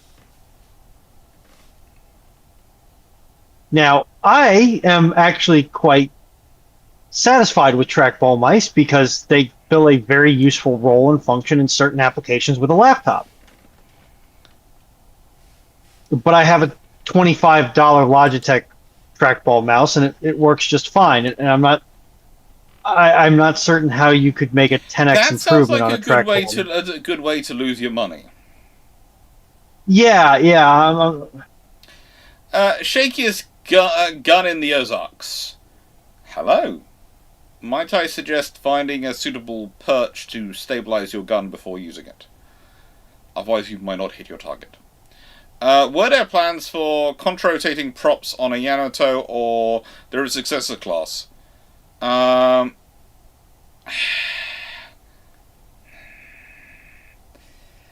There are always discussions of contra-rotating the props in ships because it could be advantageous. In the end, most navies decide that the complexity and maintenance issues and likely damage of enemy action outweighs the advantages it gives. But there are a lot of theoretical discussions, so it's something which you see coming up as something which is constantly being discussed as an option. But my sinking suspicion, having spent as much time as I have around UK naval architects and in the files looking at the UK National Archives and in Japan looking at the archives when we were out there and various other things, I am more and more of the inclination that a lot of the designs put forward are put forward as this is why we can't do this rather than this is why we should do this. If that makes sense. Basically, the option is this. You've brought up this theory, sir. That's a wonderful theory, and here it is in design, and here are the problems with this all. And now then someone later on looking at goes, oh look, they did this design, it's an actual possibility. And it is, but they had this design more as a cautionary tale rather than a viable option. And I'm glad you use a rest, Shaker's gun in the Ozarks.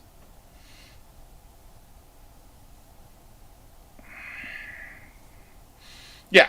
No, excuse me. It is a $150 trackball mouse. No, just no.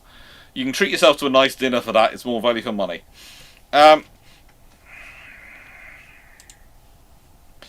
Zach Headley, what would the Falklands conflict Here look you like go. if Canada, Australia, and New Zealand still a part of the Empire look like? Considering they pretty much de facto all got involved in some regards in terms of covering for the Royal Navy in their deployments elsewhere in the world, probably not much different. Maybe they sent some ships, but, you know, honestly, as it was historically, instead of just covering for the British deployments elsewhere in the world, they might have actively sent some ships. But yeah, they were all mostly offering ships and trying to get our help.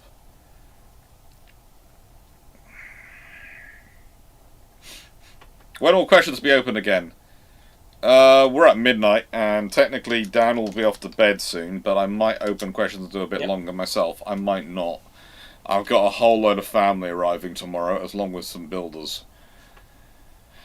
And I mean that in the nicest way. I have more family. You know, at some point, you need to get the builders to your house. We are at some point the builders will finish, but at some point that's a while away, and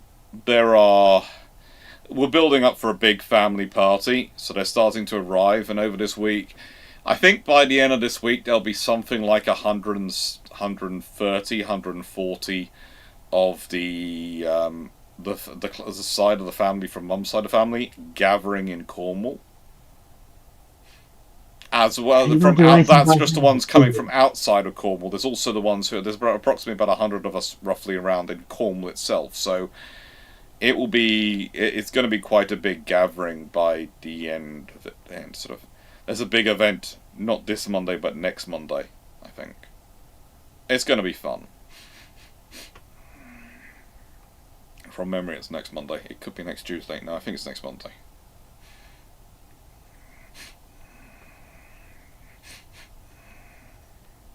New IKB. How far was the Spruce Goose how far was the Spruce Goose from being a working design, and how much more was needed? It worked. You'd have to ask Howard Hughes. It took off. It flew. It didn't fly far or didn't fly long. But it was certainly at the point at which it could have been developed into a working, viable outfit. But it was just, yeah. It proved its concept. It was the concept proved, not the working proved, right? Yeah, level.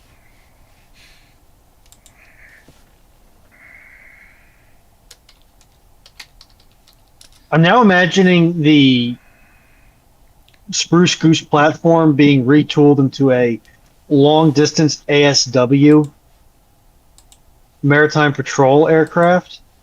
That's certainly a very viable option for it. I don't know who I feel more sorry for, the flight crews or the Kriegsmarine. Well, given that the flight crews, if they're anything like what happened with the Sunderland, will have, a fully stocked galley and goodness knows what else. And when they get home, we'll be able to go and actually, it will not be smelling like the submarine cruise. We'll actually probably have a shower aboard. We'll be able to get home, have nice food, have a relax in a comfy bed, and then go out for another flight again. There's probably enough space for 2 to 3 flight crews on board. They'll probably do the entire Atlantic, and then, so they'll probably have girlfriends in both the UK and America because they'll be stopping there.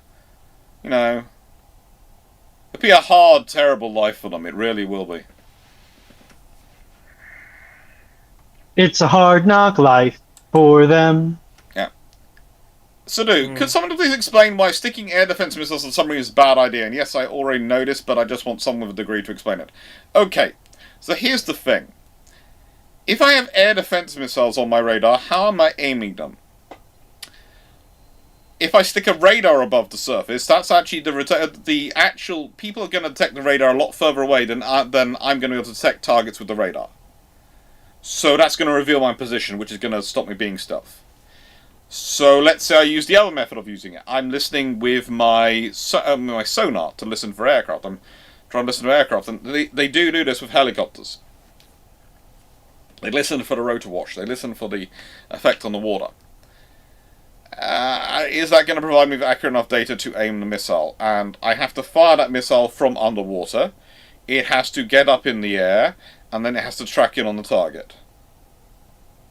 Now, I could, of course, have the missiles on my sub for when I'm on the surface. If I'm taking in air for my engines or those sort of things and protecting myself that way. Yeah, then it's there. But again, no radar. I might have an infrared tracking system if I'm the Soviets. But how accurate is it going to be? Is it going to provide enough data? And what am I firing the missiles for? What are they going to hit the target? Hello, Yuki. So this is the thing of, there are potentially interesting things you can do with those missiles. But the reality is, it makes your life so much more complicated, and doesn't really help other than a few niche circumstances where it's actually more viable than just trying to hide and run away.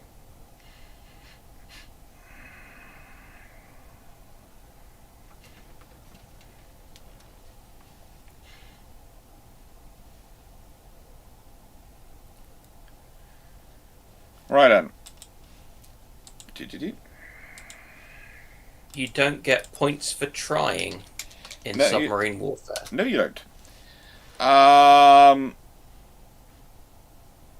Joel Fredericks. But do you get points for crying? No, I think you more get points for Japan. making other people cry. Yes. And what I'm going to do is I'm going to be naughty. I'm going to take in 5 more questions. I'm going to head to bed. You get to bed, and I'll take in 5 more questions. Catch you all later. Good night, all. 5 questions. Please I'm not going to look at them so I don't get tempted. Yeah, although they're coming in. Yes, the infamous UK plug with the fuse and the switch. It's such a good plug. Joe Fredericks, Japan 1942 is reinforced by the first combined fleet of 1960 of the IJN. Yeah. This fleet is 4 Oniru class with jets, 4 Yamatos with missiles, and 1962 USN equivalent escort. Can Japan invade Australia? Can they invade Australia at that point? Probably. Let's be honest, Australia has a massive coastline and there are lots of places you can land. But can they successfully take over Australia is a very different matter. Australia is massive, and you've got to do a lot to get control of it, and there's going to be a lot of submarines in your way. So whilst, yes, you've got the 1962 equivalent escorts, etc., and all these things, you are going to be dealing with a lot of force coming towards you. So you can invade Australia. Can you conquer Australia is going to be a very different matter. But yes, with that force you can probably invade. If you have that force appear in 1st of January 1942, you can probably invade Australia. But also, if that appears in the 1st of January 1942, pretty much everyone's going to see that mass amount of force appear in Japan, and there are intelligence systems networks running in Japan, which are going to point it out to both Britain and America, and you are going to see those countries panic like anything.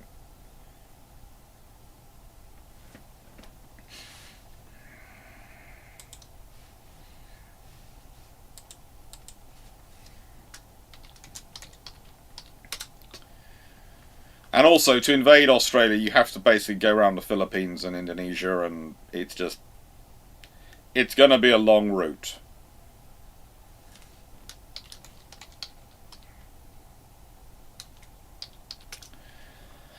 So, YouTube Minecraft Watcher, what if during the American Civil War, the French sided with the Confederacy, and the South still lost, and as a result in late 1890s, early 1990s, America signed an alliance with Germany against France? Not really much of an impact, because as long as Britain didn't side with the South, the Confederacy, it's Britain which decides what goes on at sea. And even if America signs a defensive alliance, because it probably will be a defensive alliance like the Tripartite Alliance with Germany, They will probably use the same excuse the Italians did, that the Germans actually invaded Belgium and invaded France, as a reason to not get involved in the war, in World War One. Take care, Plobby. You will care, Nick. You will get to see the last 5 questions. But yeah, it's basically a case of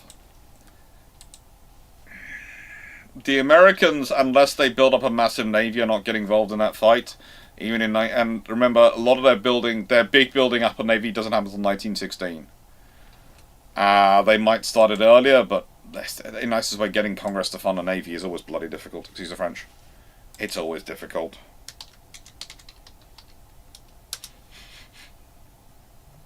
Stafford Thompson. America fully embraces Manifest Destiny and tries for a second invasion of Canada after the Rideau Canal is finished. How does it affect the outcome of the war?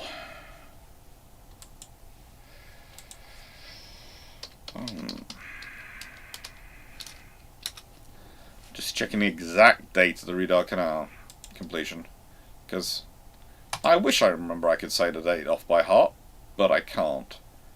I don't even know what that is, so...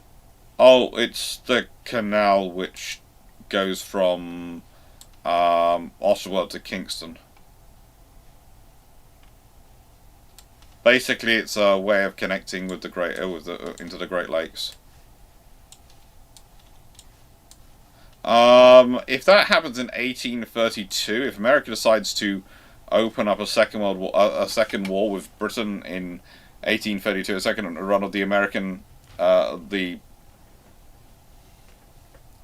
War of 1812 in 1832, that's probably not good for the Americans.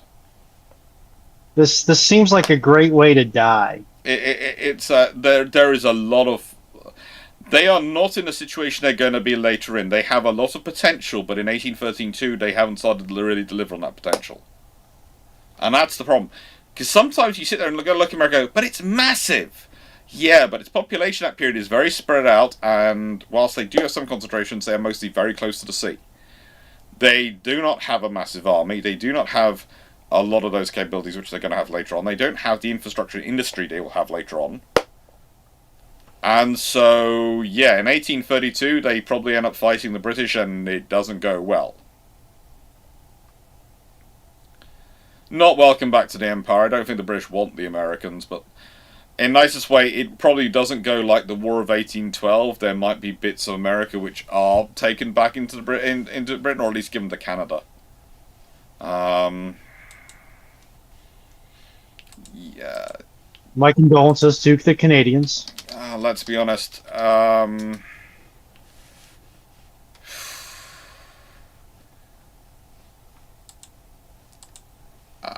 In honesty, there is a large likelihood that things like Maine, New Hampshire, Vermont, maybe even parts of New York State end up being given to Canadians. Especially if they're used as the invasion route. Because historically in the War of 1812, the British basically take over Maine. And Maine goes, yay, the Brits are back, let's trade with them. And then they become American, going to go, yay, the Americans are back, let's trade with them. Maine is great like that. I have lots of friends from Maine, and I do like to point out to them that basically they're happy whichever side wins in the War of 1812. They really don't care. Clarke, you told Ty to hide today. What an amazing experience. Yeah, she's a very cool ship. She is a very cool ship. Yeah, Maine is basically... Maine is the most laid-back state in the United States. I will argue anyone who argues it. They really don't give a hoot. Just as long as you ignore them and let them live their own life, they really don't want to care about you.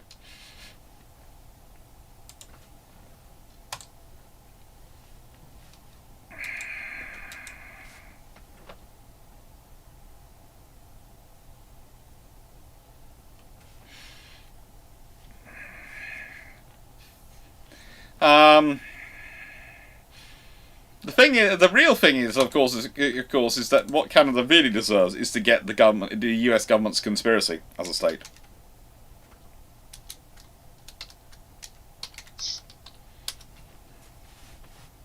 Listen, Mark Harkness, America sticking a wet finger in a light socket is apparently our favorite pastime for at least the last 10 years.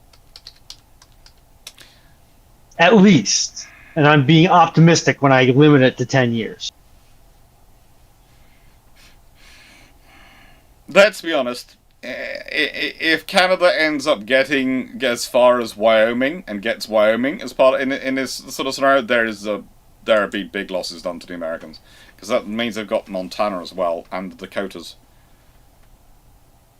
The real interesting thing will be what impact it has on the later, Mexican-American War and later American Civil War, because if you have had this scenario and you have lost stuff, America's going to be more upset about it. We will be upsetty spaghetti. Thank you, Rolla.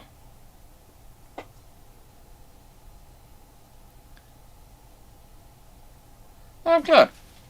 I enjoy the alternate history stuff. I try and do it both slightly in a slightly humorous but also as accurate as I can fashion, and say when I can't say things, because that seems to be on its way.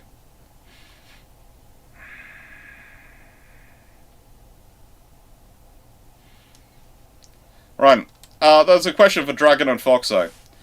And panel. If you're writing the future Liege de Pedra event, how do you explain how we've had zero mention of Liege de Pedra and how Valprizo exists as Vanguard is around?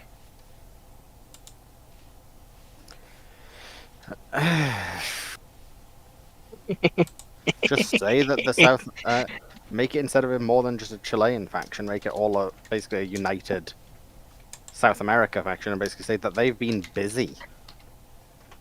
Like, they've had limited resources to spare and have been more dealing with their own internal conflicts, and therefore have been unable to provide assistance overall to the greater world events. The same thing the Northern Parliament was doing.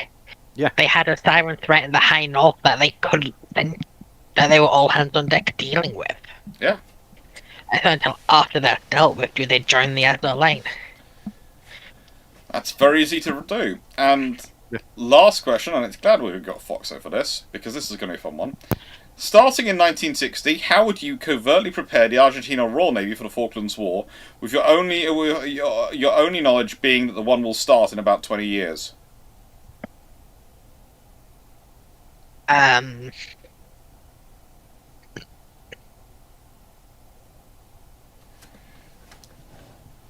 gotta do what?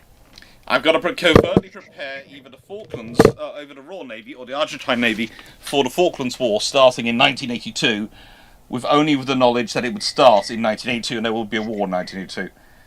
I think... Sorry, killing fly. The first policy I would probably have, if I'm the Royal Navy, is extend the range of my ships using the proviso that they have to be ready to do operations across the North Atlantic for anti-submarine warfare. Okay. Am I in control of the Royal Navy or the Argentine Navy? You can be in control of either. Or am I just me? Because I can't do much myself. You're in control of one or the other, and you have to be and you'll convert about it. Okay.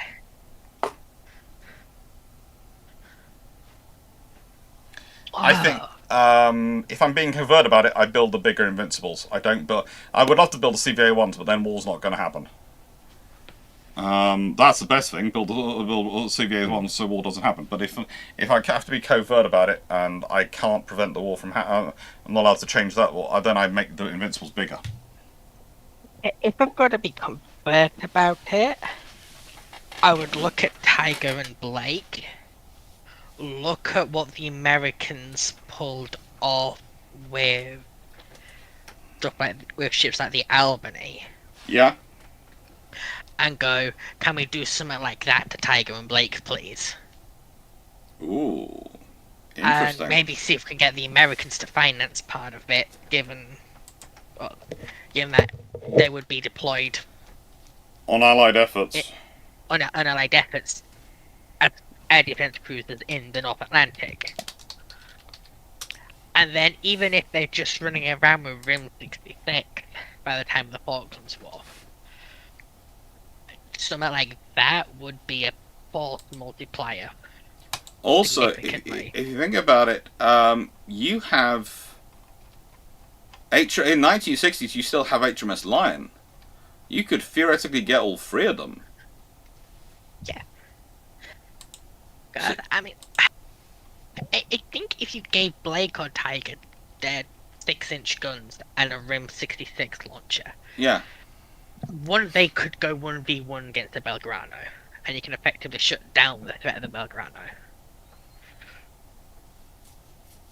Oh yeah. But also, if you've got three of them, you've got them as your command fits, and you can work on various things. Also, I would, in nicest way, they would not end up with that box on the back for their helicopters. I would modify the box. Yeah. That would not happen. Because the issue is, I don't think you can completely change the carrier, because they're the big ticket item people will notice. I actually think you can. Well, if you're getting the Invincibles, you can just... And the Invincibles are going to be new builds anyway, right? So you just go for the bigger Invincible. You get the bigger Invincible design with more... and you can build it with more Harriers. You basically... Yeah. That's the thing you have to go for. Well, forgive me if I'm wrong, but didn't the Royal Navy have to fight tooth and nail to get the Invincibles as they were? Yes and no, but if I've got my knowledge covertly and I'm arguing for it, right? And I'm making the cases.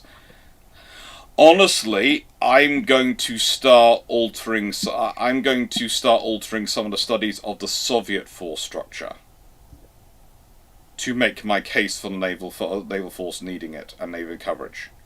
I'm going to emphasize the Soviet surface raiders and out-of-area action forces and how it could be useful for us to have the capability to support our operations out of areas against Soviet assets out of areas. Yeah. So, what I'm going to aim for probably is... Because historically, they were looking for something which was going to carry, about a dozen Sea King and a dozen Harriers. I would probably push it up to it's got to carry at least 18 each. Because that's, if you remember correctly, if you remember the numbers I've always talked about, 18 is the minimum to guarantee 4 in the air, 4 on deck, ready at alert. Okay. Well, here's a bit of an odd idea. And I am starting in 1960, so I have a few years to make the case. If we're starting in 1960, we might be able to keep Ark Royal around a few more years. Probably not. She's in a pretty bad state by the time she goes. Wasn't though she also considered to be, when she was scrapped, actually quite young, honestly, overall, for being decommissioned and scrapped? She only had a service life of 24 years. Yeah, but she'd been used hard. Same with Eagle. Yeah. But if you can keep her around even a couple more years, does give you that little bit extra leeway. And even having just a single squadron or 2 squadrons of Buccaneers in the Falklands could make a lot of a difference. It could, but you've got to keep... You're not just going to keep the carrier around, you've got to keep the aircraft around and all the other things. And whilst... The Buccaneers are still around. They were just moved to land-based installation. Yes, they are. They're still in... because 809 Squadron, which served in the Falklands, was mostly made up of formerly 809 Squadron members who served on Ark Royal. Yeah. Yes and so no, still not. You've still got a lot of them in the service. That is overestimated by a massive amount. It is overemphasized by... Yes, the senior leaders had served in Buccaneer squadrons, but the vast number of them hadn't. The vast number of the pilots were younger pilots. It's one of those things which gets... I know the books you're talking about which say that, but they are overemphasizing things a little bit. Because also my thought is, if you're starting in the 60s, you can make it so that she's not ran so hard, and you can make it so that she actually gets the maintenance she's meant to have, which she didn't in a number of cases, which did lead to the extra strain later. Yeah. So You could try to, Yeah, but remember not again, 20 the Rosa years to keep her alive. she gets run so hard is because of events that happen in the 60s and how they're responding to her, and she's the asset they have available to respond to her. Honestly, I would be more tempted to use that case to make this case for a stronger Invincible class as a response asset. Doesn't Ark Royal have the issue of by the time she's 24 years old, she needs a midlife rebuild Yeah, and the machinery replaced? yeah. And that's, for the 60s UK, is a lot of money that the RN isn't willing to spend on her. She is 29 years old. Remember, we date them from when she's launched. She's launched in 1950. Yeah. No, Foxo, because she's actually given a refit from 67 through 70. She actually got a midlife refit and modernization. But is it the deep refit you would need at that age? No. It was completely overhauling most of our electrical systems, steam boilers, and what's called steam catapult systems. So, Yeah, I'm reading is a relatively extensive one. It was, but it wasn't. It was one of those things of it's a extensive reset, but it's not the full rebuild. It's not a total one that would have been good to have. Yeah.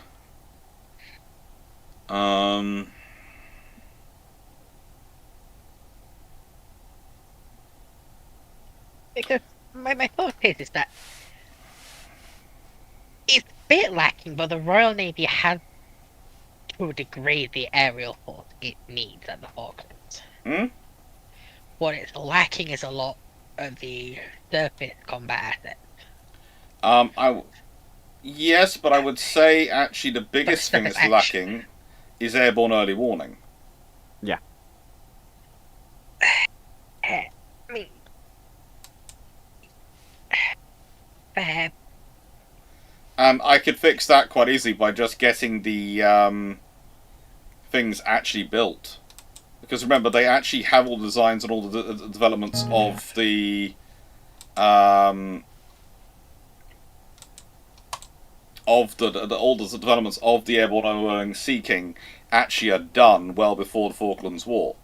So what I have to do is I have to get those into service. I have to get enough space on Invincibles to have those on as a regular part before it begins, and I have to get enough Harriers to actually mount a decent air defense. So I need to at least be at least 18 Sea Kings on a carrier, because I need 6 airborne early warning and 12 ASW. I need at least 18 Harriers. Did the enlarged Invincible still have the ramp at the front? I'm not actually too sure. Yeah, they would do. They did do. Right, okay, so Gannets are still out of the question then. Well, Gannets couldn't take off from that smaller runway anyway.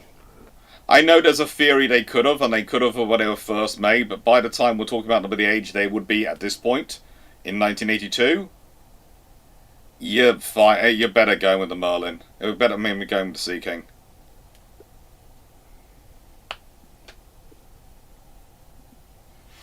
I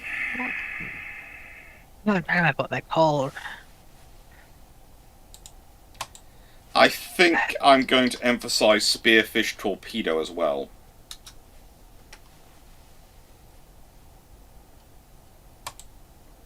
Because remember, the Tigerfish is the one which keeps having the problems for poor Conqueror when she's trying to engage. She ends up using the Mark 8s because the Tigers aren't working.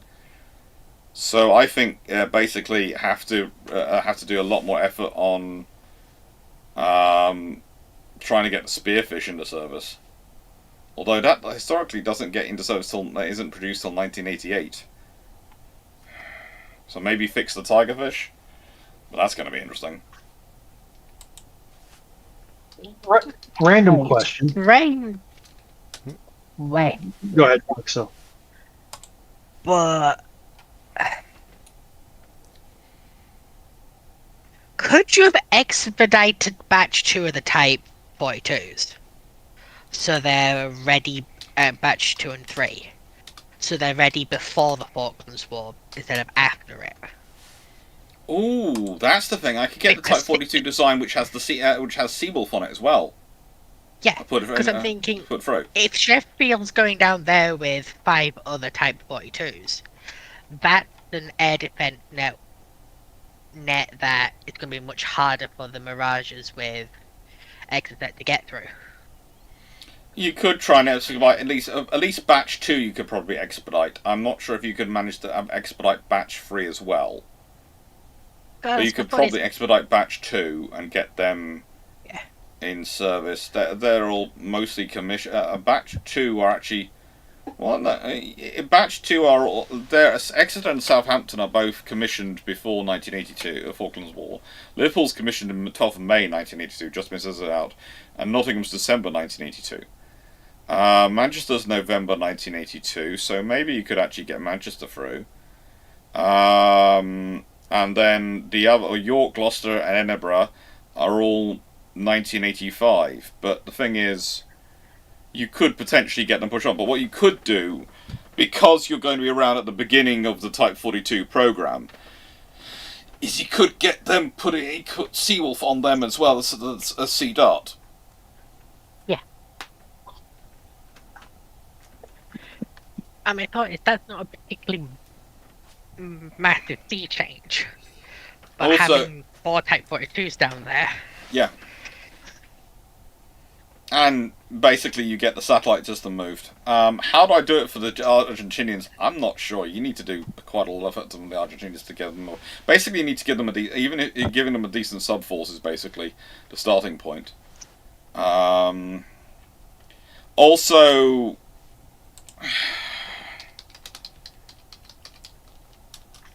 The thing is, we get into HMS Fearless is ordered in the is ordered after this point. So I think is ordered after 1960. So I think the other thing I'm going to do, and this is going to sound strange, is I want to actually put in a proper command facilities and helicopter hangar on the Fearless and Intrepid from the get-go.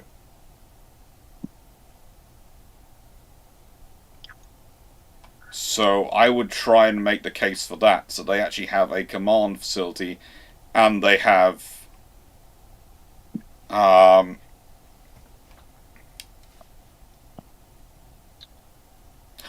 40mm. 40mm Bofors everywhere. 40mm Bofors will be everywhere. That'll be the other thing I put on the Royal Navy. Doc, you can't just 40mm bow for your way out of an economic crisis. You can 40mm your bow for your way out of anything. You just need enough 40mm Bofors. Okay, so Are those things belt fed now? Lions, you could also put a larger marine complement on the Falklands beforehand. You could try and get Party 4901 upgraded. Naval Party 4901 upgraded. You could try and get a larger complement. That might act as a bit of a deterrence, but it also might buy you more time. But it's a case of it's also going to be an issue from the point of view of what happens. strange idea. Yeah?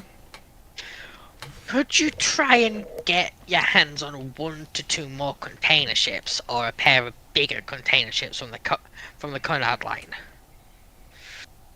For what reason? So you'd have a more because we talked about this yesterday. Atlantic Conveyor could launch and receive Harriers. She just had very limited capability because she actually had a very small landing space. But if you were able to get your hands on a significantly larger container ship, or 2 of them, you could... Because one of the proposals for Atlantic Conveyor we're looking at was like it's supposed to carry 4 Harriers each. So if you had, say, 2 larger versions of Atlantic Conveyor, that's another 6 to 8 Harriers, which is a significantly more capable combat air force in the area. It is, but if you've already got the larger Invincible class, and you've got the airborne early warning, do those extra Harriers help? I don't disagree with the idea of having more. More Harriers is always good, but there's the point of that's something you can do to add to the force and give you more Harriers, But if you've got the airborne early warning and you've got more Harriers on the Invincibles anyway, you probably don't lose the Atlantic convoy when you do, so you don't have the Chinooks and everything down there. Because my idea was that this was an idea in case we didn't get the larger Invincibles. If we don't get the larger Invincibles, then that definitely is an option. But I think you can make the case using the Ark Royal for the larger Invincibles. Especially if you've got the airborne early warning, because you can use it as a case of, look, we're going to have this locally. And I think you try and max out the helicopter capacity of everything. I'm almost tempted, because I'm looking at the time of...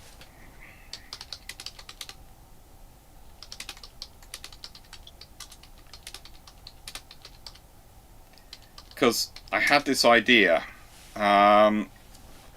The UK first buys its Chinooks in 1978. They're the ones that were first ordered. They arrive in 1980. But basically, my theory would be I would try and design Fearless and Intrepid so that their hangar could accommodate a pair of Chinooks. Although they wouldn't, of course, be able to have. They wouldn't have folding rotors, would they? Dang, that wouldn't work on the other ones. But I suppose if you can subordinate more or a larger pair of container ships Yeah. for the impromptu flight decks, not being able to fold up the Chinooks is less of an issue. Yeah. If all the Harriers are on the carriers, and you've got 2-3 Atlantic conveyors that are just carrying Chinooks, Yeah. and aren't having to worry about carrying the Harriers as well. Question. Semi-germane.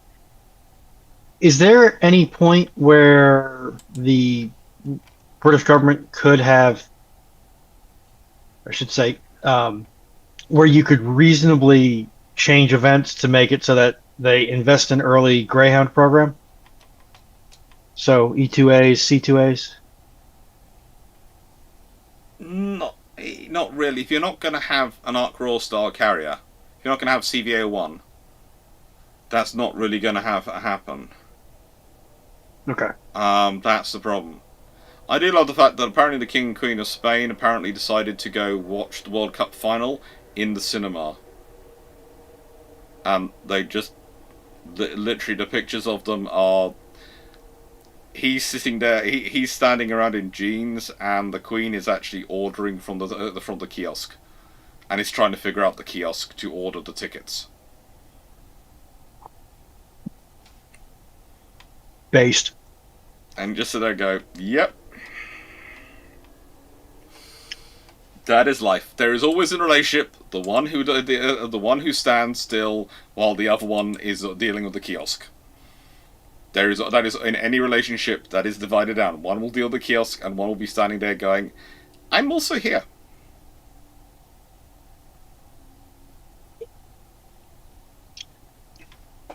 The trouble is to do with giving the Falklands an anti-ship missile battery is the Argentines might well take that, and there's no covert way you can increase the Royal Navy, the garrison in the Falklands to that much that you actually deter the conflict. There is no, you can increase it from basically a platoon strength formation to a company strength formation of Royal Marines, but that's about it. But a company strength formation of Royal Marines, the platoon strength formation did enough damage. The company strength formation would do much more.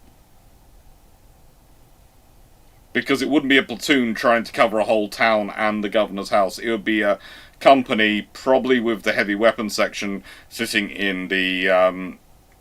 most of the heavy weapons section sitting in the governor's house, with a platoon with them and another couple of platoons in positions around, and it would cause things to be interesting trying to take Stanley.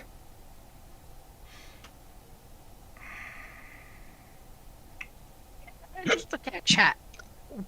Would the SSNs have any value with land attack Tomahawk?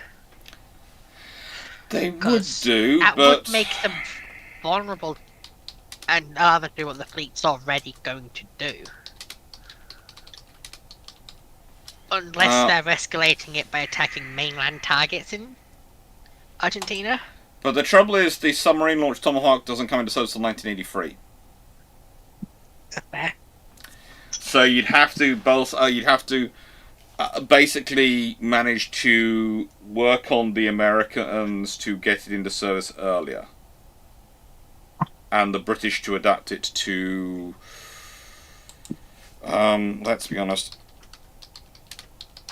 Probably it's going to be the Swifters. If the Swifters could be the earliest ones you could get, maybe will be Swifters or the T-class boats. Perhaps the Trafalgars. But the trouble is, the first Trafalgars didn't come into service in 1983. So it's got to be a Swifter class boat, which means you've got to get the design approved. You've got to get some sort of submarine launched cruise missile equivalent that's viable from about in the late 1960s, and Tomahawk into service at some point, in a similar launcher. I don't think you'd get Tomahawk retrofitted onto the Churchills. No, Swifters I think about the earliest you can do it.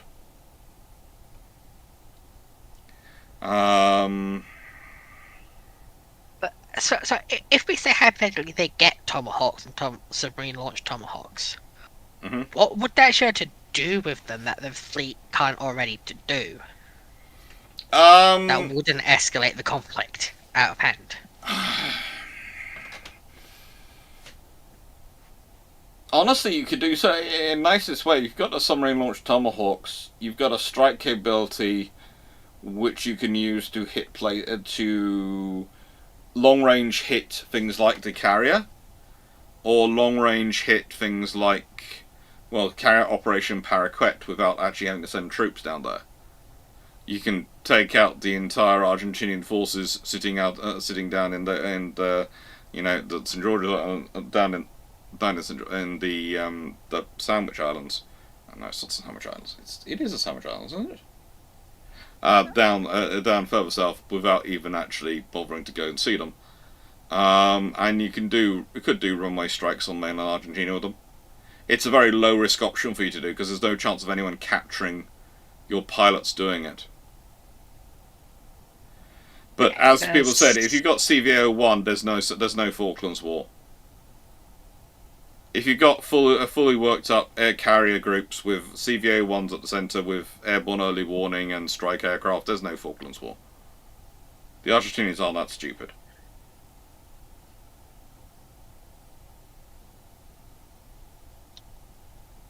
Sorry for interrupting you there, Fox. I was just reacting to the chat. Because my only concern with the whole striking targets in mainland Argentina is that would escalate it into a full-out war, which would cause issues with the Americans and the Chileans. And forgive me if I'm wrong, but the UK doesn't have the stockpiles to fight a prolonged campaign in the South Atlantic at this point. No, they need to be short. They basically, by the end of the Falklands War, the Argentinians didn't realise this, but we'd used up most of our 4.5-inch gun ammunition.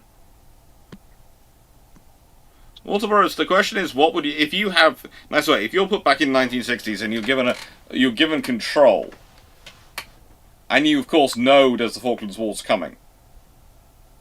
You know there's a war coming. How do you try and prepare the armed forces for it? And as I said, my scenario would be, my thing would be, I'd want airborne early warning on my carriers, and I'd want them slightly bigger, the Invincibles. I'd want bigger Invincibles with capable of carrying more aircraft. I'd want it to be at least 36, rather than, historically they're about 24, so I need them to be, their hangar space to be 50% larger. I'd probably do that, partially do that by going for deck edge lifts. It's amazing how much space you gain in the Invincible class hangar if you have deck edge lifts, right? That's a very easy win to add on space. That's going to give you probably an extra 6 aircraft, and I need to grow the hangar to gain 6 more aircraft. That's not going to be a massive growth in length. So, you know, I can probably grow it so I can actually take 42 aircraft quite easily, and then, well, I decide what I'm going to do. Do I have 24 Harriers, 12 ASW Sea Kings, and 6 Airborne Early Warning Sea Kings? What do I do as a force structure? I'd work it through. Potentially, honestly, the 24 Sea Harriers would be the nice way to go.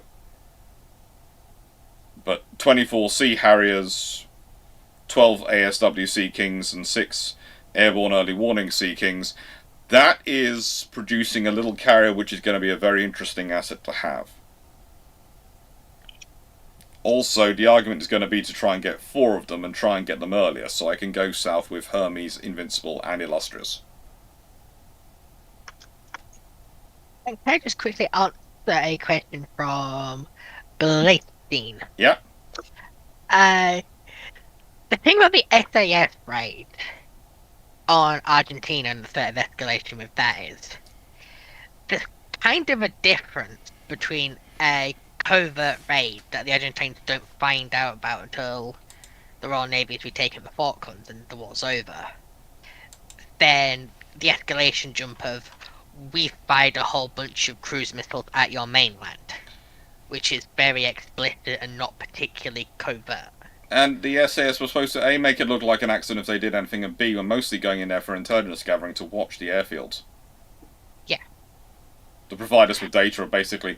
The idea was, I think, partially the SAS were going to sit there watching the airfields and go, aircraft taking off, here's the warning. Because if you know when the aircraft are taking off, it's very easy to work out when they're roughly going to arrive you, and make sure you have a combat air patrol sitting there going, hello! It's kind of like the difference between your family members who give you a call when they're leaving home and heading in a direction, and the ones who just turn up. And remembering this one correctly in particular, they also had the plausible deniability of working with the Chileans. And there was talks about if they got captured, how they're Chilean special forces, not British special forces. Because there was a flashpoint throughout the late 70s and early 80s between Chile and Argentina over the southern islands in La Plata. Mm-hmm.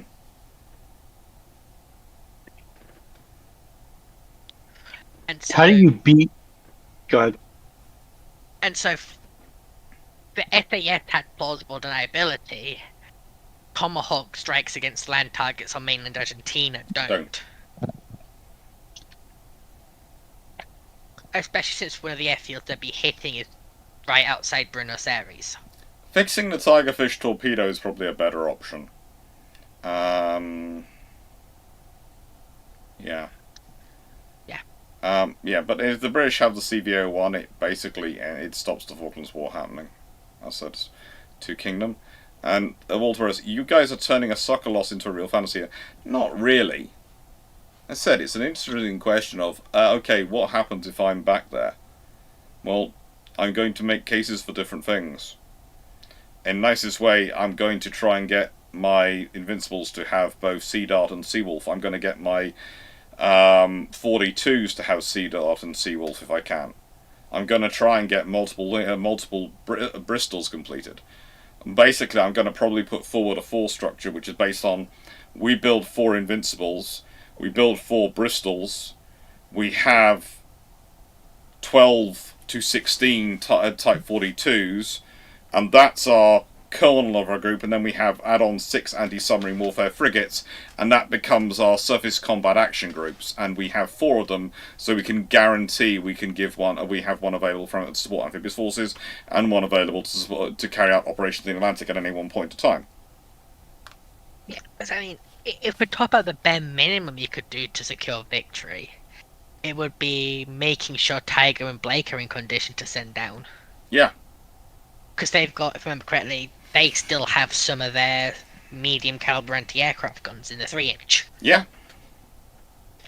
And the automatic 6-inch capable of dual purpose for short range air defense in the 3-inch would make the defense support Stanley Bay, or whatever it's called, much easier, and might probably lead to less losses.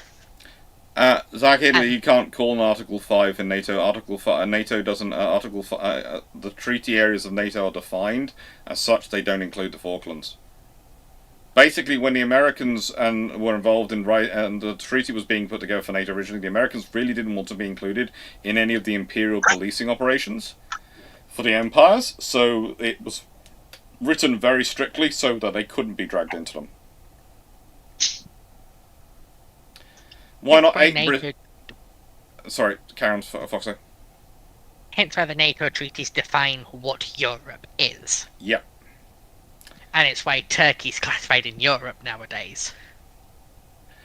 Stafford, why not 8 Bristols, 2 for each carriers? Because I'm being cost sensible and trying to be covert. And the thing is, I'm trying to make a case for a sensible force. And so basically, I'm sort of replace it. I'm basically going, right then, I want an aviation cruiser and a missile cruiser in each task group. I want 3 to 4 destroyers, and I want about 6 anti-submarine warfare frigates to do these jobs. And that's my combat force.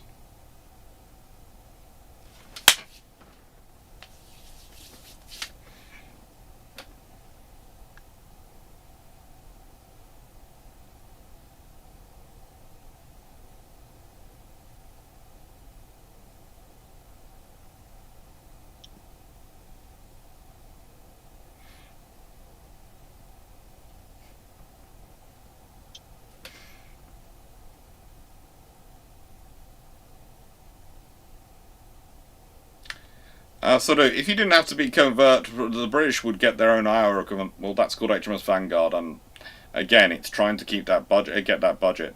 Basically, it's how do you get this covertly, and the thing is, it's partially accepting CVO1, but it's also losses, but it's also partially making the case for what the Navy needs to be, and making a very strong, coherent case for what the Navy needs to be and how its force structure. And you basically go, right then, we need to provide... I think one of the other things I would do at that time, and it's going to sound kind of strange in terms of what, doing those sort of options, I would get the 5th Resolution class built. Because Ramillies is cancelled 1965, and the reason I want 5 is I want to make the case that you need 5 boats ongoing as a way to protect ASW warfare, and then people go, well, hang on, we need 3 for the conventional and 4 for the ballistic missile. And I'm going, no, we need 5. 5 for the ballistic missile guaranteed nuclear deterrence, which means you need 4. So try and make it the rule of 4 and try and push that through.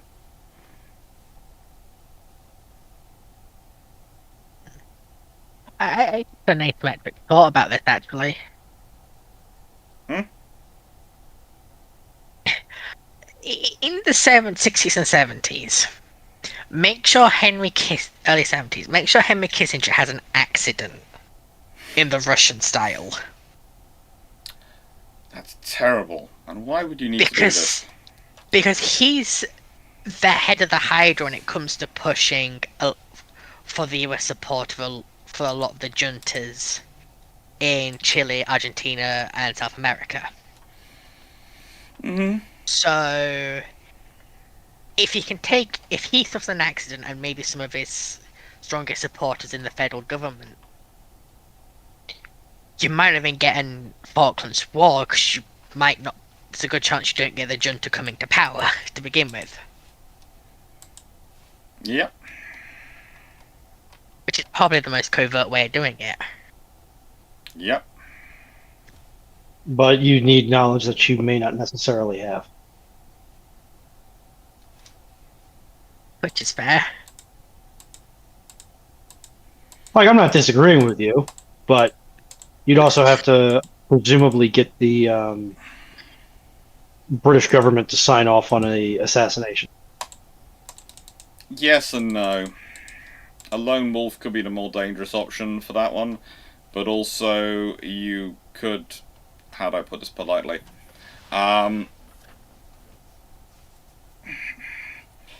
In the nicest way, taking out people covertly. There are quite a few sections of the British government at that time which can do, which have the capacity to do it. Or alternatively, you get the Russians to do it for you. No, the Russians didn't do it themselves. They contracted it out mostly often to the Bulgarians, didn't they?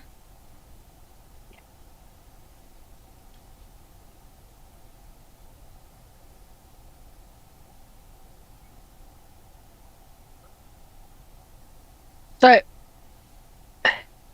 a lot of to answer Walter Brodos's question, US foreign policy, as far as I'm aware, predate Henry Kissinger's advent into his power and soft power. Hmm. But a lot of the actions, especially in the 70s, are very much led by some of the blocks he's a part of and leading. Yeah. Because he becomes a central figure in US foreign policy. The other option potentially is to actually grab hold of Kissinger in some way, because if you're running the Royal Navy, etc., you would have access to those circles, and try and get him to your side of thinking and use him that way. Because let's be honest, he was, I would argue, an eminently manipulatable personality. We really need to stop putting those in power. Oh, he was one of those people who was absolutely sure he was the smartest person in the room.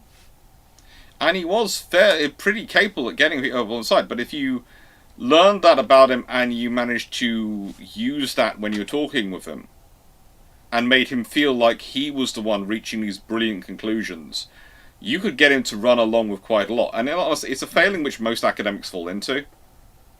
Let's be honest, academics spend their life being taught to research and analyze, and when they believe that they've got the analysis right and they've got the argument and they've found the solution, they become very passionate about it. So often the trick into manipulating most academics to support you is to get them to believe it's their own idea. Or maybe he just listens to people who have good advice. No, because honestly he changes, because there are some things he does which are really, really stupid. Yeah. Yeah. And the thing is, again, the point would be, you're the only one who's been sent back in time. No one else has been. So the Argentinians don't even know you're there doing this.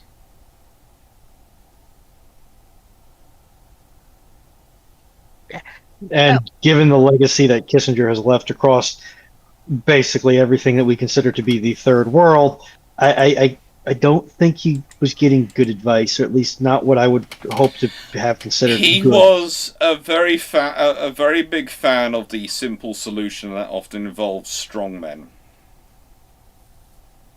And that was his thing. He often went for the simple solution, strong men, and yeah.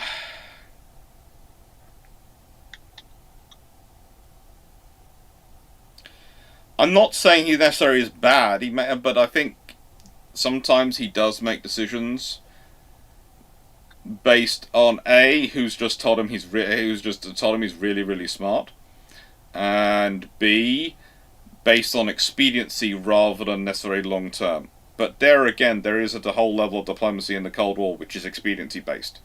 It's all about avoiding a confrontation between the major powers rather than thinking anything longer term. And then it's building on legacy of McNamara and others who were like that as well. Yeah. That's recently I've been rereading the White House years, which is where I thought of Kissinger. And one thing that comes up is that several people in the federal government realise that he is a man with a very diehard for his view of the world and his view of realism in politics, and international politics specifically. Mhm. However, several of them realized and start manipulating his frame of reference so they support what so he supports what they want him to support by controlling what information he gets. Yep. So, and he's predictable because he's diehard in his views and his support of the realist theory.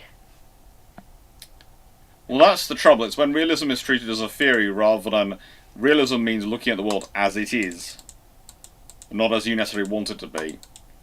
The trouble is that depends on you getting the information, you not putting on not imagining everyone else as a realist. But yeah, that's often the difficult one. Yeah. That's fun. It is fun. People, worst update to the server ever pushed. We need to roll back to before people. No, Solve all these people, problems we're having. people are fun.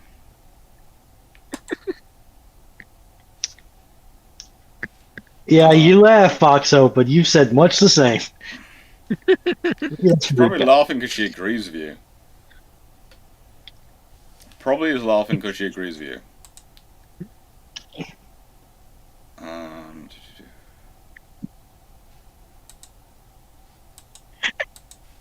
There is literally no one streaming at the moment that I would want to pass people on to, so I do apologise. Normally, I do try and be a good Twitch citizen by passing people on at the end of the stream because I think the stream is about to end. Because I think we've finished. I'm not going to take any more questions, so I do apologise. I'm not going to do a raiding into another channel, but I'm going to say thank you everyone for being here. Hope you enjoyed. Thank you to my Dr. Dan. Thank you to Runon. Thank you to Steve for all the work. Thank you to Foxo and Dragon for coming along. Thank you everyone for being here. I hope you've enjoyed it. I hope you found it fun, and well, yeah. Hope to see you again next week. Thank you very much. And yeah, just thank you and enjoy.